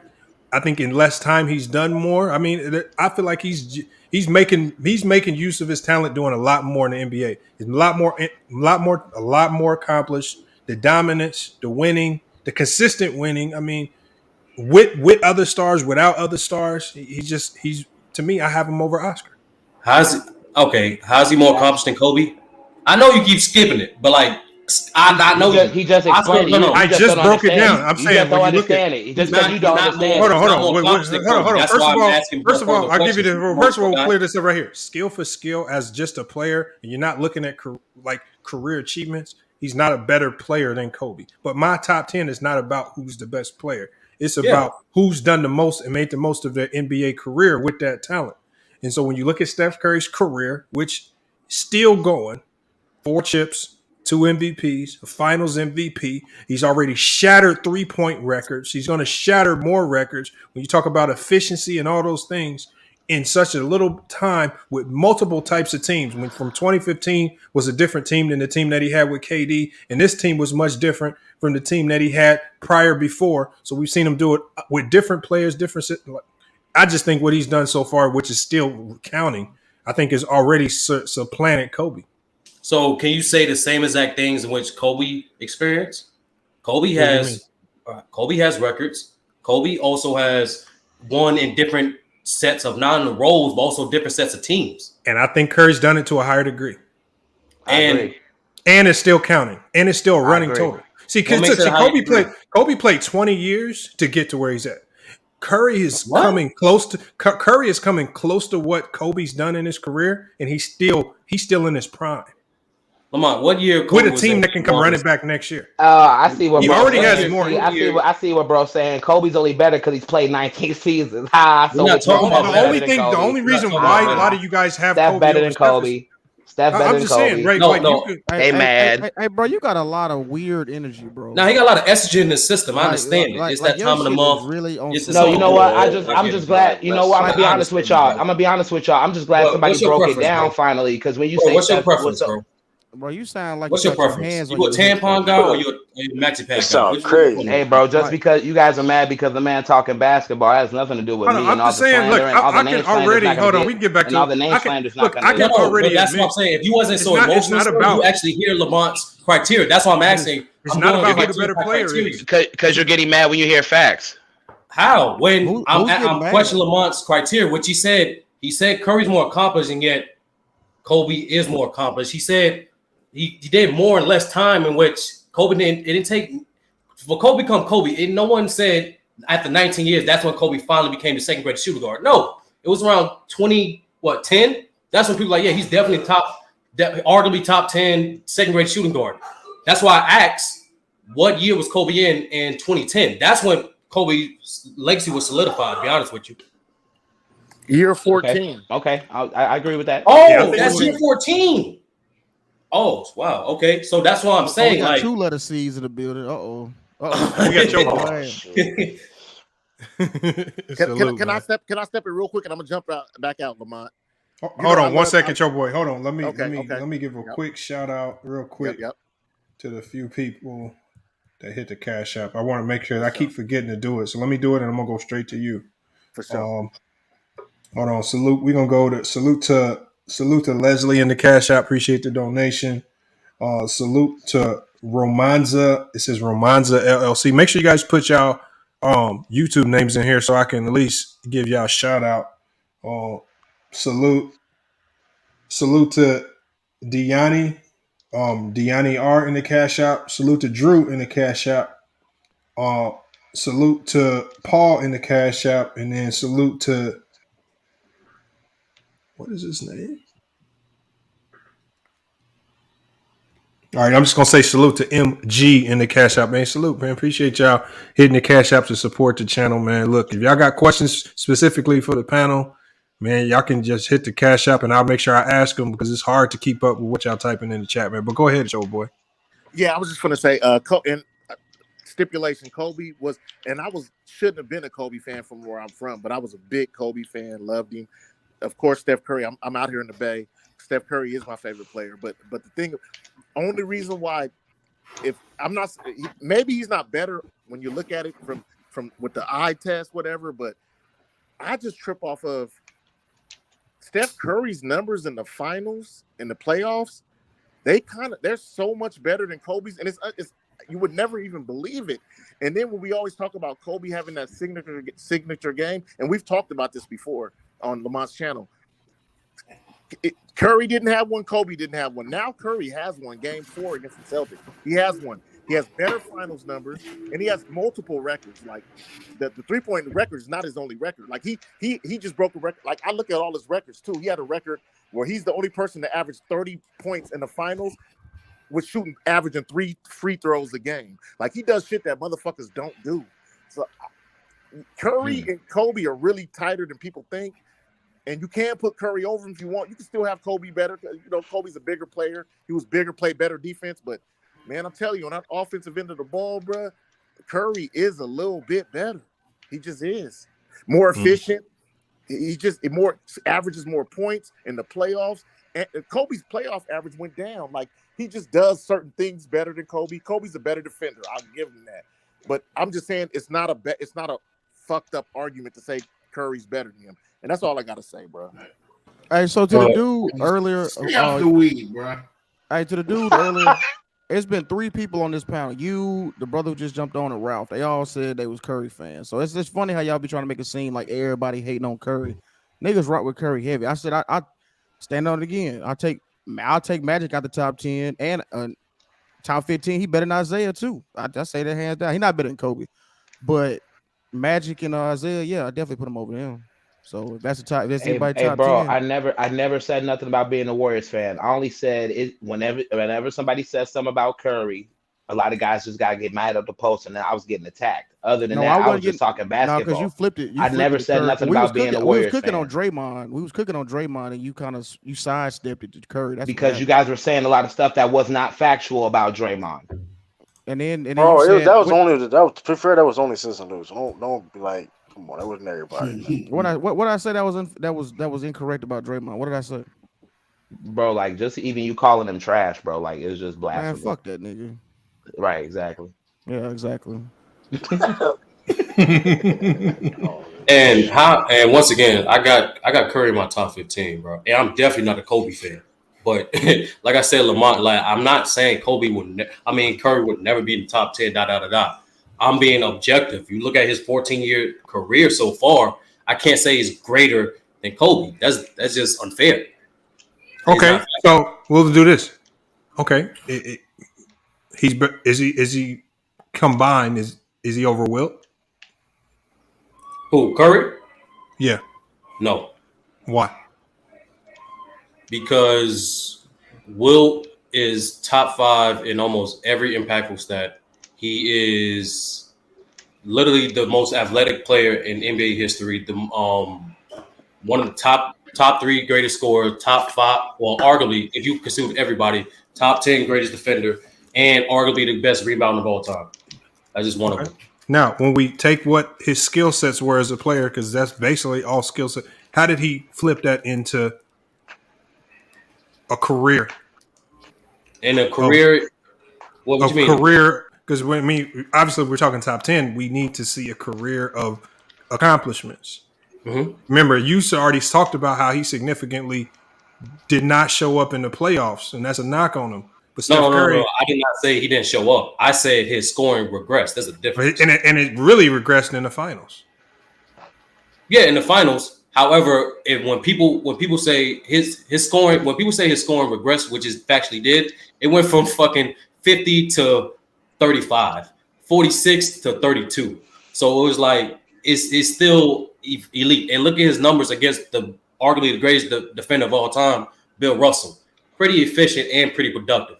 We all know he did have help, but help wasn't as good as Bill Russell's help. And when people say he did lose Bill Russell, go look at the game scores. Go look at his production. Go look at what his teammates were doing as well. Those games was close.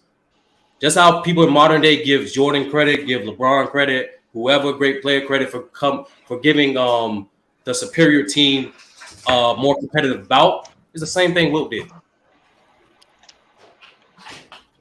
I just don't think he's had. You put everything in totality.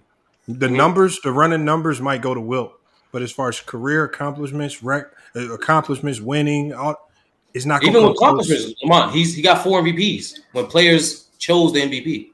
And to be honest with you, real talk, Lou jokes about this, but niggas was hating back in the day. If it was keeping objective, you would probably have more. Yeah, they were hating on Wilt because he was fucking their bitches. Like, remember, it was a player vote. Remember? That's what I'm saying, man. There's multiple people. Like I said, I just did the study. Oh, you didn't objectively, consistently, he's one of those unanimous names.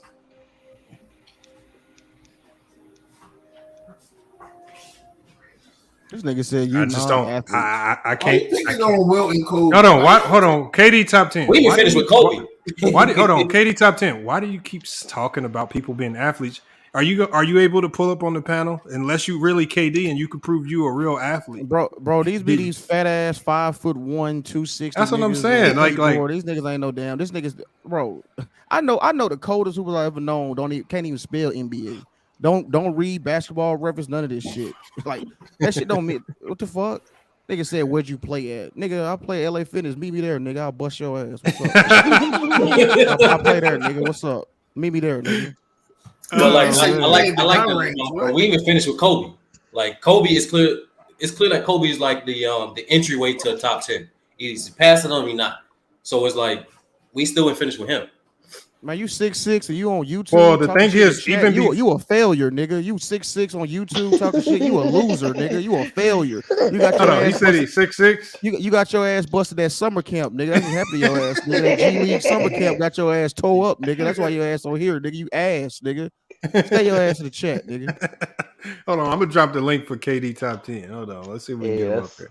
Hey, Let's see if we get KD top 10 on the panel, man. Because he's been talking crazy in the chat. That's crazy. Yeah, nigga, you 6'6" on YouTube talking shit, nigga. You need to be in Israel or some shit, nigga. You don't need to be on this bitch. You need to be on shit. Here's the thing, though. No, but here's the thing, though. Like, you need to side with Boston, nigga. They need you, nigga. You need to go to Boston Celtics. Hey, the Boston Crusaders. That nigga can't make the fucking roster, man. Fuck out here, nigga. Kobe's not a top 15 defender, bro. I'm sorry. Don't disrespect Top that. 20. That nigga won't make the fucking roster. Nigga won't make the summer league roster, man. Damn, y'all sick. No, bro. Ralph. His accolades say otherwise, Ralph, but the statistics don't. That's what I'm saying. Lying, talking about I'm 6'6". I didn't even know you nigga lying saying you 6'6". What does that mean, nigga? Like, what's it gonna help you type faster or something? Exactly. I done seen 6'9". Like you say, no, look. He said 21 a game in college for 3 years, dummy. Hey, that's cute. No, who are you though? You can't just lying. Hold on. You trolling, bro. Who are you, bro? Name a nigga who got that type of stat sheet. Ain't talking about that on you. Why you using your real name, nigga? Yeah, you ain't proud of yourself, man. Yeah, nigga. What's your name out Come there? on, bro. You just Hey, bro. talking to talk, bro. Hey, bro. You know, I'm gonna tell y'all right now. You know he trash if he calls himself KD. Get your bum. Yeah. KD is top 10. Kyle, you ain't no hooper with that type of profile picking that name. Yeah, I don't know no real hooper put another nigga name as they shit. Oh, I'm famous. Oh, this a little kids. Come on, man. Yeah. Hey, bro. Hey, y'all. He talking about my career in 2K, y'all. That's his. He's 6'6". He got that. That's what he talking about. He a kid, man. Come on. Hey, salute. Hold on. Hold on. I gotta go to Supermac. Supermac was waiting. I gotta get Supermac here. Supermac, you with us? This gonna be crazy. Supermac not with us. Shout out to the chat, man. Go ahead, SFM. We know you got this. Lamar, you know who's on your page. Hold on. You said this is the Kobe Bryant Defense Coalition. SFM, hold on. You said Kobe top 20 defender. Oh, I didn't say that. No, Struddy. Nobody. The discussion is Steph Curry better than Kobe. Man, nah, bro, that's not even discussion. That ain't something that I don't debate on shit like that. Come on now. Look. You say Kobe Bryant with a top 20 defender? What? No. Somebody said he was top 15 defender. I'm like, nah. He is a top 15 defender of all time. He is. He's not top 15, bro. I'm sorry. Accolades, the numbers, like you said, number 6 in all time and steals in the playoffs. Number 17 all time and steals in the regular. What are we saying? What you saying? Isn't AI top 20 in steals too? Did that make him a top 20? I can't lie to. That nigga Kobe did lock Tracy McGrady ass the fuck up. I got more career steals. Hey, bro, he got the most first team defensive selections all time tied with Michael Jordan, KG, and Gary Payton. This nigga, he's second all time in all defensive selections in total. Tim Duncan is 1, and the only person below him is KG. So he's up on defensive accolades with big men and all that. Number 6 is steals in the playoffs. Like, what are we talking about here? Like, what for real? But let's be honest. Fellas, can we keep it 100 like we didn't see Kobe do this though? Like, come on now. Hold on. And look, this is a fun fact. I'm gonna leave it at this. Before 2014, the all NBA selections, all defensive selections was selected upon the NBA opposing coaches, nigga. So most of the time, nigga, they thought the Kobe was a top 5 defender in the league, the opposing coaches, nigga. The NBA opposing Hold on. Are you echoing Supermac? Oh, okay. Hold on. Supermac. Yeah, you got to echo. Yeah, mute your Okay, YouTube. let me see how I fix that. Mute your YouTube. Hold on, you on your phone? No, I'm on a computer right now. Just close YouTube. Just close YouTube. Are you on your phone? Yeah. No, I'm on computer now. Yeah, mute your YouTube though. So you saying the sound coming out your speakers? No, I'm on computer now. Yeah, mute your YouTube though. So you saying the sound coming out your speakers? Okay, some where we getting your back feed. We getting the speaker sound back in the mic. Get out that tab, man. I think he's good now. How about now? He good. That's better. Super Mac, what you been on, man? We got Golden State for. We got this shit gonna be crazy, man. Yeah, nigga. Shake back, nigga. You niggas shake back, nigga.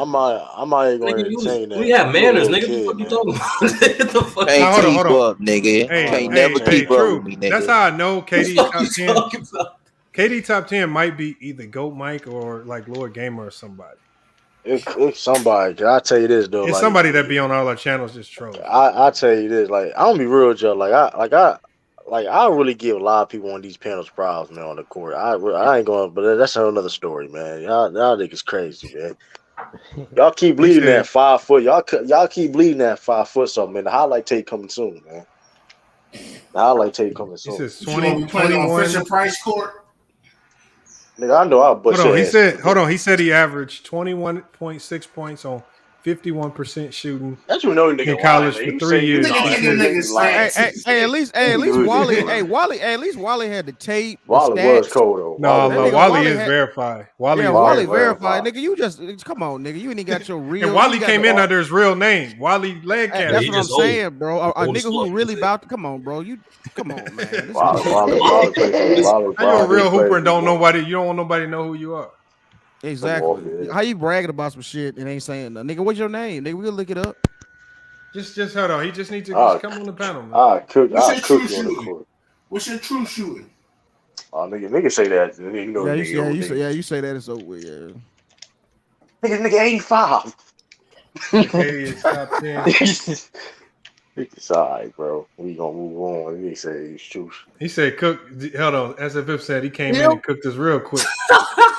Shit. Bro, we gotta get this nigga to talk for a while, bro. That's a new move. Hold on, SFM.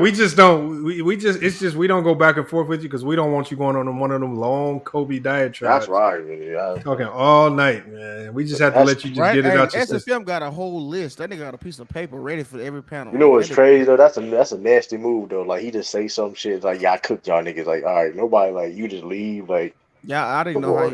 Yeah, but like I said, but Steph ain't better than Kobe. I stand on that. But nah, he's not greater. He's not greater, bro. He's not a better player. He's not better or greater. He's not either or. He's not a better player. I'll say this: impact. when it's all said and done, I have him being some passion Kobe though. When it's all said and done, I do. Bill.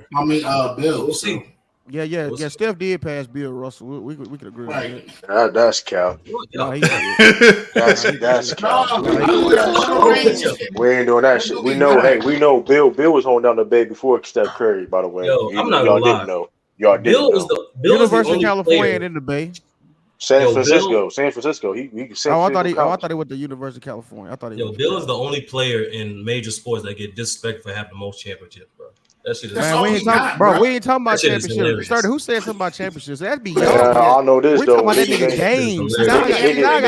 games. See, y'all got me out of reretirement. I said I'm gonna leave that nigga Bill Russell alone. And then nigga, you mentioned it. What the fuck? I tell you this. Five MVPs. You know what's funny though, man? You know what's funny? One player. You know what's funny? Bill was the first player to overcome a 3-1 lead. Super Mac, you with us? A 3-1 lead. That's kind of crazy, ain't it? That's kind of crazy. You still not naming those stats that he got, nigga. You just said stats don't matter with you, bro. I don't. First of all, don't argue, bro. All right, bro. The one thing. I can't hear nothing though. You can't hear us? Damn. Oh, what the fuck, wrong? Wait, Ralph. Superman, just put some headphones on. You got to put some headphones on, Superman. Ralph, you can't. I can't hear you from my computer. I can hear you from my TV. All right, you good now? Fuck it. Yeah, just keep listening that way. I guess. Old delay. That nigga Sturdy fell off. That nigga delay like a mouth. He said, "True to King Ralph." Oh my God, man! Why? See, this is how I know it got to be Goat Mike or somebody. True to King Ralph is fat as True to King. I'm still on delay. Nah, you good now? You good? And KD's top 10. Lick these. Pause. She always saying some pause with you, man. Oh, fuck that nigga, dog. You's a hoe. Tell y'all this. Get on this panel and talk. Use a hoe. I'm just saying, y'all keep leading these narratives on this internet, bro. Cause I really like y'all wouldn't even score against me in real life. That's the crazy thing about it, bro. What you mean, True? Y'all wouldn't even score against me. That shit crazy. True, man. but like. So you came on the pot. You came on the pot. Hey, bro, you came on the page. I just know, like, I'm be be real with you though. Like people like Lamont, like I said, Lamont played like ball. No, I he got that Lamont ball defense. Of course, we can't score. Lamont play, but if you, I'm be real with you. You ain't play like no college ball. You can't be talking to me, bro. I'm gonna be honest with you. Like you all my like for be honest with you. You not nice. No, some niggas, some high schools is damn near equivalent to college. So I mean, Man, no, it's not, bro. No, it's Yeah, it is. Hold on. True. I know. We scrimmaged. You said prep school. No. Okay, We prep scrimmaged school. against Simeon. We scrimmaged against Simeon, and they beat us in the summer. You talking about like high elite? But listen, we talk how many high school players are in the country? How many in the country? Simeon's a regular public high school. No, I'm talking about the level of players, bro. Right? We talking about the average fucking high school basketball player. Bro, I could have played junior college, but I said, you know what? Anybody could. I hung up that hoop dream. I'm not gonna go to the NBA. I just want to be a regular college kid. So, but you know that recreational center, I was busting them niggas ass. Man, listen, man. Hey, Hey, a lot of people feel that I way don't because that play grind get annoying. Yeah, that's what I'm saying. Because I had two homeboys. They went to William University. They went to another school, and I was listening to what they were saying. I was like, damn, bro, I don't know if I'm that committed to that shit. You know what I'm saying? Waking up at 7, going to practice. You still gotta go to class like everybody else. Nah, I wasn't trying to do all that shit. Hey, Katie, I never saw play college ball. Never said I played college ball. Bro, I think he just a troll, bro. Like, what are you talking about? Like, never said I played college ball. I said, but yeah, Lamont owe me a 1-on-1 though. Lamont owe me a 1-on-1 though. True, you don't want to play me 1-on-1, man. Yeah, 1-on-1. You like Kyle Lord. You like Kyle Lord that just can shoot, man. That's all. Bro, yeah, true. You probably would score. I'm just being honest with you. If you're just a regular casual, I'm gonna bust your ass. Man, you just say you're not athletic. True. So Citizen Lou said you're not athletic. Citizen Lou, I think he might hoop a little. I mean, so again, if you actually can hoop, I mean, I can see you getting some buckets, but if you don't hoop at all and you just a casual, you're not doing nothing, bro. Yeah, if you never played organized ball, you never went like Goat Mike. Like I can look at Goat Mike as Goat Mike. It would be hard to take him seriously if I played him. So I watch people's tendencies. So the thing is, Lamar, you know better not to show your stuff though on here though. Hold on, tendencies. You know better. Hold on. Okay, show your stuff on here because you said you were going to. Hold on, but look. I'm just telling you. Look, even if I showed you, it's not like you wouldn't be able to do nothing about it. That we'll have to find out and see, but. When's the last time you hooped, True? You're gonna say like 6 weeks ago or something crazy. Couple weeks ago. I ain't not 6 weeks. Not that's his hand up. That ain't gonna cut it right there. That's what I'm saying. I gotta be now 5-on-5. Though I gotta be more consistent on the 5, like just running this speed. You know what I mean? You might have a chance if you put a team together in 5-on-5, but 1-on-1, you're not coming close. I'm going to score. I'm going to score though. I wouldn't let you score, bro. I'm going to score though. Shoot like Sean Marion and shit. Nah, hell no. Hell no, I got hell no. He says 1 year at JUCO. What? At Mineral area? Oh, what the fuck that shit is, bro? You just be making shit up, man. You always be saying anything. Ralph talking like you can, but like I know Ralph, you can't. Nigga, I can shoot your lights out though. No, you can't, bro. I guarantee you can't beat me in a shootout. I'm not even a shooter. Yeah, I'm not even a shooter. Ralph, you can shoot. I didn't know you hoop. See, true that. That's why you. I'm not a hooper. True. That's why you be defending Draymond so much. True. That's all I can do. I'm a shooter. Hey, listen, man. Draymond can shoot better than me. That's all I do. Oh, you done for then? How the hell you gonna win a game? Hey, don't mean I can't hit him though. Hey, he put on a Hall of Fame performance in Game 6. Oh, facts. I don't. That's see. There goes Superman. Got it right now. He got. Did you? Are you caught up with us now? This is what niggas do, man. Superman, you good? You caught up with us? He delayed like a mother. Nope. Oh yeah, I'm good now. No, he said he's good. Delayed like. He's still delayed. He's still delayed a little bit. Word, Man, we had Superman. Just a slight delay, but it ain't too crazy. Just a slight delay. Yeah. But I ain't gonna tell you my whole arsenal, though. I ain't gonna tell you my whole arsenal. I ain't going. That's. What is mineral area top 10? What the hell is that? I don't even know what that shit is, bro. Mineral area top 10. That's not how that's casual. We don't honestly know, bro. It's places that there's hooping areas everywhere that people come from, bro. Like it's a lot of things that we don't like. You know what I mean? Yeah, it's like it's schools y'all never heard of that I know. It's like people rank people different by different state. I mean, it's just all. Dante DiVincenzo came from Delaware. Y'all don't know. Like it's a lot of things that people y'all don't know. Like people from everywhere, like random shit. You know what I mean? From where? He's from Delaware. Dante DiVincenzo from Delaware. Where? Delaware. You don't get that joke? You know what's crazy? You know what's crazy? You know what's crazy? See, that's that. See, y'all. All right, I was about to say something. I feel like I got some hoopers over there in Philly. I can't cap. No, I'm gonna be real. Hey, the best hoopers I ever played with, like just open center. I meet somebody from Philly. The worst be either like Chicago or New York. Busy killed y'all niggas though, Ralph too. Busy killed y'all niggas too. Yeah, New York is kind of overrated. Yeah, it is. Like they got one. It's only a. When I meet a nigga outside of New York, Lamont, and he hooping, that nigga be trash. Because New York try to act like everybody in New York can hoop. And really, the majority of people in New York, it's like one out of like it's like one out of like every some class to be like Delaware don't got no hoopers. Delaware do got hoopers though. I can name 5 all-time greats from the NBA. Now Delaware do got. What Delaware hooper better than Earl of Pearl? Bro, come on! I didn't say they're the best, motherfucker. I didn't say they're the best. The obvious Kobe and Wilt. Bro, busy just killed you on the program run this like last week. Nigga, Will Smith a better hooper than Vincenzo, nigga.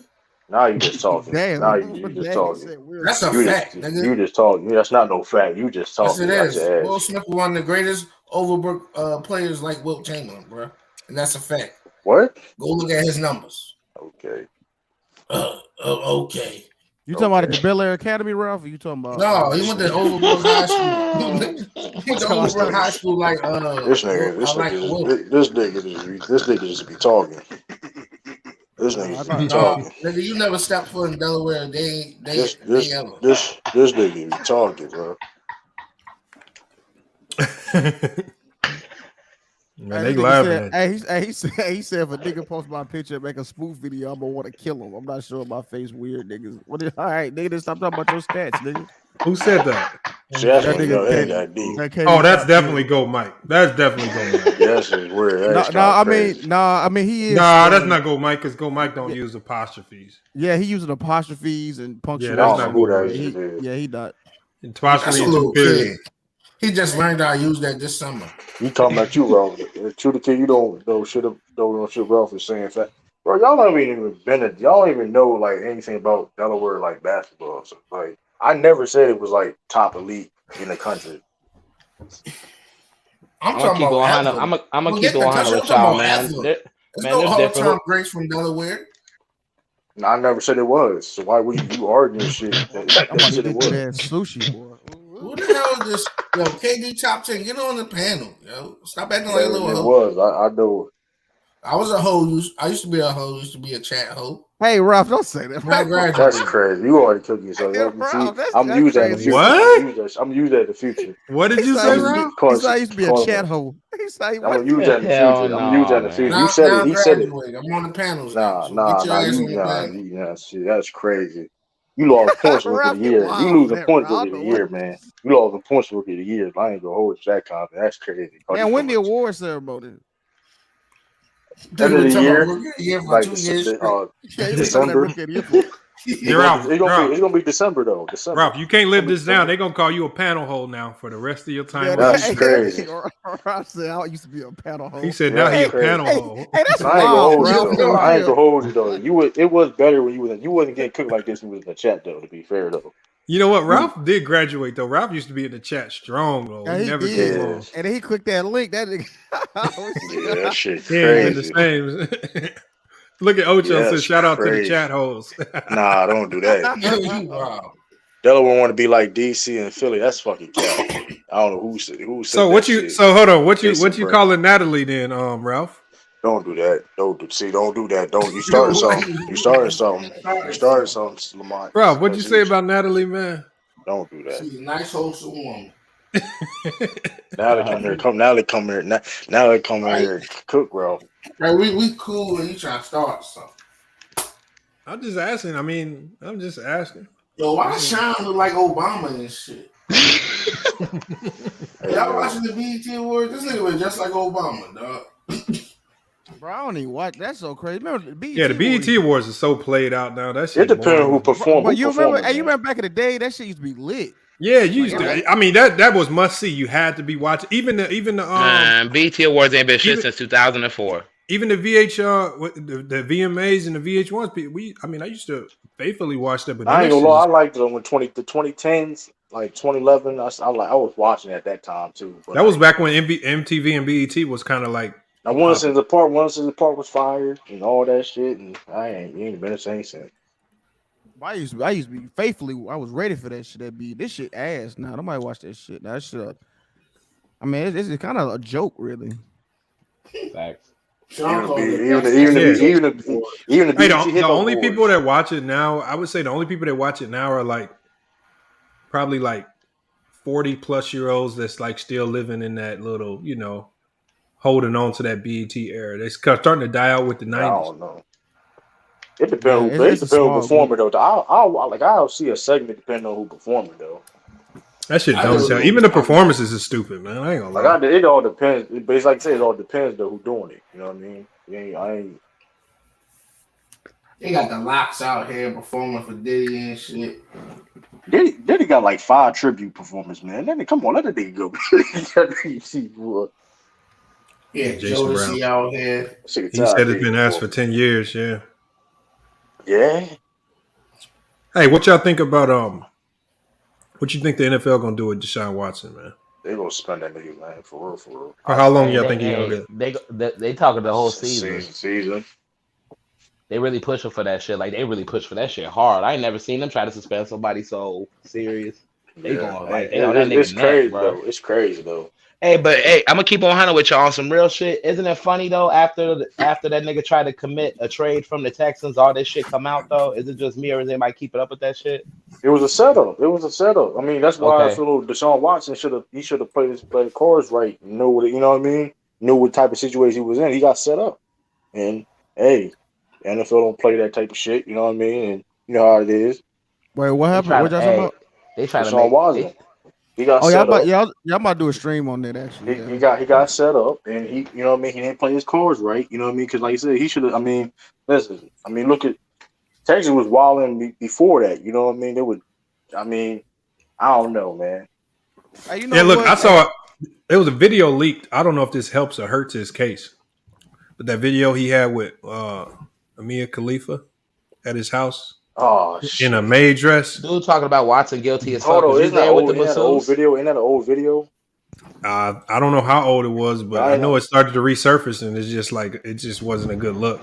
Yeah, man. It's the same. I'm just saying, man. It's all set up, but man, it's coincidence, right? He asked for a trade, and all this stuff coming in. Well, I don't believe in that conspiracy theory. I believe that I put it more on the women. I think it was a opportunistic move, and I think a lot of women saw. But who told them to do that though? You know what I mean, bro? You don't have to tell these women to do nothing. They see money. They see. I'm pretty saying that is coincidence, though, Lamar. You can't say it ain't no coincidence, bro. He asked for a trade. He asked for a y'all trade. basically saying that the team already knew. Yeah, bro, man, that nigga got set up, bro. That's what it. I mean, listen, man, bro. Them women didn't even have masseuse licenses, bro. He was cash apping them hoes $150. Like this shit. Come on, he got set up. They was prostitutes. Let's just keep it real. Yeah, that's what it was. None of them wanted the women to me would be more credible if they just came out and admitted they was just IG prostitutes. But you know that ain't gonna happen though, man. But if they admitted that, then I'd be like, shit. If they going that far to admit that, then they got to be. Yeah, but he's selling. A lot of them is really trying to act like they was really in school to be massage therapists. This is like, stop it, man. Come on, bro. I read the disposition on one of them. Right, they were saying he was talking in an aggressive tone to raise my hand above his upper thigh and all this shit. then after he cashed at me $150, I felt so. It was just some bullshit, bro. But you know what though? Hey, Lamont, I'm gonna be honest. I was thinking about boycotting the NFL, but you know what I thought about? This nigga just gonna play next year, so like, this nigga not finna stop playing. He ain't like he getting blackballed NFL, but like I do believe he got set up though, bro. You can't say like it's not. It's a coincidence that the man demanded the trade and all this stuff happened. Like Hey, did y'all hear how he? Gonna settle the settlements? Yeah, he been doing that. He been selling with some. Yeah, he's selling like he paid like what is it like 100,000 or something like that? Something like that. No. And did y'all know how he raised the money? Did y'all hear about how he raised it? He gonna pay him from the proceeds of his upcoming video, Tug Jobs, NFL Tug Jobs. No, he's stupid. Nigga stupid as hell, man. Nigga, no, too much crazy, man. Hey, he'd have been better off just doing OnlyFans, just finessing it through OnlyFans. But see, I thought them niggas had like a team that like go on IG and find bitches. Like I didn't know why he. Like I don't understand. It seemed kind of slow. They trying to make it seem like he a freaky, creepy motherfucker. He got set up, man. I'm trying to tell y'all, man. He like them Tug Jobs. So and why I'll tell you this: he settle if he got the DMs and the woman was deleting? I'm gonna tell you what happened though, bro. Because this is what it is. Because this is what it is. He didn't assault nobody. That's what the claims is, that he assaulted them. He didn't do none of that. He got his service, what he paid for, right? And they probably wanted more money. Hey, this is the testimony that really the news outlets, and I'm gonna do a video on it this week. But there was 2 witnesses that they brought up in the grand jury that testified in front of the grand jury, and it was 2 women who said that they were approached by these women and these attorneys to get onto the suit. And they were basically telling them, look, I don't know why you asking me to get on this suit, because even though we had an encounter through IG, nothing happened. And they were basically saying, even if nothing didn't happen, we still want you to get on and be a part of it. And so they kind of got caught. And these 2 women testified basically saying, look, they were just trying to force me to get on for whatever reason, to tag along to this suit and say X, Y, and Z when we didn't have that type of experience. And so that's what really blew up. That's what really made both the grand juries not formally press charges, because, and this is what the media ain't allowing to get leaked out, but it's going to get leaked out. I'll probably say within the next week or so. It's going to get leaked out because it's already getting reported on, and the depositions are starting to get leaked. But that's what basically happened. That's why the grand juries really refused to pursue criminal charges. The 2 key witnesses. So I guess breaking news: Colorado Avalanche won the Stanley Cup and beat the Tampa Bay. Man, I don't give a fuck about that shit. Let me stop, man. Hey man, black people invented hockey, man. Y'all niggas need to learn y'all history. Nigga, I know that. Don't mean I care about it. I ain't know that. He just broke some history. I mean, I care. No, hold on. Let me say that. I said it wrong. I don't care about the Colorado Avalanche winning that shit, though. You know what I mean? I would just drop it. But hey, yeah, I would just drop it. That was breaking news. Yeah, but that's good information, though. The sport we invented, we don't play it. Yeah, Escobar. If True had 230 million, he would definitely be doing his best to shine. Nah, but I wouldn't be getting fucking lawsuits and shit either, though. I won't be. Hey, listen. The way you said crabby dicks be so crazy. Like y'all, that shit wild. That's how they say it's crazy. They put emphasis on it. Like, y'all be putting the emphasis on that. Shit, every time, don't you? Get massages that crabby dicks from the chicks. Hell no. No, but hey, hold on. Katie Top Tier said he asked to get his ass ate. Come on, bro. See, this is what I be talking about, man. Get his flamingo. Get his weird ass out of here, man. Come on, bro. Hey, man. Hey, tell Brody. Hey, they got other podcasts and blogs for that, man. Tell me in the wrong section of that area. Come on, don't ask another grown man. Come on. No, he was talking about Deshaun Watson. He was talking about Wow, boo. He still said that shit in comment. Like, boy, get his freak body ass out of here. I didn't even know that what he just said. I didn't know nothing about that. Like, that shit No, crazy. he said a girl who fucked 10 guys because she likes them is much worse. Oh, I agree with that. Yeah, I agree with that. Yeah, because at least them hoes getting paid. I tell you this though, the Browns fucked up. Don't agree with him, Lou. Don't get him no light. Just keep him moving. Fuck that nigga. We said fuck that. I tell you this though, the Browns effed up though. You said the Browns what? They effed up for this. Well, they're going. Of course, they signed. They gave up like when they give up like 3. How many picks they give up for Deshaun Watson too? No, I think the one thing that's going to save them is that it's not the NFL determining the punishment. It's they got a judge. They paid a judge to make the decision. No, I just got the tweet, Lamont. They said the NFL is pursuing the maximum. Like they want. I know, but the NFL. Hold on, the NFL can only recommend. Like right now, it's like a prosecutor and defense team. They can both sides can come together and at least come to an agreement on the punishment, which is like a plea agreement, or they can both. If they can't come to an agreement, they allow the judge. Roger Goodell don't have the. So Roger Goodell don't have the power. So she's gonna take all the information. And she now once she comes up with a punishment, if any at all, then the NFL can appeal it, but she's making the final decision on it, and so that's what changes it. And then, like if she's reading the same information that I'm reading in these depositions, the women's cases are starting to look less and less credible. The more you read, when you look at the deleted messages, when you look at them taking down their IG pages, when they was basically selling themselves. When the history of other men that they've done the same thing with, because Deshaun Watson's team has gotten like 30 men as well that are going to be with that can potentially testify in a civil case. So again, so why they settled it? People, no, Deshaun Watson, it's in his best. He needs to get this done before the season starts. He needs to get this like the look is bad. He's just trying to get the case gone, but the facts still remain. He still has a lot of evidence in his favor that nobody's talking about. Right. Oh shit, Kanye on this young again? Kanye on the BET Awards. How much they pay that? Yeah, that's exactly. Why ain't they suspend Robert Kraft? Slimy ass?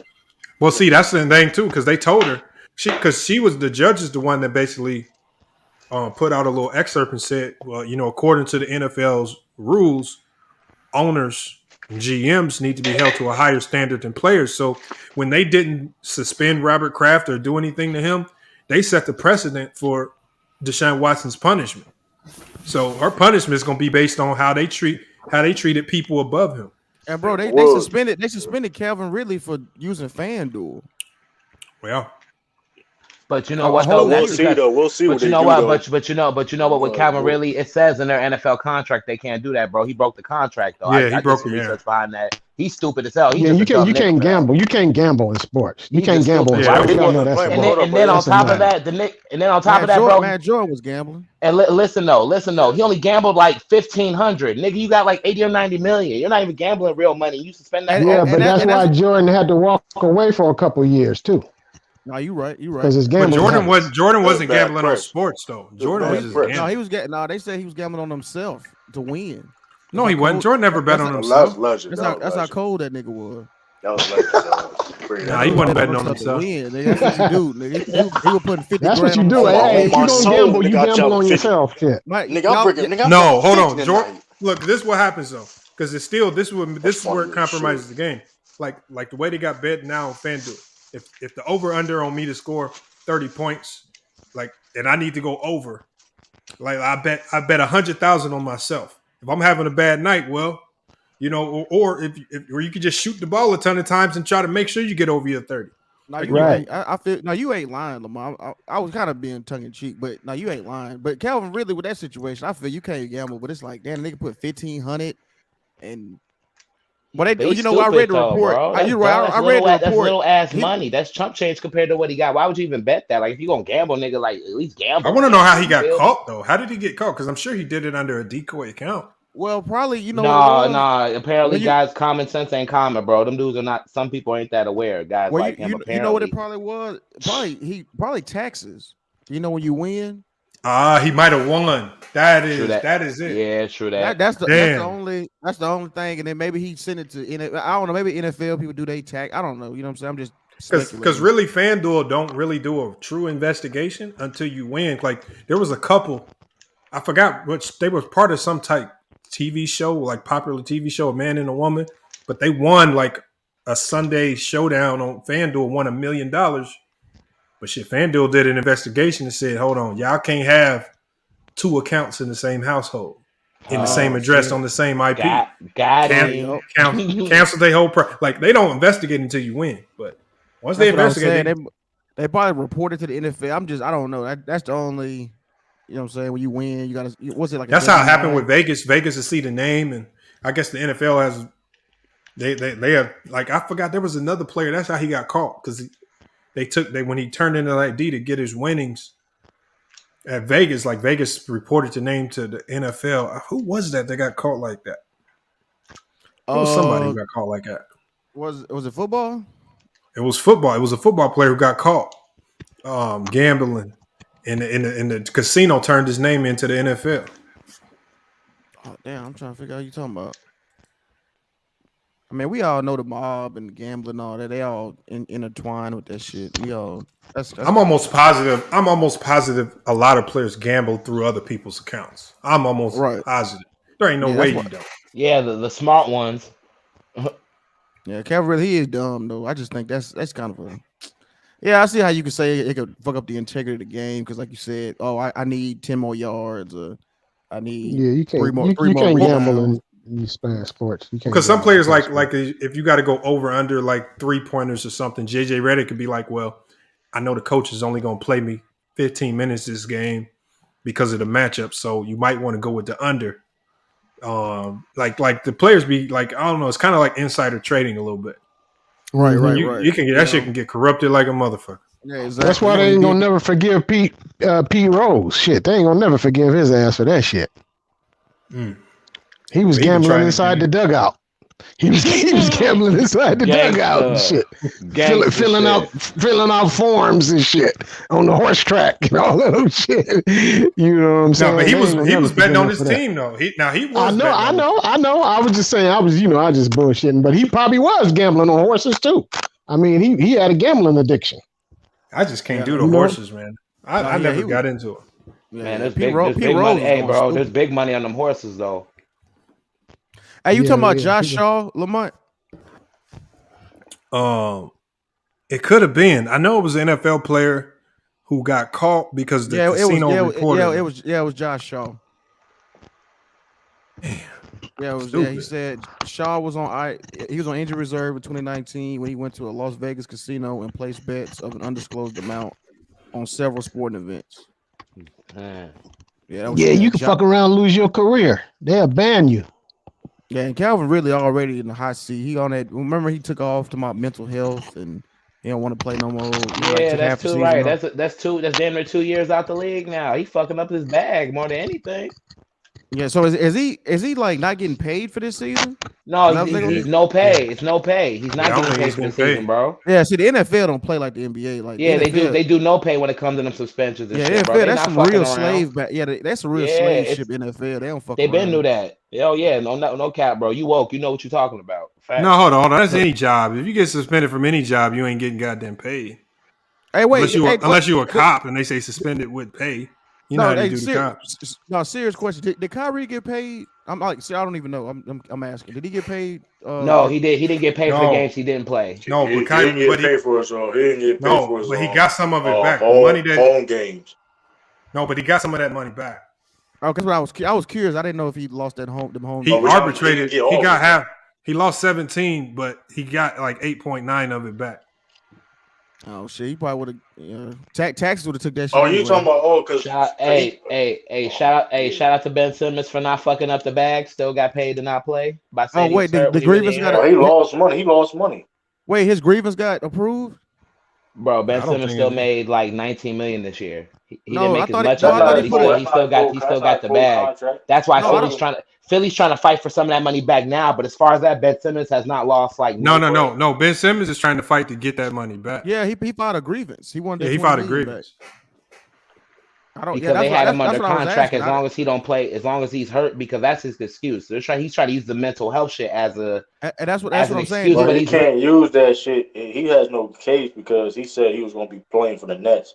But you know what? But that's why he's That's why he's playing the hurt scene now, bro. Don't forget, he just had back surgery. Now he's gonna play the injury role. But that shit, it's not a strong case though. It's really not. Hey, look, let me show y'all how. Did he go with the back surgery? Yeah, he had back surgery last month. He did. That's why I said shout out to Ben Simmons for not fucking up the bag. No, but I think he did fuck up the bag because the grievance wasn't never approved. I don't think. Hey, y'all, look at how Jalen Brunson cost me like $9,000, man. And how much money you put on it? You put like 100? Nah, I only put 15, bro. Man, you could have made that. Damn, it's up like that on FanDuel. Hold on, let me show you. Yeah, shit. Look at this parlay, bro. Look at this. This is a crazy parlay, bro. I had Devin Booker. I'm in Cali. I can't use FanDuel. I had Devin Booker to score 20. He hit that. Luka under 8.5 assists. He hit that. Phoenix Suns 1. Booker under 4.5 assists. Finney Smith under 2 threes. Cam Johnson under 1 3. Luka under 9.5 rebounds.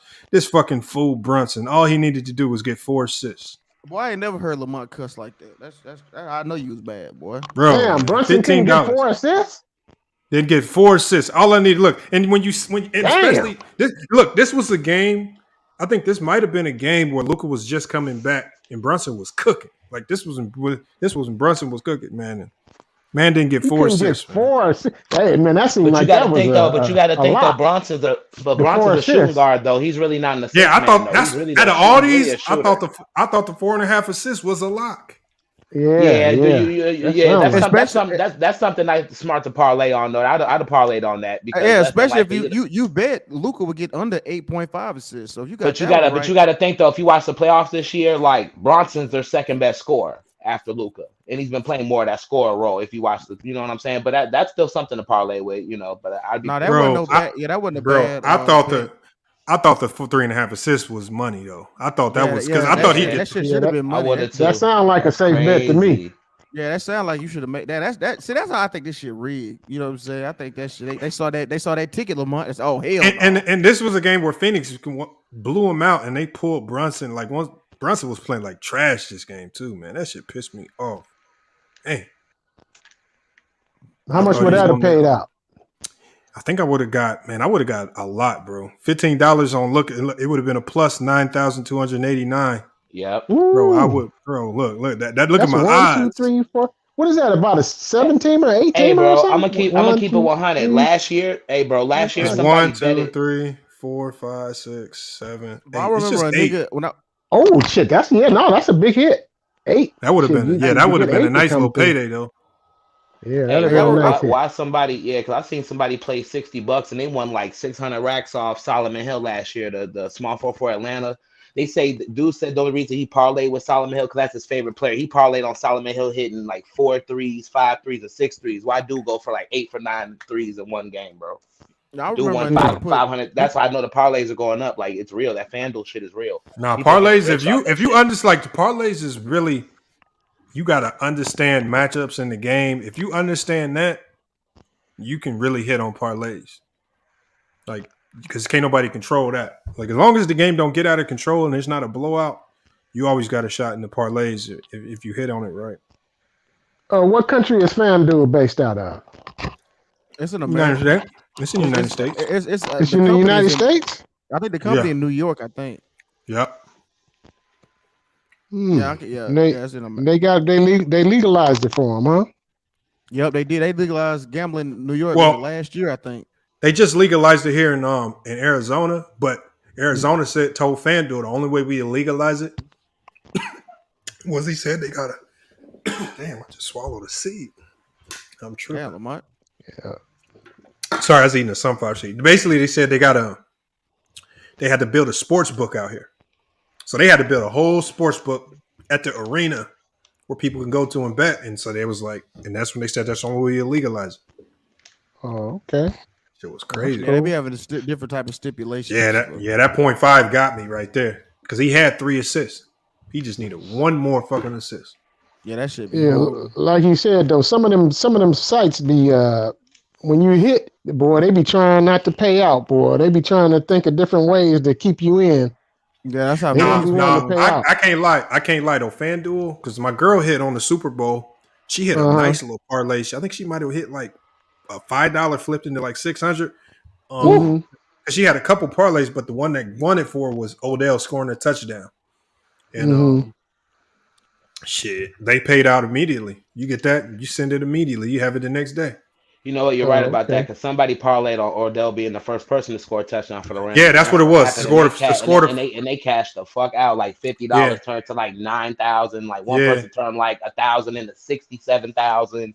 Yeah, like bro. Like it was like who's gonna score the first touchdown? I think that was one on the ones on her parlay. Yeah, but I think parlays is good because you can just take $1 or $2 and just do a ridiculous parlay, and you got a shot to win big. Like if you lose, fuck it, it's just $1 or $2. Like it ain't gonna kill you. Bro, I think parlay is even better in football, especially on football games. Well, I know on FanDuel, I remember a nigga put like 7 bands on I think it was James Harden getting 51. And that nigga, that game went in overtime. He hit like a free throw. That nigga hit 51 right on the head. That nigga got like 41,000 or something like that. But I would never bet on a player hitting 50 points though. That's ridiculous. Yeah, 50. Yeah, that was. But it wasn't looking like he was gonna get it. Have a hot night. It wasn't looking like he was gonna. It was around that time. Y'all remember when he was going crazy? Like he was like for them. The only way I bet that is if I know James Harden. That year he should have won MVP. Yeah, I know. The one he's putting about him triple double, the 60-point triple double, 50-point triple doubles, and all of that. I'll be right back. Season. All right, look at KD top 10. He said women with 2 kids and 3 baby daddies complaining about abortion. Man, y'all gotta stop, man. We can't argue the Roe v. Wade over here. He said, place a bet that none of y'all can put on skates and score +1. Oh my God, stop it, man. I can't put on no goddamn ice skates and score no hockey goals. Yeah, Joe Boy said they always pay out. I ain't never had no problem with FanDuel paying out. Oh, okay. My biggest win was 10,000. Who I used to do it with, Bet on Sports or something like that. Bet US. Boy, they used to try to make up all kind of excuses when I hit their ass, boy. Oh, you can get a triple play, and if you want to bet it back and all this old shit. I'm like, man, just send me my bread. Now, this is what I've seen FanDuel do. There's a certain style of betting that people do where it takes the odds away from the casino and puts them in your favor. Like there's a way you can place certain bets to where you always going to win one of the bets and you always going to come out ahead. And if they see you doing that particular style, they'll kick you off the platform. They hate that.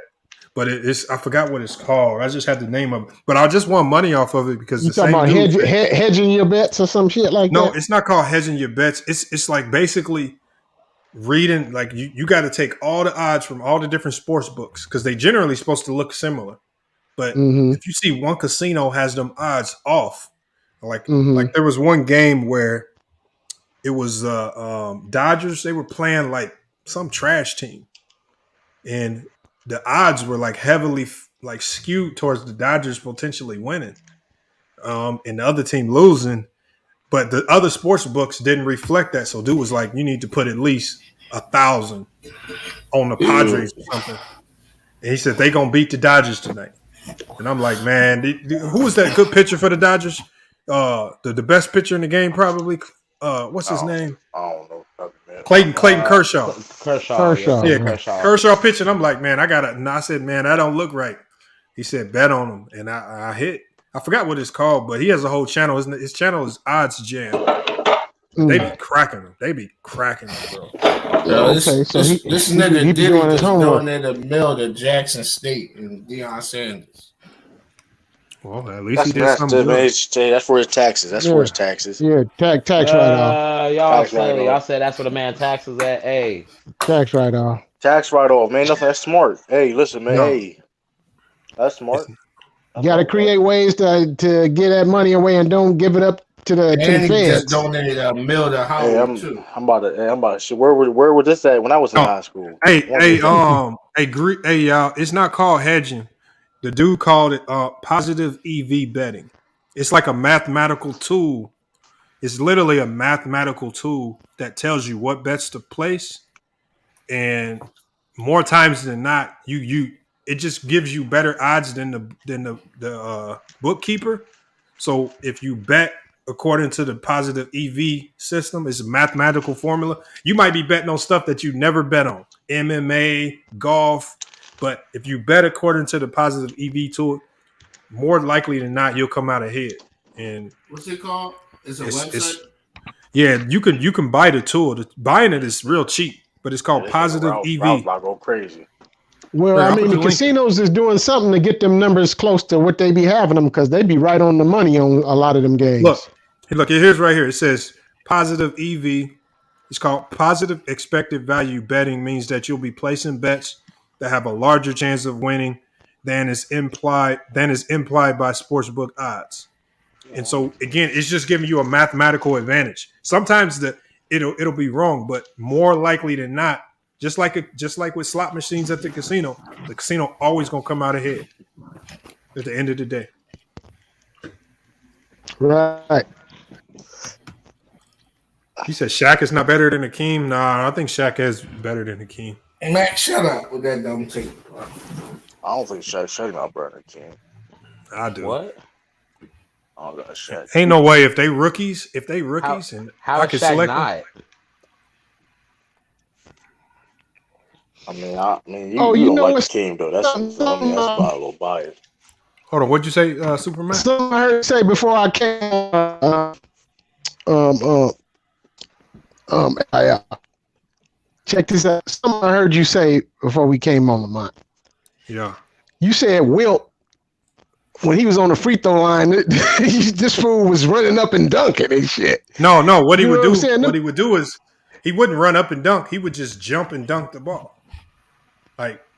And so right. But so look how advanced the game is now. So to me, the cats like that played in that era, I gotta say that they are the pioneers of the game. I gotta put them in a separate thing from top 10. I gotta put them in a pioneers thing because some of them cats. I was looking at some other lugs that cats were saying. They were saying them cats didn't even know how to dribble back in them times. They was dribbling with two hands like little babies dribble and shit. They were Bob. So look. So fair though. So look at this. Yeah, so look at this though. The NBA really didn't change until the ABA and the NBA merged, right? Right around that era, right? That's when the threes, because the ABA was the first ones to shoot threes and shit. Yeah, right. So that's the era where you should start judging it from as far as top 10. Them other cats, before them eras, we should just put them as pioneers. Whoever was the best, they automatically get their status as pioneers of the game. He right. Hey, I agree with OG. Yep, he right. But at the same time, though, but 60 years from now, people gonna say the same thing about Steph Curry. You pioneer. If you want to be fair, because the game is going to always keep evolving, so you can't use that argument. So what they gonna add 5 point shots? You think may not know. They may gonna add 5 point shots. They may add a 4 point. Hold up, don't be surprised they add a 4-point line in the future. Don't be surprised. Stupid as hell, bro. You can say it's stupid or you want to. Don't be surprised it happens. So all I'm saying is, but like I said. How that's done when we're practicing? How is it done, Rolf? When the Rockets already practice facility already have the 4-point line already set up? How is that done? You talking about a practice facility? I'm trying to tell you. Okay, they said the same thing when the 3-point line was implemented too. Oh, that shit's stupid. Why? Okay, why the NBA took the NBA was gone. Well, okay, and the NBA, and what did the NBA? Okay, the ABA started, the NBA didn't. What did the NBA do? They took that shit from that. What are you talking about? They said it was stupid. You don't have no YouTube videos. Well, they merged. That's what I'm saying. That's when it was a more modern day form of basketball. I think when they merged that, when Julius and all of them came over to the NBA. To be fair though, the dribbling. Be fair though, Bob McAdoo and all of them. You see now. would be called carry back then. To be fair, dribbling Hey, salute, Moonlight. Appreciate you pulling up, Moonlight. Right, it's that old school shit. You know. Look at this. Look at it. I just want y'all to see because we can see. Look at that, bro. No. Yeah. Bro, that won't cut it, bro. That won't cut it. What's That the won't. rule? The rule change. What you mean rule change? This is skill. You couldn't dribble like the dribble you see now. Hold on, the dribble you see now. Back then, it'd be called carry, bro. I mean, it would have been called carry, bro. That's why you see how they were dribbling like that. The rules changed, bro. Like when especially dribbling. Hey, did you see the stat that Wilt had hella games under double figures in the finals? Bro, look at this, man. He just dribbled around, buddy, without literally any real resistance. With one hand. No crossover, no in and out, nothing. You could, like I said before, dribble moves like that, what you name it, wasn't allowed at that time. So you can't. I mean, he'll bust your ass in ball. Bro, look at this. He ain't switched hands yet. Shit, they bust your ass in ball, Lamont. That's crazy. Okay. But yeah, they made NBA. Hey, listen, they made NBA.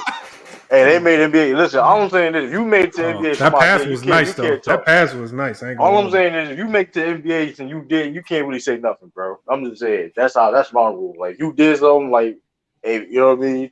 Shit. He just dribbled up the left side of the court with his right hand, man. Ain't no way in hell you get away with that. Man. Hey, but see, you showing color. How about the shit that wasn't in color? I know it's worse back then. Worse back then. That's what I'm saying. They this is on their own pioneer. This is Wilt Chamberlain days. I can't judge the top 10 from cats like that, man. They're gonna say the same thing 50 years from now. Niggas ain't gonna be saying no Steph Curry. Niggas 60 years. Niggas 60 years when they gonna have Steph Curry in their top 10. Bruh, and then if it don't evolve no more, you're gonna be salty as hell. Bro, how the game always gonna evolve, bro? Let's not. No, it's not. Hold on, there's your man. There's your man, Bill Russell. Look at that screen. Look at the screen. Oh, there wasn't no screen. Hold on, he was about to do a screen though. That's what I thought. He's salty as hell. How you go? You don't even know his plays, yo. To me, I don't know what his plays. Wilt giving this man buckets, bro. Wilton scored on this man like 5 times in a row. Wilt was on another level, yo. This man can't play ball, bro. Hey, they can shoot though. I ain't gonna lie. They smacking that jumper though. There ain't no defense.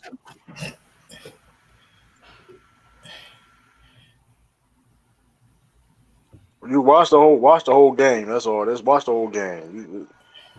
Hey, to the king. You remember what I told you about your boy, huh? Who my back boy? in the day? Austin. Oh, Billy, the Billy Goat?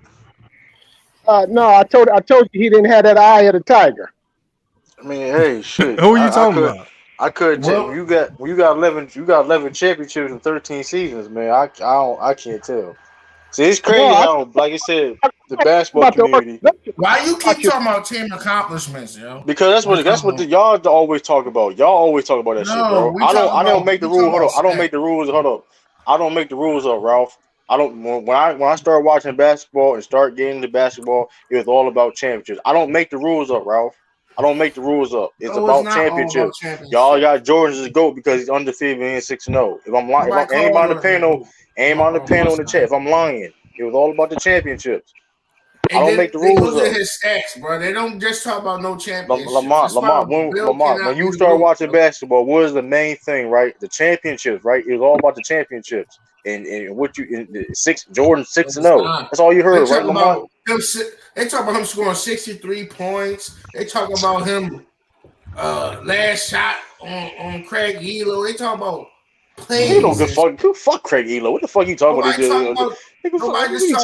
Hold on, yeah, we got C Jackson just pulled up. What's good, man? What's good with it, man? I just wanted to say on your point of Draymond Green being the best defender all time. Yeah. You know, if wasn't given because he wasn't given that defensive player of the year that year, I can't say that can't say LeBron is, because I really believe LeBron's best defensive player of all time, because he's really the first that was able to really lock down 1 through 5. But being that he doesn't have that hardware, I definitely would give it to Draymond as of right now. And the only reason why, because of today's game. Obviously, Draymond couldn't do what he did back then in the 80s, going against Shaq and stuff like that. But just look at what Draymond did this year. Draymond could play 1 through 5, and he literally held Nikola Jokic down, 2-time MVP. Now, he didn't hold him down to like below his percentage, but when the road, he put him on lock. LeBron guarded a center, bro. That's blasphemy.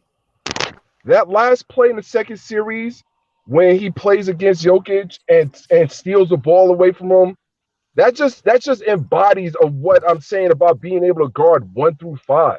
Know what I'm saying? That's a 2-time MVP and a crunch time play. And for him to take that defense, there's plenty of times in crunch time plays where they try to go at Draymond, and whether it's last second plays or halftime plays at the buzzer, they try to go at him, and it never goes through. And that's what I'm saying about being able to play 1 through 5. For you to be a defender, yeah, he's not going to be the Kawhi. Yeah, he's not going to be the Jordan. But what can you do when you're not in that position? What can you do when you have to switch? Being that today's games being about switching, rotating everything, what are you going to do when you have to play against a point guard and you're the 5? What are you going to do when you have to play against a center switching and you're the 5? Draymond's a 6'6" guard. I'm 6'5", okay? This thing is 1 inch taller than me and guarding 7-footers and taking them out their game. Gobert takes him out of his game. Whatever any 7-footer that doesn't have an offensive game, it is now a liability to have them in there because Draymond just takes them out the game. And so that's why I think he's a great defender, one of the greatest of our times, if not the best, because just like I said, the versatility. So I'm asking you a question. What's Rudy Gobert's game? Rudy Gobert's more defense, but you take Rudy Gobert. But this is what I'm saying about Rudy Gobert. We see how LA Clippers exposed them. We see how everybody exposes. Rudy Gobert is a great defensive player during the regular season. Once the playoffs start, all that shit is out the window. All that shit is out the window. So this is LeBron guard a center, bro. I think what he means with Draymond is that this right here. The problem with Draymond is this: when Draymond gets the ball offensively, he's just not a guy that's standing on the block. He's worthless. He's a center that's pushing the ball. So let's say if you do have your 5 or even 4 guarding Draymond, that 5 or 4 can no longer protect the rim. They can no longer be a force on the inside because now they have to figure out, okay, as a big, if I'm guarding Draymond, how do I guard him out on the perimeter when we know he's looking to play make? And that's where the mismatch comes in because people just think it's about one-on-one matchups. I think the coaches are now having to figure out, okay, how do I still rim protect? How do I still have good help defense when Draymond as a forward/center is pushing the ball up the court? And we know my center, if he's a true center, is not going to be able to guard on the perimeter like that. Like, and that's the problem. You're stretching, you kill. And this is why the Warriors force teams to go small. People was wondering, how come Memphis is not playing Steven Adams? You cannot play him, especially when Looney's not on the floor, because it will start to be a liability as soon as the Warriors get a stop and Draymond pushes it. That's false. Steven Adams didn't play because he had COVID. Okay, well, Steven Adams was there. At the first 2 games. He was in the later half, but Steven Adams wasn't going to make a difference during that because of what he just said. You put Draymond in there, Steven Adams is a liability because they're going to switch off of him. And you can't have Steve. If Steven Adams is at the 3-point line, what good is he in the game? And that's what Draymond does. Draymond brings your center out of the game because he's a liability now. The center is not going to be able to stay up top at the top of the key guarding Draymond. He's no good in the middle because he's up top of the key. So Draymond's a very unique character. He doesn't need to score but he has just as big an impact as a scorer. If anything, I don't understand why teams don't put their best defensive player on Draymond. Because to me, he's the point guard. Boston did that. Boston did on the point guard. Hey, we counter move the counter moves. That's what we do. No, Boston because Boston against. Hold on. Let Superman go, y'all. Let him go. Against Memphis, we figured out all we got to do is go straight downhill against John Morant. But John Morant got hurt, so we weren't able to finish what we was going to finish off. So when John Morant went out, the better team in Memphis started to play because they play better without John Morant. So we had to figure that. We had to go back and counter the counter. And then against Boston, I'm gonna tell you what we got against Boston. We got Day, and then we got Dre Magic in Game 6. All through this series against Boston, we got Day. Hey, who can tell me somebody that took over a defensive player that took over a whole game? Game 2. Did Draymond not take over a whole game? Andrew Wiggins. Yeah, Andrew Wiggins is an offensive player. Did Draymond not take over a whole game? He shut down Tatum. He shut down Horford. Took Robert Williams out. He shut down damn near everybody game 2. And he was bullying Tatum. He mentally took Tatum out the game, but that's why he was pissing him off purposely. He was getting them boys out. Everybody out game 2. Y'all really bullshit though. Like he had a good game too. Don't y'all bullshit. Draymond plays the mental game, bro. Basketball's also a mental thing, bro. It's not about stats all the time. He took them all out game 2. He took Grant Williams out the game. I've never seen one person. And he was like a wrecking ball in game 2. Game 6 was the statistic game. Hold on. Let's be real though, bro. Hey, game 6 is when we got Dre Magic. That's when you saw Dre Magic. Triple double. I'm gonna kill that point. Hold on. All that being said though, right? Draymond and everybody else agreed that he didn't have a good finals, bro. So let's cut all that bullshit out saying y'all not true. He admitted that he didn't have a good finals. He admitted that he had good finals. He didn't. Hold on. He said that after game 3. He was trash. Hold on. He said that after game 3. True. Stop it. Okay, and that being said, though, he had 2 good games in the finals. He had 2 good games. Don't matter. Hold on, you only need to win 4 games. Hold on. I'm not taking anything credit what he did to help them. But I bet you would have. He had a bad. I bet you would have exchanged some of Tatum's performances for 2 good you guys ones. are talking about. Y'all keep talking about stats, bro. It's more that if y'all watching the basketball. I'm not looking. I didn't say anything about stats. I didn't say anything about stats. Bro does more. Bro does more on the court than what y'all talking about. If y'all knew basketball, y'all would know that. I didn't say. Hold on, Christopher. What stat did I say about Draymond? I didn't say nothing about a stat. He didn't play good. I didn't say, bro. I didn't say you per se. I didn't say you per se. I'm just saying a lot of people go off. He didn't play good in that finals, bro. Let's not act like. Okay, well, hold on. What is not playing good in the finals? What games did he not play good in? Because he played good in game 2. 1, he played good in game 5 and 6. 1, 3, 4, and 5. Yes, he did not play good. So let's not lie. Okay, so he played good in 3. He played bad in 3. No. Hold on. He didn't play good at 1, 3, 4, and 5. What are you talking about? Well, he played good in game. He played good in game 4. No, he did not. All right, bro. He had a bad finals. The nigga had 8 points a game. What's a bad finals to Draymond, bro? Because he's not. All right, we're gonna do this. So what determines a bad game to you guys? What's a bad game for Draymond to you? Hold on, we're gonna do this. This is a bad final. The nigga was 1 for 7 in game 4 because we're not forget about. He's not an offensive player, so that one. Y'all say he do shit like holler at niggas and get in their head. That's what y'all be saying. Hold on, this is what we're gonna do. Forget about the scoring because we know that's not his thing. So we're not going. But he is known for playmaking, correct? He's known for playmaking, correct? Yeah. Passing, okay, so this is what we're gonna do. This is what we're gonna do. So, okay, hold on. No, you don't want to do that. Now, true. I'm telling you, don't go to assist. The dirty work. That's gonna hurt you. The truth. Don't go to assist. That's gonna hurt you. Hold on. So so this is so that's gonna hurt you. True. Finals.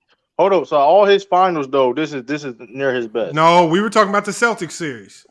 Okay, I'm saying his finals. Out of all his finals, this is near his best. So look, we go there in game 6, 8 assists, 12 rebounds. In game 5, okay. Hold on. In game 5, 6 assists, 7 rebounds. In game 4, 8 assists, 9 rebounds. Right? Count the blocks and steals too. Even in game 1, even in game 1 where you say he played bad, All right, he had 5 assists, 11 rebounds. Game 2. Hold on. The only game where he statistically was just off his kilter was that game 3, and then even that game 2. But outside of that, with rebounds and assists, he was on point with his average. He had a 97%. He had a 97 offensive rating in the finals. Okay, so that's horrible. That's terrible. That's terrible. So you saying hold on. Offensive rating. That's offensive rating, bro. That's offensive rating. What else does he do? But what else does he do on the court besides offense, bro? That have nothing to do with how many points you get. That's terrible. Last time I checked, you have to stop people from scoring 2 to win the game, sir. Whoever has the most is going to win the game. True. You said you said he had a bad game 4. So it's shooting 33% from the field. 12. Like, come on, bro. Yeah, but true, you said he had a bad game. He also held Jason Tatum to 30-some% shooting. But nobody talks about that. Hold on. He said so himself. He had a bad finals. That's not lie. He said so himself. That's not. Hold on, no, true. What you're saying is he said that after game 3 when he had a bad game 3. He did not say it at the end of the game. He never said that about having a bad final. Everybody never had That's not lie, bro. That's not lie. The haters, the Golden State haters said he had a bad final. This is not my opinion. This is people that rock with Draymond say he wasn't playing good. Bro, we watched the game just like you did, bro. We all watched the game. So what are you talking about? JJ Redick wasn't calling him out. She said that nigga was ass. So JJ Redick. Hold on. Let me. Okay, hold on. Come on, bro. There's people that rock with Draymond Green. Hold on, y'all. Hold on. So we're gonna start at game 4 because I know True said he played bad game 4. All right, he had 4 steals, 8 assists, 9 rebounds. Hey, how many turnovers, Lamar? Wait, I feel like he had 25 fouls in 6 games. Do the math. Okay, so what? 25 fouls in 6 games. That's all he can 4 do. Wins. Guard niggas. And 4 wins. Okay, hold on. Championship. Okay, so hold on. Is 4 steals, 8 assists, 9 rebounds bad? That's how many? Really no, good. It's not. Thank you, bro. No. Huh? 2. How many? Okay. No, actually, 2 turnovers. Okay, what game is this? Okay, that was game 4. We go to game 5. We're getting at game 5. He had. Okay, so in that game 5, he had 6 assists, 7 rebounds, and 2 blocks with 8 points. That's a Draymond Green. That's a Draymond Green stat line. That's a Draymond Green type game. That's Draymond. Bro, that's being the 5th option on the team. Like, come on, man. That's being the 5th option on the team. Like, come on, man. Hold on. And then we can go to. And remember, that was the 8 points he scored in the first half when they was face guarding Steph Curry like some idiots. So then we go to game 6. All right, go to game 6. 2 steals, 2 blocks, 8 assists, 12 rebounds, and 12 points. Wow. Hey, KD is top 10, you dumbass. Kyrie Irving averaged like 3 fouls a game. That nigga don't play defense. Shut your stupid ass up. Nigga, Kawhi averaged a minimum of what? Like 1.8, 2 fouls a game? Nigga, good defenders don't foul, stupid. True. That's true.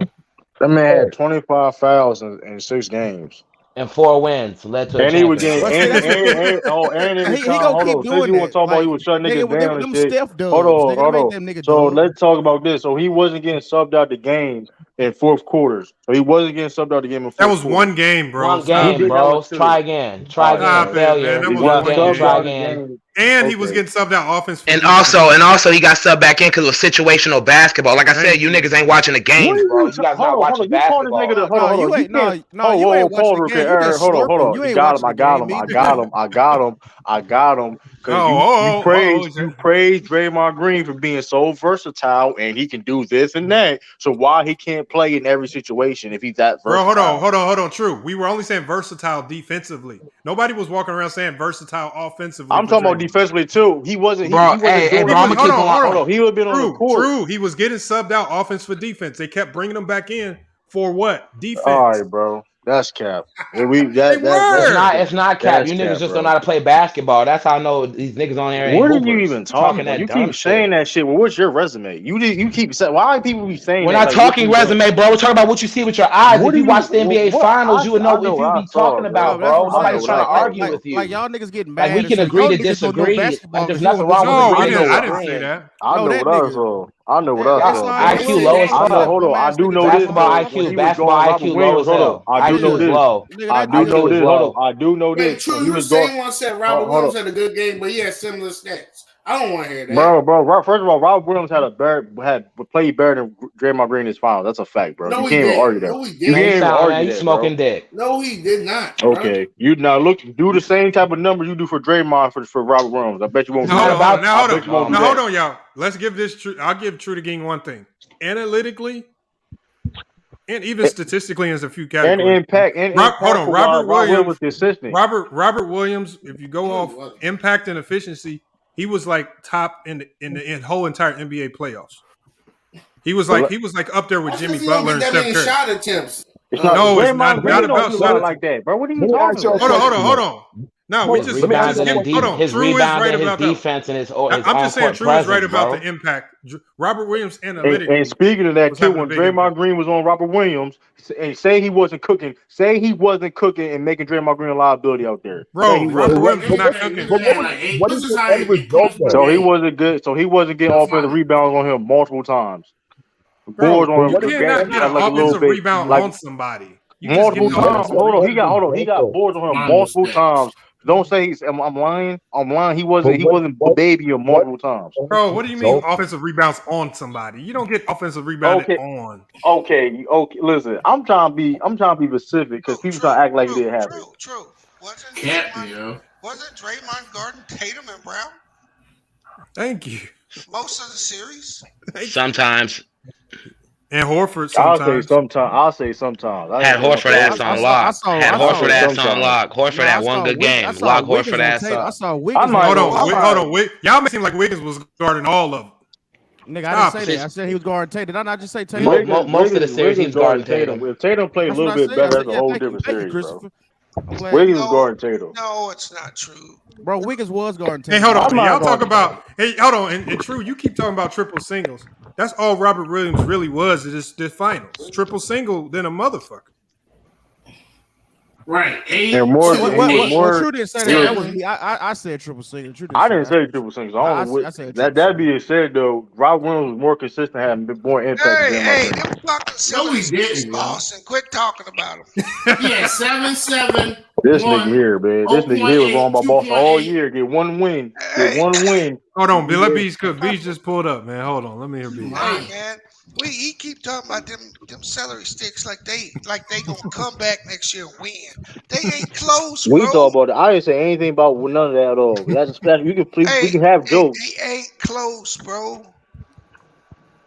They not close to winning no chip. Milwaukee. We're not even talking about that. Stay on topic. Well, you talking about them against the Celtics? No, we talking about Draymond Green. Oh, yeah. Hey, Lamont, what is this? He the best defender and shit ever. I think I've come to the conclusion he's the best defender of all time. Hey, you the gaslight king, bro. I always say that. Like I said, man, LeBron gets that. Hey, salute to you, Lamont. You know how to get a motherfucker riled up, though. I got to give you that, bro. Hey, Lou, that nigga be gaslighting that motherfucker. Wait, what? I just got back. What you say? Hey, he the gaslight king, bro. Oh yeah, he'll flip your team. No, he be gaslight the hell out of folks, man. Trolling. No, Draymond Green is probably the best defender. The crazy thing, you don't even believe that. That's let me ask you a question. All right, I like him as a defender, but I'm not gonna say ever in history. He's not. We all know that. Everybody knows that. No, y'all only say that because of nostalgia, and you don't like Draymond. No, I'm not saying that because I don't like Draymond, bro. I do like Draymond. I just haven't. He's talking to me. He talking. Okay. Fuck Draymond. He ain't better than Ron Artest. Nigga ain't better than bro. Cut it out. Nigga Ron Artest. You mean better world peace? Man, I'll take Tim Duncan over that nigga's defender. Oh yeah, no doubt. Yeah. I mean, that's Tim Duncan. Nigga, take exactly. You're talking Tim Duncan's one of the what? He's one of the top 5. Robert Williams or Grant Williams, Clone Red over. Why you bring them niggas up like they supposed to be like come on, bro. Hey, we all know that. Some of niggas had a better finals than them, which is cat. I ain't say anything about Grant. We're not talking about stats. You said Robert Williams had a better finals than Draymond. That was dumb. Yeah. Beast, they asking you who do you got as the best defender of all time? That's easy. That's easy. Kareem? No, bro. Kareem ain't on that list up there. That's Bill Russell, bro. Yo, stop the bees. You don't got nothing to determine that. No, bro. And followed behind Russell is Hakeem.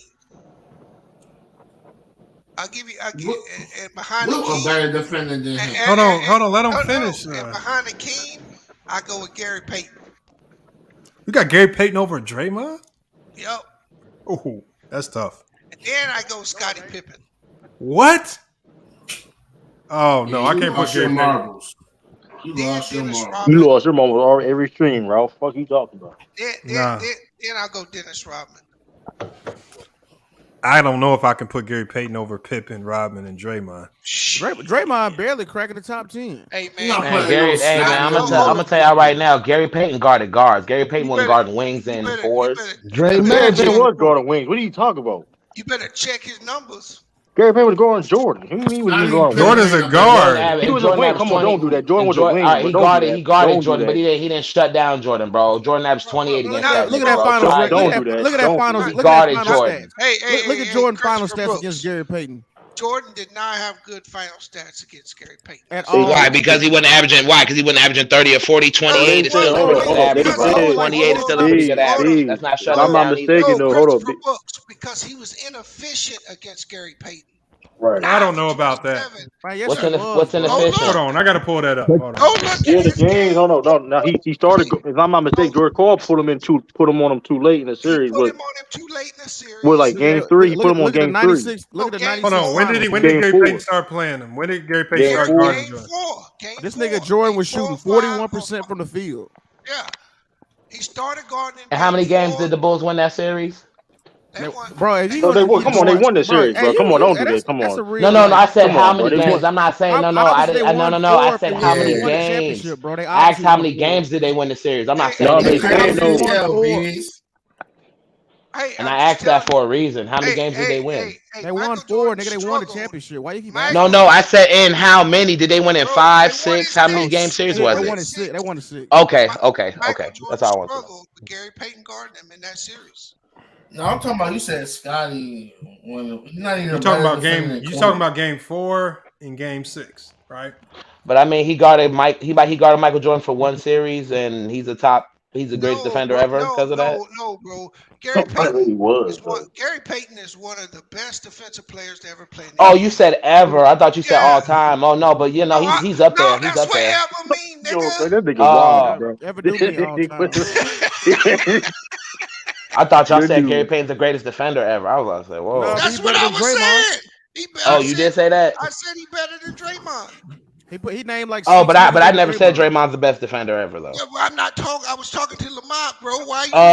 Okay. Because anytime you go with Draymond or Steph, he got to cut in and like defend No, bro. First of all, bro, I didn't say Draymond was the greatest defender ever. I'm just trying to figure out who everybody said. My man going attack mode every time. I'm not on attack mode, bro. How am I attacking? I'm trying to see what everybody's opinion is. I didn't say anything. Hey, I don't know. Hey, that game 6 was a Hall of Fame performance. By Steph? I agree. Hey, who is that? Draymond put on a great. No, by Draymond. Dray Magic. Is that Superman? Yeah. He put on that was a Hall of Fame game 6. That wasn't no Hall of Fame. He almost had a triple-double. Hey, do you know Draymond is top 10 in assists in the NBA Finals in history? He got a lot of finals. He got 6 finals appearances. He should. Here we go, man. Oh, cut it out. Oh, he been in 6 finals. So he should. Hall of Fame, do we not have 6 finals appearances? There's a lot of guys in NBA history that have been to 6 finals ain't got that achievement. Wait, what was it? You said he top what? Being the 4th option on the team, and not even being the top 3 option on the offense. He got to pass it. Zinazalou just don't like Draymond, man. He got to pass it. That was funny though. Yeah. What up, B? Tell me what his shooting numbers were game 4, 5, and 6. All right, hold on. So Jordan, right? Tell me what he shot. Okay, so Jordan shot in game 4, he shot 6 and 19, 31%, 0-2 from the 3-point line, but he did shoot 11 or 13 free throws. But from the field, he shot horribly. So So he scored 11 of his 23 points from the free throw From line? the free throw line, yeah. Okay. What did he do in game 5? All right, in game 5, 11 of 22 from the field, 50%, 0-4 from the 3-point line, 4 or 5 from the free throw line, 26 points. So that was a pretty good game. Yeah, and what did he do in the deciding last game? And in the last game, 5 of 19, 26% from the field, 1 of 3 from the 3-point line, 11 of 12 from the free throw line. Hold on. You said what? He scored 22 points and 11 of them came from the free throw line? Yep. He was 5 of 19. So if you actually looked at that as a whole in games 4 and 6, you telling me the nigga was 11 for 38? 11 of 38, yeah. And then you throw in a 50% game. What would that average out to be against Mr. Payton? Maybe 31%? Gary Payton didn't guard Michael Jordan every possession. So Hold on, I'm gonna tell you, Bees. Sorry about that. Stop it. Y'all niggas be capping about that shit, bro. We're not bro. Gary Payton did not guard Michael Jordan every fucking possession, bro. That's it. And Christopher, you So say this that you can make it seem like 35%, Bees. Yeah, and George Y'all talking about the numbers he held him to. Did Gary Payton guard Mike every possession of every of them finals? Majority of them make that nigga in the talking about that I see it, nigga. Did you see it? Majority of the time, bro. Don't do that. Like the fuck? And he shot 11% from the 3-point line. To this day, George Karl says he thinks he made a mistake because he didn't want Payton. He wanted Payton more on the offense, and he didn't decide to put him on there until game 4. He still thinks he made a mistake. Hey, that's cute. That's cute. That's cute. That's cute. And so, the first 3 games he shot. Game 1, he shot 9 of 18, 1 of 4 from the 3-point line, 9 of 10 from the free throw line, 28 points.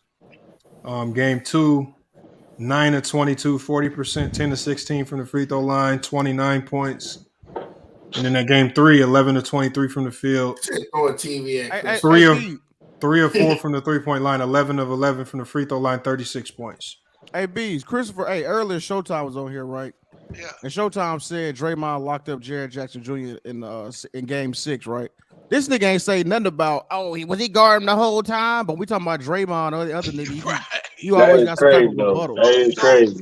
You ain't say nothing about did he guard him all game? You was laughing and shit when he said that. You said so what you telling me, Lamont, is that in the 3 games, in the 3 games he was guarded by Payton, the nigga averaged 22 points. You mean the greatest scorer ever averaged 22 points in 3 games against a good defender? Mike's the greatest scorer ever. Bro, will you stop and let him answer the question? It looked like to me, just based on the way it looks, because on the three games where Payton guarded Jordan, nigga said Mike the greatest scorer. Hold on, Christopher. Hold on, Christopher. He is. I'm not even talking. I'm talking about. Go ahead. Hold on. Hey, I'm a grown ass man, nigga. You shut up, goofy. Hold on, yo. What you talking about? Hold on, yo. Look, basically, when Gary Payton guarded Michael Jordan, Seattle was 2-1. And Jordan shot 35% from the field and 11% from the 3-point line. So if you had Payton on him the whole entire series, more than likely, the way those 3 games play out, they would have beat the Bulls 4-1 or 4-2. Facts. I agree. Just being honest about it. I agree. He was clapping down like his son. But you know what? No. I'm a realist, bro. I agree. Like when it's factual, I'm gonna agree with you guys. Bees, do you agree with this statement right here? I said this about Payton because a lot of the defensive metrics that I see here, Payton should have had at least 4 defensive player years in the 90s. Dude, he was a monster, bro. Hey, that's the only Seattle sport I done watched.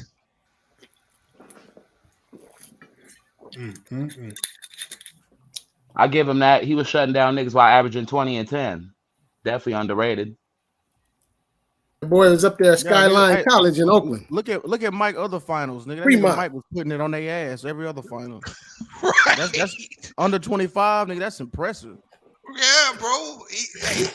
Yeah, it is. And the 22 that nigga was getting, he was getting it from the line, bro. Yeah, the majority of it was happening from the free throw line. He wasn't scoring on Gary. That is true. And that just shows you. Gary had that Michael Jackson glove. Hold on. I'm gonna throw this out there.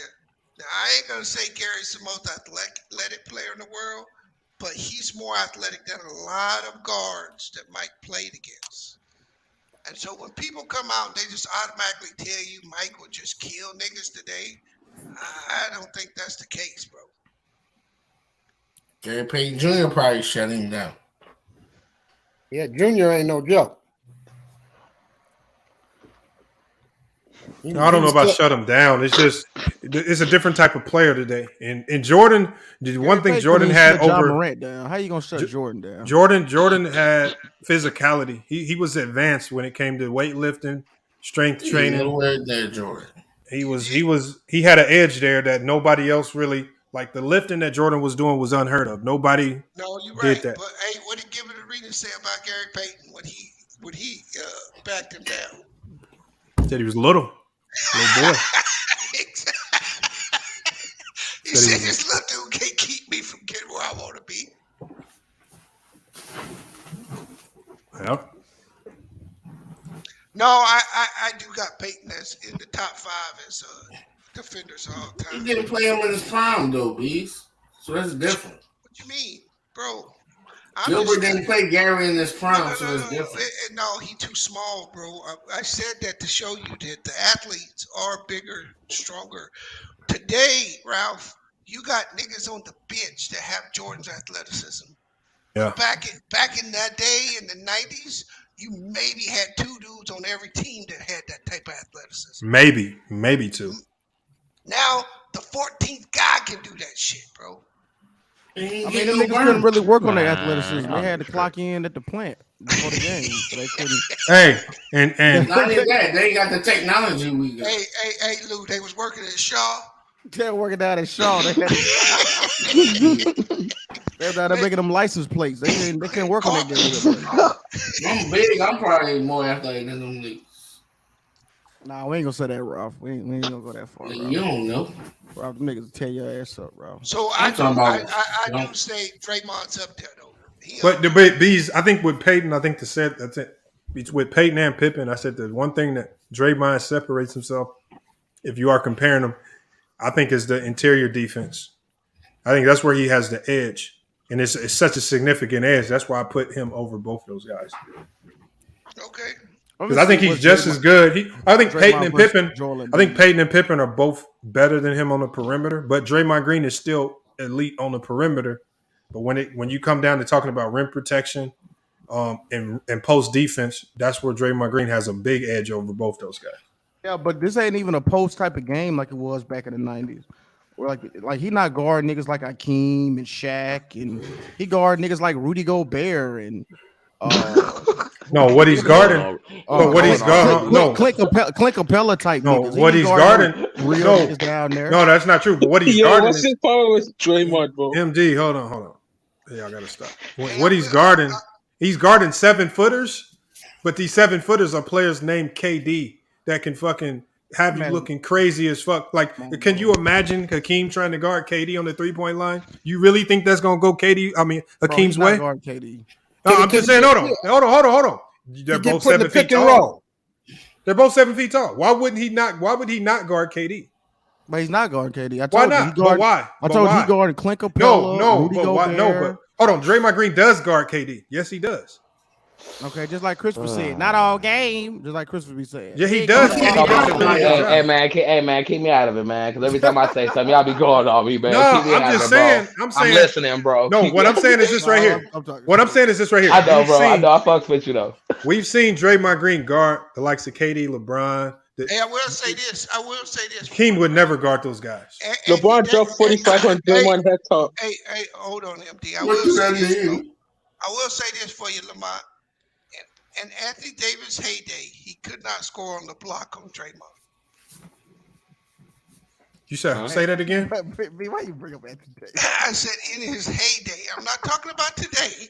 In his heyday, he couldn't score on the block on Draymond. But he was killing Draymond ass. I mean, they got swept, obviously. But he was still tearing that nigga up. No, he got points, but he couldn't score on the block. But that ain't really his game, though. He not a low post. We know that. But that he did that in New Orleans, though.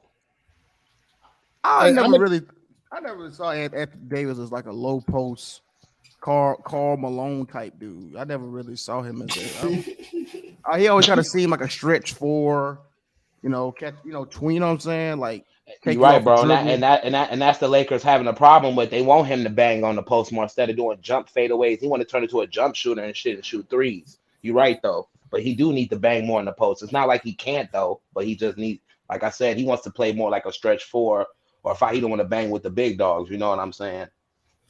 I'm gonna tell you one thing about Draymond too on that situation. Anthony Davis and all them cats, they're gonna get their points. But when it come down to the pressure time, when you need to make that big play on them on defense, Draymond gonna shut their ass down. That's what I was talking about when it made to situational basketball, like when it matters. You know what I'm saying? Right. We all know, like I'm gonna keep it 100. We all know Draymond can't guard a bead all night, yo. You know what I'm saying? Ain't nobody stopping a bead from getting his 40 and 15 or 30 and 10. Like, you know what I'm saying? But with great players, they just run too many sets for them for you to really expect to stop them every time. Screens, nobody's downs. Bro, I'm gonna tell you right now, the tempo of basketball so high, nobody's even guarding guys 10 to 15 possessions a game anymore. Like like you say, like there's I saw Patrick Beverly. I saw Patrick Beverly on John Morant the whole game. I mean, anytime he was out there, that's the whole. Oh, okay. But as long as not the whole game, but as long as he was out there, I'll say that. I ain't gonna say the whole game, obviously. Well, you know what you. I'm gonna keep it 100 with you. And here's what people don't know. I'm gonna say this last thing. Statistically, when it comes to man-to-man defense, statistically, Giannis had a 40% rate, which means you had that's the least percent person you're scoring on. Patrick Beverly was number 2 at 41%, and he argued his case on ESPN when they had him on all week for the last couple of weeks. I'm just letting y'all know that. So man-to-man defensively, statistically this year, Pat Beverly was second. I'm just putting that out there. I'm not saying that's my whole point. But go ahead, Super Max. You about to cook? Go ahead. No, I was going to tell you. You know what you're going to see next year with your Memphis? We're going to see GP2 locking John Moran ass down. He may not even resign with Golden State. Hold on. So a G League nigga going to lock him down? A nigga he was cooking. Don't do that. He wasn't cooking shit. He wasn't cooking shit. He got injured. He wasn't. He had 34, 8-9. He had 34, 8-9 the game before his little elbow. He got injured. Look at game one. Look at game one. Hey, we seen James Harden. I'm going to be honest with you. This year, after Andrew Wiggins, hold on, they started Gary Payton and Steve Kerr had to bench him. They put Clay on job. Did y'all not watch the game? Do I got to? No. Gary Payton. I mean what? I mean he only played like a game and a half that series. They said he played 20. He played like 20 minutes. He was getting fried, and then Steve Kerr took him out, and then they switched Clay on him. Well, what I saw from when they matched him up with him, he gave him fits. How did he give him fits? He had 34, 9, and 8 in game one. How was that fit? He gave him fits. Well, I mean, you ain't gonna be able to stop. I mean, he made it more difficult. He probably mean like he made it more difficult on him than anybody other defender. Look how many shots he had to attempt to do that. How many was it? I mean, he was shooting 50%. I'm gonna keep it 100 with y'all. I watched that series. I'm gonna keep it 100 with y'all. He was shooting better than Clay. Hey, bro, I agree with you. I'm gonna keep it 100 with y'all. Ja was cooking the Warriors. Let's keep it 100. I watched the series. He was cooking the Warriors. But that no. Hold on, he was cooking the Warriors. But I'm just saying that man-to-man basketball, that one-on-one basketball shit not winning series though, y'all. That shit might get you a game or two. That shit's not winning the series. That's just like James Harden. The Warriors defense did look a little different. He wear himself down, scoring all the goddamn points by himself. John Moran. The Warriors defense did look a little different when Gary Payton was healthy. It just looked a little different. For sure. Like and John Morant, those John Morant attacks to the rim didn't look as easy until he got hurt. That's why they were praying for that man to come back. Andrew Wiggins, Gary Payton is their best man-to-man defender after Andrew Wiggins. Well, yeah, you're right. He had 34 game one, and game 2 he had 47. So I guess it did get easier. That's why they were praying for that man to come back in the Celtics series. Because they tried Kuminga. That wasn't working. They tried a lot of different things. Yeah, Kuminga was over there. Also, you know what I'm saying? They got to preserve Steph too. They can't have Steph guarding John Moran and still expect Steph to do what he do. You know what I'm saying? The ankles gonna get active. But did you see? Did you see Steph clamp him up like an AC Delco battery, like an AC Delco battery on that game-winning play. Wait, you say Clay? You said Clay, right? You talking about Clay? No, Steph got the block. Locked him up on that game-winning play. Oh yeah, Steph did block his shit. Y'all lying. That was not. Y'all lying. That was not Steph. That was no. It was back-to-back plays where Steph got him first. And then Clay got the game-winning play. Bro, Steph got a block. He blocked. No, it wasn't Steph. It was Gary Payton. No, it wasn't. It was Steph. Hey, so damn, we hating on Steph that bad. We can't get a man that's blocked. Steph stripped him down. He stripped him down. Yeah, it's just one play. Hey, bro, it's just one play, bro. It's one play. Now, if I'm wrong, I don't. But I Steph blocked it. No, Citizen Lou. We're letting you know you're wrong. That was the game-winning play. Yeah, Steph blocked it. Remember, I got nervous when I seen it. I'm like, damn, John Morant about to cook. How much money y'all want to put that it wasn't Steph? How much money y'all want to put on it? Oh no, I bet. How much money? Since y'all know piece of that action too. I mean, y'all talking about my team. I watched the game, bro. Hold on, Citizen Lou. I bet 50 right now. Hold on, what's the bet? What's the bet? Said that Steph didn't lock him down for the game. Don't. You said game one. You said game one, right? Supermax. Yeah, game one. That was the game-winning play. Steph locked him up. My cash app is Citizen Lou. Go ahead and drop that money over real quick. I'm not talking about the last hoop. I'm talking about the game-winning play. Bro, the game-winning play was the last hoop. They was down one. No, that wasn't the game. The game was already over. Hold on. I guess y'all got amnesia. Come on, pull it up.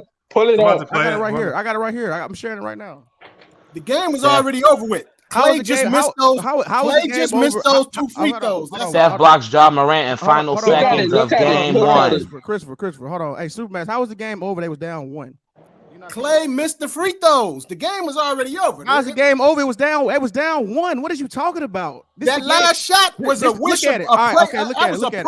Look at it. Okay. Hold on. Hey, bro. Hold on. That wasn't even going in. Hey, listen, fellas. Go to YouTube right now and search Steph Curry blocks John Morant. It's all over YouTube. I'm looking at it right now. What are y'all talking about? He blocked his shot. As time expired in game one. Hey, y'all see this shit? Hey, chat. Y'all see these niggas just hollering? Citizen Lou. Hold on. Hey, bro, I'm not hollering to holler at you, bro. I'm on YouTube. Hold on, Christopher. Hold on. So, Citizen Lou, I remember this game. So, right before this play, because after Steph Curry got the block, Clay was able to get the ball. They fouled him. Clay goes to the free throw line, misses 2 free throws. It was a little time left on the court. Memphis had to go. They forced John Morant to get the ball in the back, in the backcourt. But this was defended by Klay Thompson. Gary Payton. I know, but this wasn't. Hold on. The reason why they say Steph's was the game winning play. The game winning play. The game winning play is because remember, if you're the Grizzlies, you want the matchup with bro. What I'm saying. All right, go ahead. That's what I'm saying, bro. We won the same. We beat Minnesota in game 5 with the same play, the same amount of time. Okay, hold on. But why don't you run it back to the play before this? It was a jump ball. No. See, before. Look at this. This one I'm gonna tell you. After Clay missed the free throws, the referees cheated and gave them back the ball. And then there was a desperation. Right okay, hold on. Wait. That's a block. That was Gary Payton. That's Steph. No, it's not. The block was Gary Payton. That's what I said. That was Steph. Are you blind? Run it back. Look who's on him. That's Steph. But no, it was a help side block. Did y'all not see that? Yo, Steph blocking with his left hand. Ain't nobody there. That's Steph. Yo, how did they still on the ground? What are you doing? Put it in slow motion for him. Steph blocked. I seen it because they played it from another angle. The game wasn't over. He made this clear. Bro, how was the game? You said a referee. Because look, after Clay missed these free throws, the ball is going to go out on Memphis, and the referees gave the ball to them. Yeah, that is true. That is true. That was a desperation heave at the end. That was just the last second desperation that when the refs was trying to cheat y'all that game. What am I trying to cheat? No, but I was talking about this play though. I was talking about this play right here. Yeah, that was a desperation. That was a desperation. They won. They literally won. That was the same play they ran against Minnesota, and they won. Man, hell no, that shit. He wasn't gonna make that shit. But like I said though. You said he wasn't gonna make it. I mean, he was making them all game. Why were he making that game? Why was he not making it that moment? He was making them all game. Did you see the way he threw that shit up? That shit hit the other side of the backboard. Oh, it looked like that nigga Gary Payton goaltended that shit. Look, that's a desperation heave. That's a desperation. Come on, man. Well, hey, we got the plays mixed. I was talking about this play. I thought y'all were talking about. Okay. What I was talking about was the game-winning play. That wasn't a game-winning play. It was like a minute. Because when everybody saw Steph on John Morant, I think everybody was thinking Steph about to get dropped. Everybody thought that. No, they done already been talking about it. Steph hit that weight room last year. He hit that weight room. Throwing them plates up. No, I give Steph his credit. I give Steph his credit. I just thought we had the plays mixed. I thought you were talking about that last play because you said the game. I understand what you're saying. You saying the last play, but I think the game-winning play was when Steph got the block. But Clay just missed the free throws.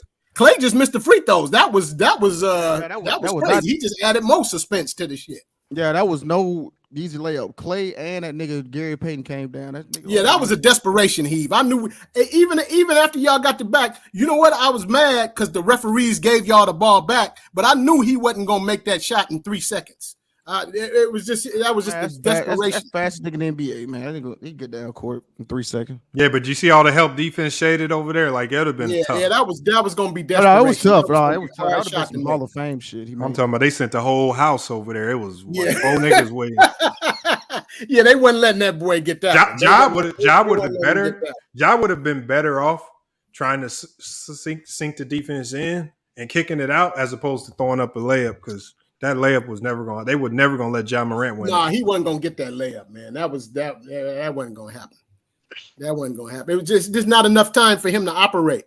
And in his mind, he like only got this much time to get downhill. You know what I'm saying? He couldn't even give it no flavor. He couldn't give it all that flavor he was giving us before because it wasn't enough time left. I think Memphis put up the best fight as far as Memphis was the hardest series. Yeah, that was the hardest series for sure. It was the hardest series. I was telling True the King when I had my other setup all jacked up because now I got my Ethernet in. Is that I told him a long time ago when we was on here on your show that Jason Tatum, he don't got that eye of the tiger for some reason, man. I mean, I don't know if he can get it.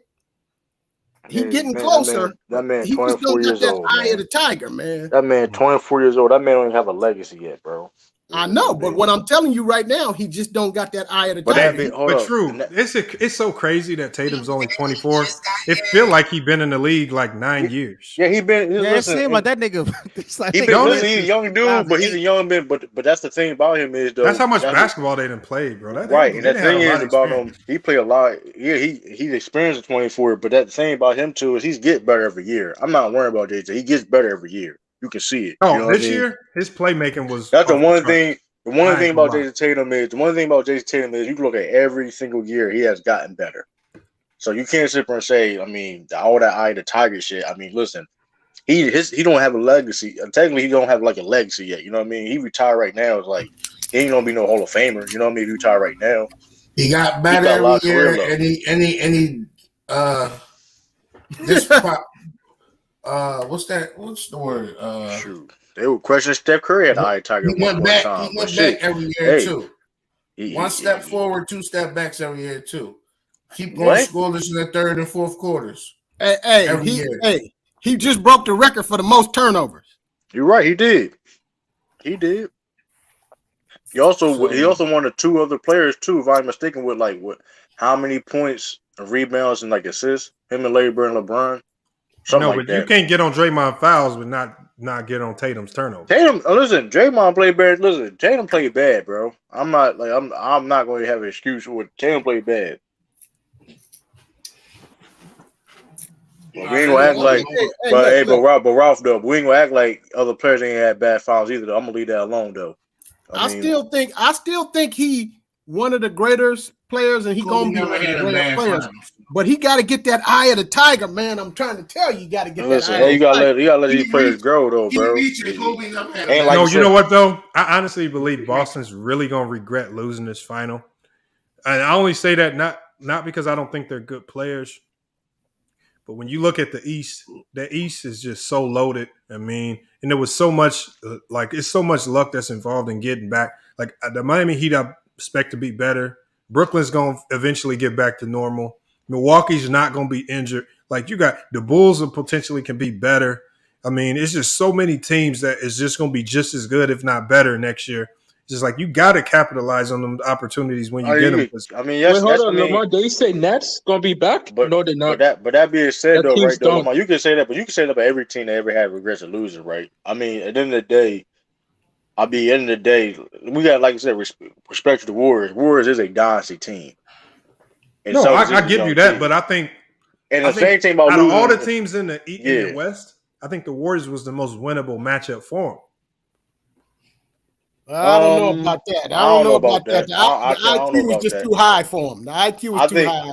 I think honestly though, the Warriors now, the Warriors experience and the fact that they have Steph Curry and some days. I can't lie. Players. I was going into this series, even though I picked the Warriors, I was nervous. I mean, here's the 100% confident. Right. Here's the thing about the Celtics. The only problem with the Celtics was the offense. Defense, while they held the Warriors 103 points a game. I mean, that's pretty. I mean, you're doing a good job defensively. But like the offense was the problem. You know what I mean? That was the issue. Yeah. Hey, you know what? I'm gonna tell you what y'all got to do. Y'all got to get y'all bench together. Yes, they have no bench. I mean, that's what. No, it's not. They need a point guard. They need a point guard. Bro, y'all had no depth. I bet Jason Tatum and Jaylen Brown were gassed, bro. Listen. Look how many. Think how many minutes that he played. If I'm not mistaken, he's up there. Hey. The minutes played in playoffs. And Supermac, what happens in crunch time moments when you fatigued? That's what leads to turnovers. They need a point guard. Yeah. Fatigue is the number one thing that causes the most mistakes. Fatigue, man, because I'm gonna tell you that's why we was having so successful in them third quarters. Because we pick up the pace. That's why you always seen on the sideline, Steve Kerr always trying to wave him up. Come on, push the pace. That's why he like Draymond, because Draymond get into that pushing mode. Out of everybody, he the one that pushed the pace. I don't know why Steph Curry don't do it. I don't know why all the other cats don't do it. But Draymond is the one. I like when Draymond do it. Up the tempo. But it's pushed the. Yeah, like, you want Draymond doing it because everybody else is shooters and scorers. Right, he's setting them all up. Yeah. And let me get him off guard too when he go. Wiggins was doing it too, though. Wiggins was doing it from time to time too when he was in, though. Yeah, but now that we talking about this, hold on. See, now that we talking about this, here we gave with the line. Hey, look at this. I didn't say we was deep. I just said we did say they was deeper. Hold up. Lamar was on here when I said that shit. Lamar was on here when I said that shit. I said our you said it on your panel. I said seven. I said first of all, I don't talk. First of all, I only talk about nine people on our team, bro. I ain't talking about anybody on them team that wasn't relevant. No, before the series started, when y'all still playing. I said we had the better role players. Don't say we was deeper, bro. That's two different things, bro. Those are two different things. I never said things. Yeah, he was wrong about that. They didn't have a better role player. Either way, you're wrong. Don't try I'll hold for the role player. Ain't I hold for the role? Ain't I hold for the role player? He's not better than he wasn't better than Andrew Wiggins. Listen. Andrew Wiggins not a role player, bro. Yes, he is a role player. You can't be an all-star starter. He's an all-star starter. You can't. What the fuck are you talking about, bro? I gotta stop disrespecting Andrew Wiggins and giving that bum-ass nigga Draymond. Andrew Wiggins. How are you a role player? How are you an all-star starter and you a role player? And no, Andrew Wiggins stepped his game up this year. Right. He's not a role player. But you know what? Hey, Supermac, remember, if you think back to last year, and Steve Kerr kept saying it. He kept giving, so many kudos to Wiggins. Great defender. We love him. And it's just like, I'm watching the Warriors struggle, but Steve Kerr just kept staying on him, just kept saying, and then it came to fruition. This is why they held on to him. Oh, yeah, for sure. I mean, I was thinking they should have gave up on him. I'm thinking trade him at one point in time last year. Hell no. But Steve Kerr was adamant about it. That's why Boston so raw. They got them two young wings. Yeah, that's why Boston's so Wiggins good. a better defender than Draymond. We're not gonna have. We ain't gonna call it. And a better rebounder. Stop. And a better rebounder. And a better shooter. And a better shot creator. Wiggins, hold on. Now you talking about Wiggins maybe? You jealous that? Even Wiggins will tell you, man. Draymond got the brains. Draymond got the brains. You can say that. That's his homie. Of course he gonna say that, but we know what he is. Andrew Wiggins got the brains. If they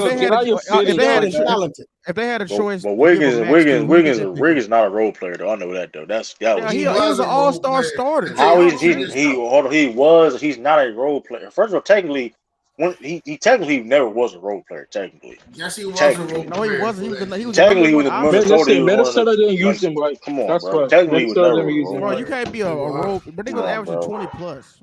Like, come on. He led the Warriors in 3-point. Y'all pick and choose. Cause when fucking Kobe was fucking scoring that, y'all talking about he's a role player. He's a role player. Here to go to Black and Mild. Here to go to Black and Mild. Get out of here, yo. Y'all. Hold on, y'all. I got it. Hold on, y'all. I saw something just pop up on my screen here. It is crazier than a motherfucker. Goat Mike then changed his whole channel name. Yeah, it's Black Power now. To Black Power, and he says black on black crime and hate must stop.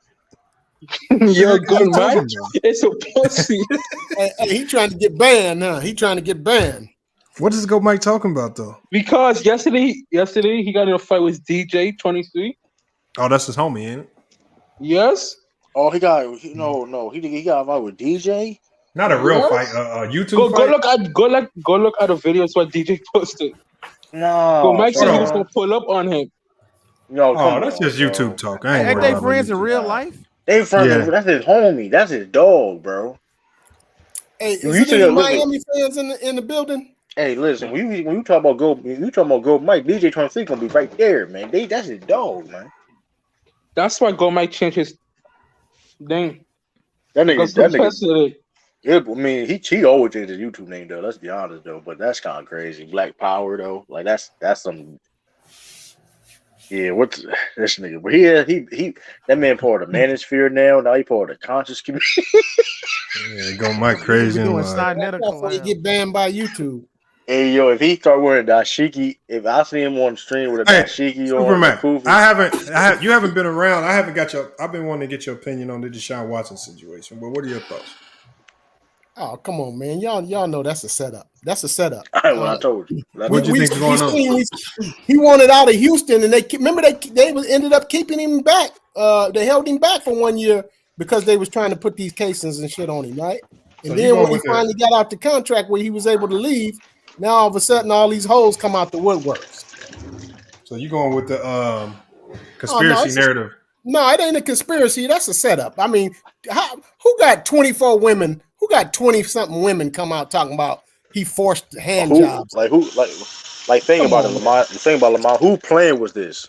Just think about it. Who plan was this? Yeah. Just saying. Who the mastermind? 24 women coming. Who the ringleader? You know what I mean? I mean, man, if it was like 5 broads or 2 or 3 broads, it's believable. But 20-something broads, come on, man. That's the same thing they railroaded Bill Cosby. They wanted that. I don't mean to cut you off. At first, it was 66 broads, and then it got cut to 20 all of a sudden. That's what I'm saying. Like, the shit's crazy. 66?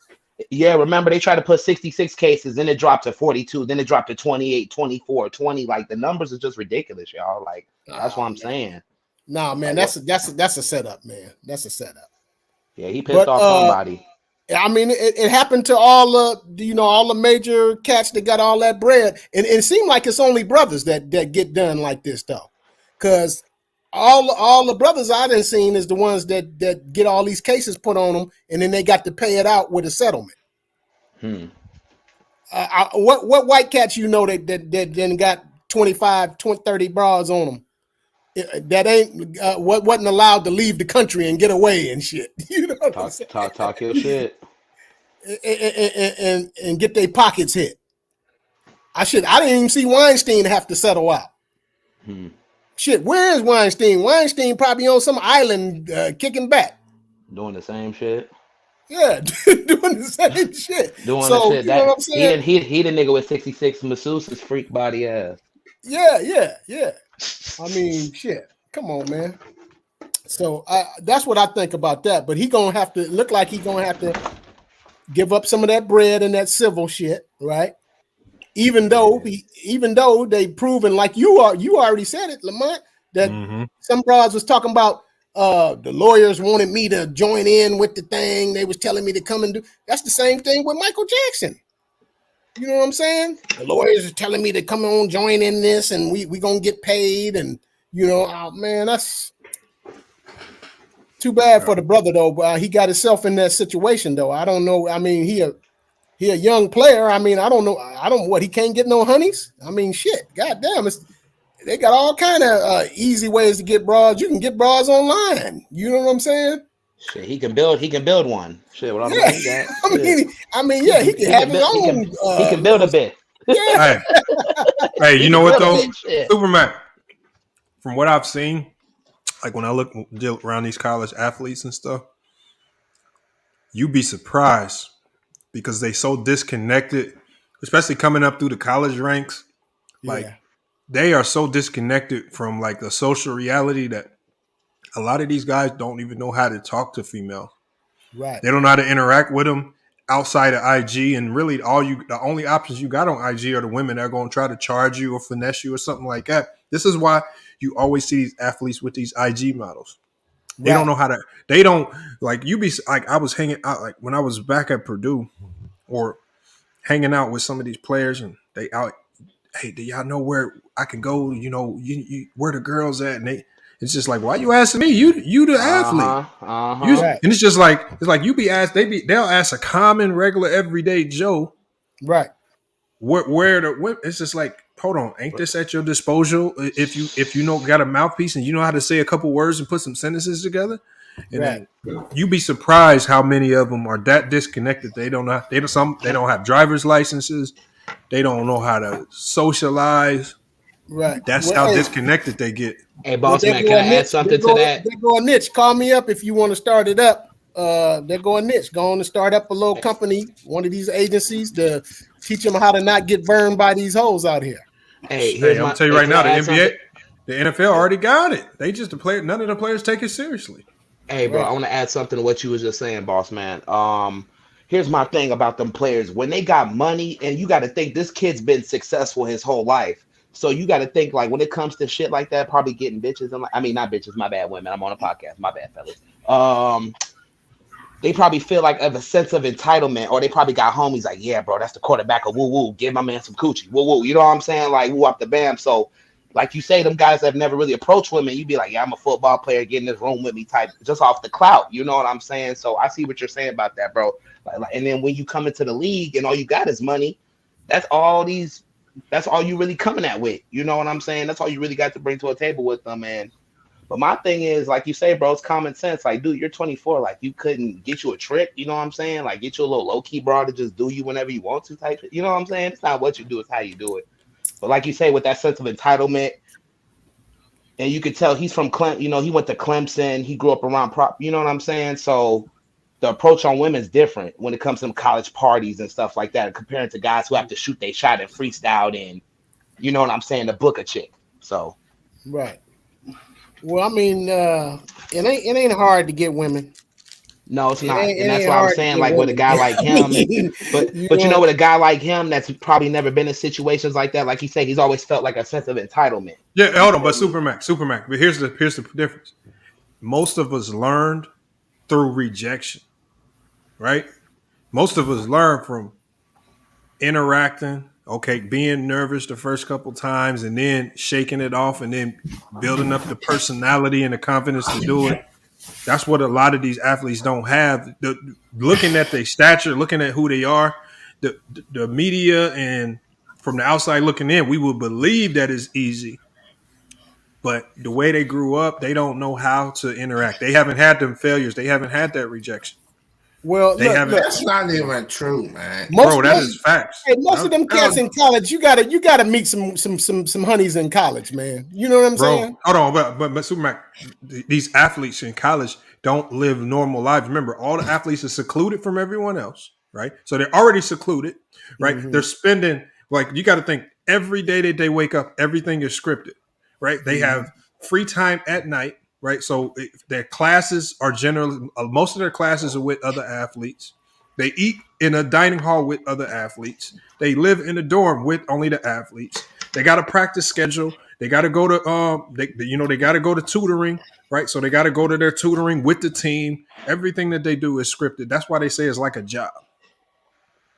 They're not living the normal student college life. It's not the normal student college life. They're not. Right, well, getting women back in the day ain't the same as getting women now, bro. Well, a lot of them do be with their high school sweethearts or they college, honeys that they meet or whatever.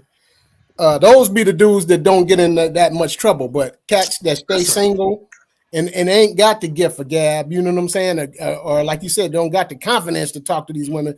But the trip about it is, to me, is this. It's so many dating apps. Some cats be wizards on them dating apps. You know what I'm saying? And it sounds like that's what he was doing, right? He was just going to IG and DMing, them models or whatever he was doing. But why? But hold on. But Supermac, that's why because it's the easiest way to go. And the easiest way to go is usually the route that gets you in the most trouble. Right. Talking about the gift of gab. This is not the 1970s and 80s, bro. You got to show them better. You can tell them nowadays. You got to lead with your wallet nowadays with most of these women, bro. It's just the fact. Oh, Joe, you a simp, so man. Stop it, Ralph. You say you got to lead. There ain't no simp. How old is you? How old is you? Ralph, man. Ralph, you got to stop. You. Hold on. How old is you? Who, me? Yeah, you. I'm in my 50s. Yeah, my point is. Bro, that's not true what you're saying, bro. Yes, it is. That's not true for you because you dating outside the race, bro. It's not true. It don't matter. Hey, look, I'm 50 years old and I still can knock 20-year-old. Hey, honey. what you say, Ralph? Because of your pockets. Ralph, Ralph, repeat what you just said, please. I said nowadays it's not like the 1970s, 80s, and 90s. You gotta lead with your wallet now. With most of the majority of the bad women. That's not what you laughing for. It's a fact. Just let You don't gotta lead. That's if you want the average chick. Look, bro, you ain't gotta lead with nothing but yourself. And if you leading with a wallet with a woman, you already know you shouldn't be talking to her. You already failed. You already should have known. Move your ass on. Right. Well, that's the majority of women now, dude. No. Well, that's probably the ones. That's probably the ones you. I ain't gonna lie, bro. I ain't gonna lie, brothers, man. I ain't gonna lie, brothers. I ain't gonna lie, brothers. Some of these sisters waking up, man. Hold up, bro. No, bro. What's happening is you retarded ass niggas today want to be on the Xbox and date naps. And y'all niggas don't know how to talk. You ain't got no game, and you can't pull no ass. So the only thing y'all can do is lead with your wallet, cause y'all game. It's not true. Y'all some pathetic ass niggas, bro. Most of these, bro. Hold on. Y'all. These, I can give you these, they can't go to They can't go to Whole Foods and knock the honey and groceries out. That's not true. Hey, Super Mac, they can't. That nigga can't throw it in the ocean. They can't go to Trader Joe's and knock the broad off in the frozen section, huh? Most of these chicks are flying off buddy pass overseas, doing I don't know what for a couple of dollars, taking pictures. Bro, that's a handful of IG models. I'm not talking about IG models. I'm talking about these regular chicks. They flying off buddy pass. Hey, Ralph, they the shit. Ralph, Susie around the block can't even fly down to the laundry mat. What the fuck you talking about? That's why they going off buddy passes. They're taking these cheap flights. Look, bro, you need to step your game up. You pretty smart. Beans, you don't know how it is out here, bro. What you mean, bro? You think I don't live in the same fucking world? You're not going through with Thank you, Ocho Cinco. With a 20 and 30-year-old doing. You're not going through what we doing. What you mean? I got a 27-year-old daughter, bro. My point is, talking about? She's the opposite sex. So you don't know what she's doing out here. Oh, I know what she's doing. No, you don't. Okay. Ralph. Ralph, what you saying is reflective of about 1% of women. Hey, he talking about. I know a lot of broke chicks that's flying overseas, yo. Bro, that's like 1%. That's the problem now. Trying to put all the apples in one batch, man. I don't work like that. I got I'm sitting there tripping. Hey, Ralph, they killing you in the comments. And a lot of these women are woke now too, bro. Like it's not all about money. They can say what they want, but I'm speaking Motherfuckers gonna be treated right. Go get your phone. Yes, beast. Ralph, I'm listening. Go get your phone and delete every motherfucking name in it. And tomorrow you start making new friends, nigga. Yeah. Because the people you hanging around, ain't getting your wee wet, nigga. It's not even the women I'm hanging around. It's the chicks that I know personally that I went to school with that I used to live on. I used to live on my block, bro. I'm telling you. Hey, they broke as hell and they flying overseas on buddy passes and they come back with a little $5,000 or whatever, $2,000 thinking they the shit and pulling these athletes or these Ralph, them ain't the hoes you want to talk to anyway. Yeah, them is I know they not. I'm just saying what they doing is waking the what they doing is waking the hoes that I want up to do what they're forcing to do their behavior. No, they okay. Yo, this hey, Ralph, crazy. Ralph, you just trying to pull hoes out your lane. Get back in your lane. No, I'm not. Hey, should we play? Hold on. We should play matchmaker. Hold on. Let me help him out, man. This is a lot. You gonna line them up? You gonna line them up? Hold on. First of all, if you in the chat, you don't think. Hold on. What'd you say, Ralph? What you saying, So, Bees, you don't think that the lady that delivered your mail ain't fucking and sucking a nice lady doing shit? Hold on. We're gonna get Natalie. Come on. We gotta get Natalie, man. Hold on. Let's get Natalie. Hey, Ralph. I said, so you telling me that the lady who delivers your mail ain't fucking and sucking for money or flying overseas, getting BBLs and doing all this extra shit? Ralph, that's like 1% of women. Hold on. It's not 1%. I think this what do y'all think about this pairing up right here? It's not 1%, bro. Y'all think they make a beautiful couple? Who? On the screen. You gotta stop lying talking about 1%, bro. Ralph and Nat. Yeah, we gotta get. Yeah, Nat ain't trying to hear that, bro. If she pulls up, you can practice. You can practice with her. Practice spitting your game. You gotta stop saying it's 1%. Y'all is. Man, I told y'all pathetic ass. Lamar, I bet you there's some chick that you know doing the same thing that I'm talking about. No, I don't know any. I don't know one chick that I don't know one. I'm talking about they're secretly doing it. If they're doing it secretly, how would I know? Mm-hmm. How would you know if they secretly doing it? Why are they telling you their secrets? No, what I'm saying, check their Instagram and you be like, yo, they broke as shit. How they over here in Dubai? How they over here in Paris? Hey, Ralph, let me explain something to you about the internet, bro. It's like the Matrix. People can make you see what they want you to see. So maybe she is over there with a man taking pictures. But understand, that man is the dude taking the picture. She ain't over there doing nothing on her own. And again, why do you want to fuck with a hoe like that, bro? Thank you. No, what I'm saying is the influence. Bro. They're influencing the good girls. No, they not. Okay. Nah, because I ain't gonna lie, bro. The good girls don't want that shit, bro. No, I'm gonna be honest with you. They want to fuck this club. Hey, y'all niggas just running rat packs, and that's what it is.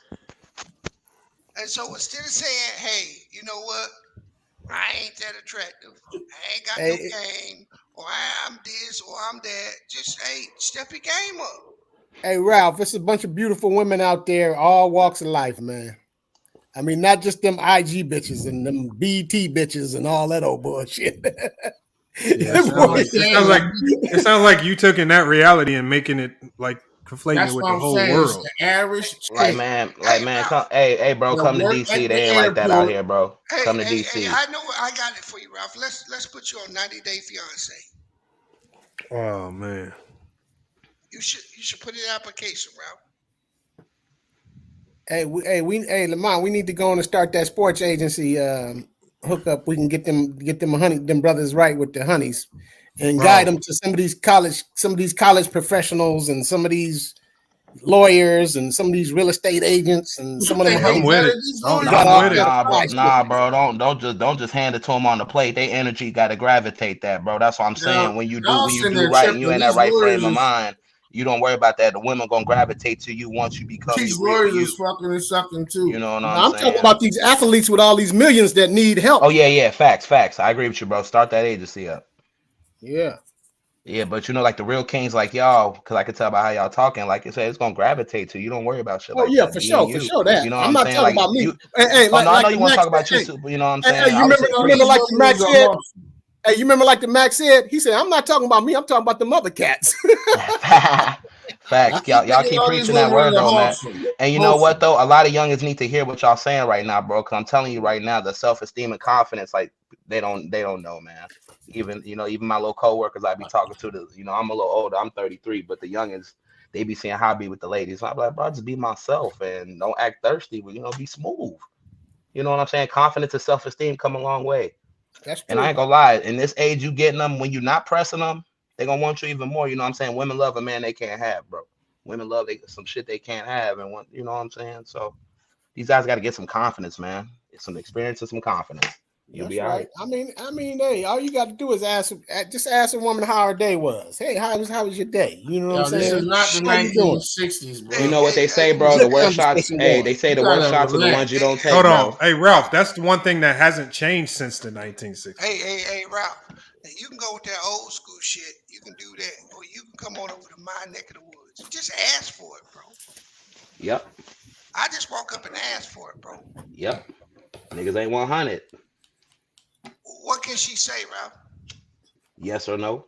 That's what I'm saying. Be more blunt. All that nice shit ain't gonna get you nowhere. Hey, hold up, Ralph. And if she say no, guess what? Keep it moving. There's more bitches out there. No, the numbers just shifted into my favor. Yeah. Ask to get them all. I don't get what you're saying, bro. I mean, you got me fucked up. Hey, y'all. Hey, preach some OG. On that note, man, we gonna go ahead and shut it down, man. Yeah, ask Lamont how to make a casserole. Maybe that can help you and shit. See, y'all be getting me in trouble with that because she be listening, man. Hey, who started that anyway? Anti started it. Now he won't stop. He was in the chat earlier, then he dipped out. But I heard Anti chained to the stove at his job, man, from somebody who pulled up on him at the job, said he can't leave the kitchen. No, he can't. He told me he still don't see no retention right now. Oh, shit. He might be. That's how Anti be knocking him, huh? Be telling him, I'm going to bring you home and fix you one of them filet mignons and shit. He be cooking. He be cooking for them filet mignons, baby. Yeah. Like, we heard him one day yelling at old girl because she messed up his Chinese food order. So I don't know what's going on. Cooking that dirty grease. Look at him! Look at him! Hey, that my boy bean casserole. What up, Ty? He be bringing them listening. honeys. Hey, Anti bringing them honeys over for a little wine tasting, huh? Hey, you hear Ralph? Over for a little wine tasting, baby. Yeah, I wish Anti was in here, man. I wish he would have pulled up. Hold on. That's right. Let me see if he hit the link real quick. I don't think he will. If he don't hit the link, we're gonna be shutting it down. Damn, man, I can't believe Ralph said that, man. Ralph, I want to know who you hanging around, Ralph. I really need to know. Hold on, you said. I'll say something blasphemous. All right, I don't think Anti gonna pull up, man. I think he busy. We'll go ahead and shut it down, man. Okay, right on, man. Nice chopping it up with y'all. I'm gonna come back through, man. I got. Oh, hold on. Anti just pulled up. He pulled up. Soon as Bees hopped out, Anti. Anti, what's going on with him? What up, Mac? Anti, we're gonna end it on your thoughts on what Ralph said. Well, I say so blasphemous. I ain't say nothing wrong. Did you hear what he said? Nah, what happened? And go ahead and repeat it, Ralph. I ain't said nothing wrong. I said most of these hoes, you gotta leave with your pocket. He's basically saying you got to lead with your money first in this day and age because they ain't trying to hear the mouthpiece. They ain't trying to hear the talking. Hold on. What pertaining to females? Yeah, most of them. Man, if you know what you're doing, dog, you probably had to spend no money on no female. You probably have a bitch spending money on you if you know what you're doing. There you go. Hey, let me tell you what you do. Small few. Hey, let me tell you what you do. I think, Rob, you just stuck. I just think you don't have a mouthpiece, dog. You don't know how to talk to females. I mean, if you lead with the fact that you just trying to fuck her, you know what I'm saying? Like, she probably is gonna run your pocket, dog. But you know something I noticed, dog? The more you don't want chicks, dog, the more they come after you. Like, if you just ignore bitches for the most of the time, dog, especially pretty bitches that's used to getting so much attention and all that, man, say you'll be surprised, dog. Just off of that alone, that probably get you pussy, man. Mm-hmm. Preach, King. Some niggas just be so interested in just putting their dick in some shit, dog, and they don't know how to, you know what I'm saying, really control your emotion, dog. Like, man, you can talk a bitch out of anything, dog, if you really want to talk about it, man. You ain't really gotta lead with your pocket. If you lead with your pocket to get with a female, dog, you a simp ass nigga, fam. Oh yeah, Unfortunately, if you lead with your pockets, she gonna finish in your pockets too. Exactly. She gonna finish. If you a female dog and you know for a fact that it's about money, you might as well go ahead. Yeah, that's gonna be a fucked up situation all the way through and through. But Ralph, if you want to do that though, dog, you might as well go and get you an escort, go and knock her head off, dog, and pay for it and let her go about her business. Yeah. But if you talking about being with somebody, being with a chick, like y'all in together in a relationship, bro, nah, you don't have to lead with your pocket. Right. Some niggas just be so like I said, they be so just for the pussy, dog. Like, just calm down, nigga. It ain't going nowhere. That may work down south, but ain't you working just up there. You just need to get around the right females, man. You know, you probably need to broaden your horizons and go to a couple events. Meet some more high quality women. You know what I'm saying? Nah, just ain't gonna fuck with no more black chicks. That's all. Boy, you about to start some shit. That's what you learn from me. He about to start some shit now, boy. Hey, it's some nice chocolates out there. Come on, man. Some nice chocolates. I love me a chocolate motherfucker, boy. Nice chocolates out there.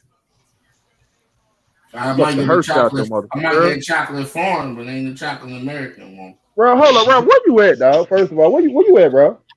In Philly, you know. Philly? Oh, yeah, you try. You so different. What they call I just bagged me a Lyft driver from Philly last Saturday. You tripping? What's Philly's motto? What's the motto out there in Philly again? The brotherly love or something like that? What's something out there in Philly? And they got their own motto. Oh, and they show giving it too, bro. Mm-hmm. Man, y'all have been live for 6 hours, boy. What the fuck? I'm about to shut it down. Yeah, we've been live. Okay, I'll chop it up with y'all next time, man. We gotta get you on another. We gotta get you on another work schedule, man. You everybody be asking about you, been trying to get you to pull up. Man. Nah, dog, like I've been cool. Like I ain't been at work lately. I just been cool and catching up with shit. Dog. I just ain't been on YouTube lately. Oh no, I be doing that too. I be having to take like 3 or 4 days off from just dropping videos and doing live. I'm like, you know what I'm saying? Like I've been catching up on shows and shit I ain't been watching. Yeah. Like I've been catching up. Like I've been watching The Boys on Amazon. Some more. Oh shit. But when you going live again? I got some shows I need to do on my other channel. I'm kind of behind my schedule, man, but I'll probably get caught up this week. I just had some things. Is you gonna do a stream about what I had text you about? Cause that when I heard Jalen Rose say that, dog, I thought he was bullshitting, bro. Yeah, that too. I wanted to do something about that as well. I'm like, wow. And it makes you put it in a different perspective when you're dealing with these players that are injured. Yeah, dog, like 3 champions in 20 months. 20 months? Yeah, that shit nuts. Yeah, that's less than 2 years. Yeah. Usually you crown a champion every year. So like 3 champions being 36 months. To do that shit in 20, that shit nuts. Well, so yeah, I'm like I said, I'm just behind the schedule. I once I get caught up on the video schedule, I'm gonna be back right. Gotcha. But all right, so I'm gonna get up out of it then. I'm gonna fuck with you. All right, Anti, I'm gonna catch up with you. Salute, Christopher Brooks, man. Appreciate you pulling up, man. Glad you stuck around, man. I know people was getting on you for your takes, but that's what you got to do here, man. You got to be able to stand in the fire. Man, shout out to you, bro, and appreciate you having me. And I'm gonna work on my grammar, man, because number one, I'm all about Black excellence and power, man. So shout out to you and the stand up brothers for preaching the real, not even just basketball, like just what's going on in the real life things. And it was a pleasure to have me. And hopefully I'll show some support next time. I'm gonna need that Cash App too, man. I'm gonna send you something for the support too, bro. So oh yeah, most definitely. Like I said, it's on the screen. It's easy to find if whenever you want to hit it. But like I said, just in the meantime, just hit the like and subscribe. That's all we really need. And everything else will fall into place. But again, appreciate you pulling up, man. Hey y'all, salute to One Coop P, moderator. She been in the chat the whole night, man. Luckily, we haven't had any of the troll accounts tonight, man. With that troll account, whoever that troll account is with the crazy links, they ain't been around in a while. So salute, man, for the troll account staying away. Sam Z says better than Paul. I don't know where you at with that one, Sam Z. You might be a little behind in the stream. But look, if you missed the stream, just rewind it back. You got 6 hours of content. Just rewind it back, man. Check us out, man, because this was a good stream, man. We haven't had a contentious debate like this in a minute. We've been spending so much time on the NBA Finals, man. But again, man, Cash App is $FYF Sports, man. If you guys want to support on the way out, if you appreciate the show, if you appreciate the content, we got a lot more videos coming this week. A lot more videos. Oh yeah, we got to. Yeah, Anti, head on out there, Anti. Which we know she's still recovering with the knee injury or the knee surgery. Kool-Aid Johnson says, salute. Kool-Aid, you got to pull up on the panel, man. We got to figure out why is all this drama with Goat Mike, man? What's going on? Next time when we go live, man, you got to pull up. I saw you pull up one time, but then you hopped out. Hey, salute to John Wick, man. So again, appreciate everybody pulling up to the channel, man. It was a great stream. Great conversation. We're going to be back. Hopefully we can get another live going tomorrow. I'm trying to get the lives earlier and earlier in the day. It's just with that 3-hour difference on the West Coast, man, it just kind of throws things off. So I got to make sure I'm going live a little earlier. I'm trying to find a consistent time to go live like every day or every other day so we can cook on these topics, man. Salute to Gary Wade. Appreciate you pulling up. Ball is life. He says, Lamont blocked me. I didn't block you, Ball is life, but I will check one more time today when the stream is over to see if you're on the block list. I do not believe you are on the block list. I thought I unblocked your account. So I don't know. I don't remember if I did block you. I think you might have accidentally got blocked when we were trying to block those little fake troll accounts. I do recall that happening to somebody. But like I said, it's always easy to fix. You can just message me on IG or Twitter if it happens to you. But I usually try to check it every now and then to make sure we don't have too many people blocked other than just troll accounts or spam accounts. Let's go ahead and get up out of here. But, hey, salute to y'all. Jared Thomas, make sure you pulling up again too, Jared Thomas, man. We need your takes on a lot of these topics. Hey, y'all, it's FYF Sports, man. Another great podcast episode. We're going to be back with more sports and news, y'all. Until then, it's FYF Sports. And we out. All I hear is yap, yap, yap, yap. Ain't talking about nothing, right? Watch this. We gon' bring that pressure. Just a little FYI, FYF. 20K sub 6 months, what's next? They been hating at first, now they calling us the best. Hit up YouTube, tell them cut the check. Just a FYI, FYF. 20K sub 6 months, what's next? Woo! Fuck your feelings, we all know who the real is. I be getting to it it, ain't wasting no time. Walking straight in, we ain't waiting in line. Fuck your feelings, you don't care about mine. You a YouTube gangster, don't be yelling out slime. Or you talking LB, talking Ticket TV. Ain't nobody watching them, all the viewers be sleep. 5 years in, all your subs is your friends. Ticket TV, watch the cars again. Just a little FYI, FYF. 20K subs, 6 months, what's next? They been hating at first, now they calling us the best. Hit up YouTube, tell them cut the check. Just a FYI, FYF. 20K subs, 6 months, what's next? Woo! Fuck your feelings. We all know who the really all know. Shop don't close, working 24, trying to make the channel grow. Look at them, pointing fingers, hating on the low. You can't compete with our podcast show. Couldn't make it in the league, so we got on TV. Crying by LeBron like a little baby. You must be crazy, trying to ever play me. Or you super tough until it's time to say cheese. Just a little FYI, FYF. 20K subs, 6 months, what's next? They been hating at first, now they calling us the best. Hit up YouTube, tell them cut the check. Just a FYI, FYF. 20K subs, 6 months, what's next? Woo! Fuck your feelings. We all know who the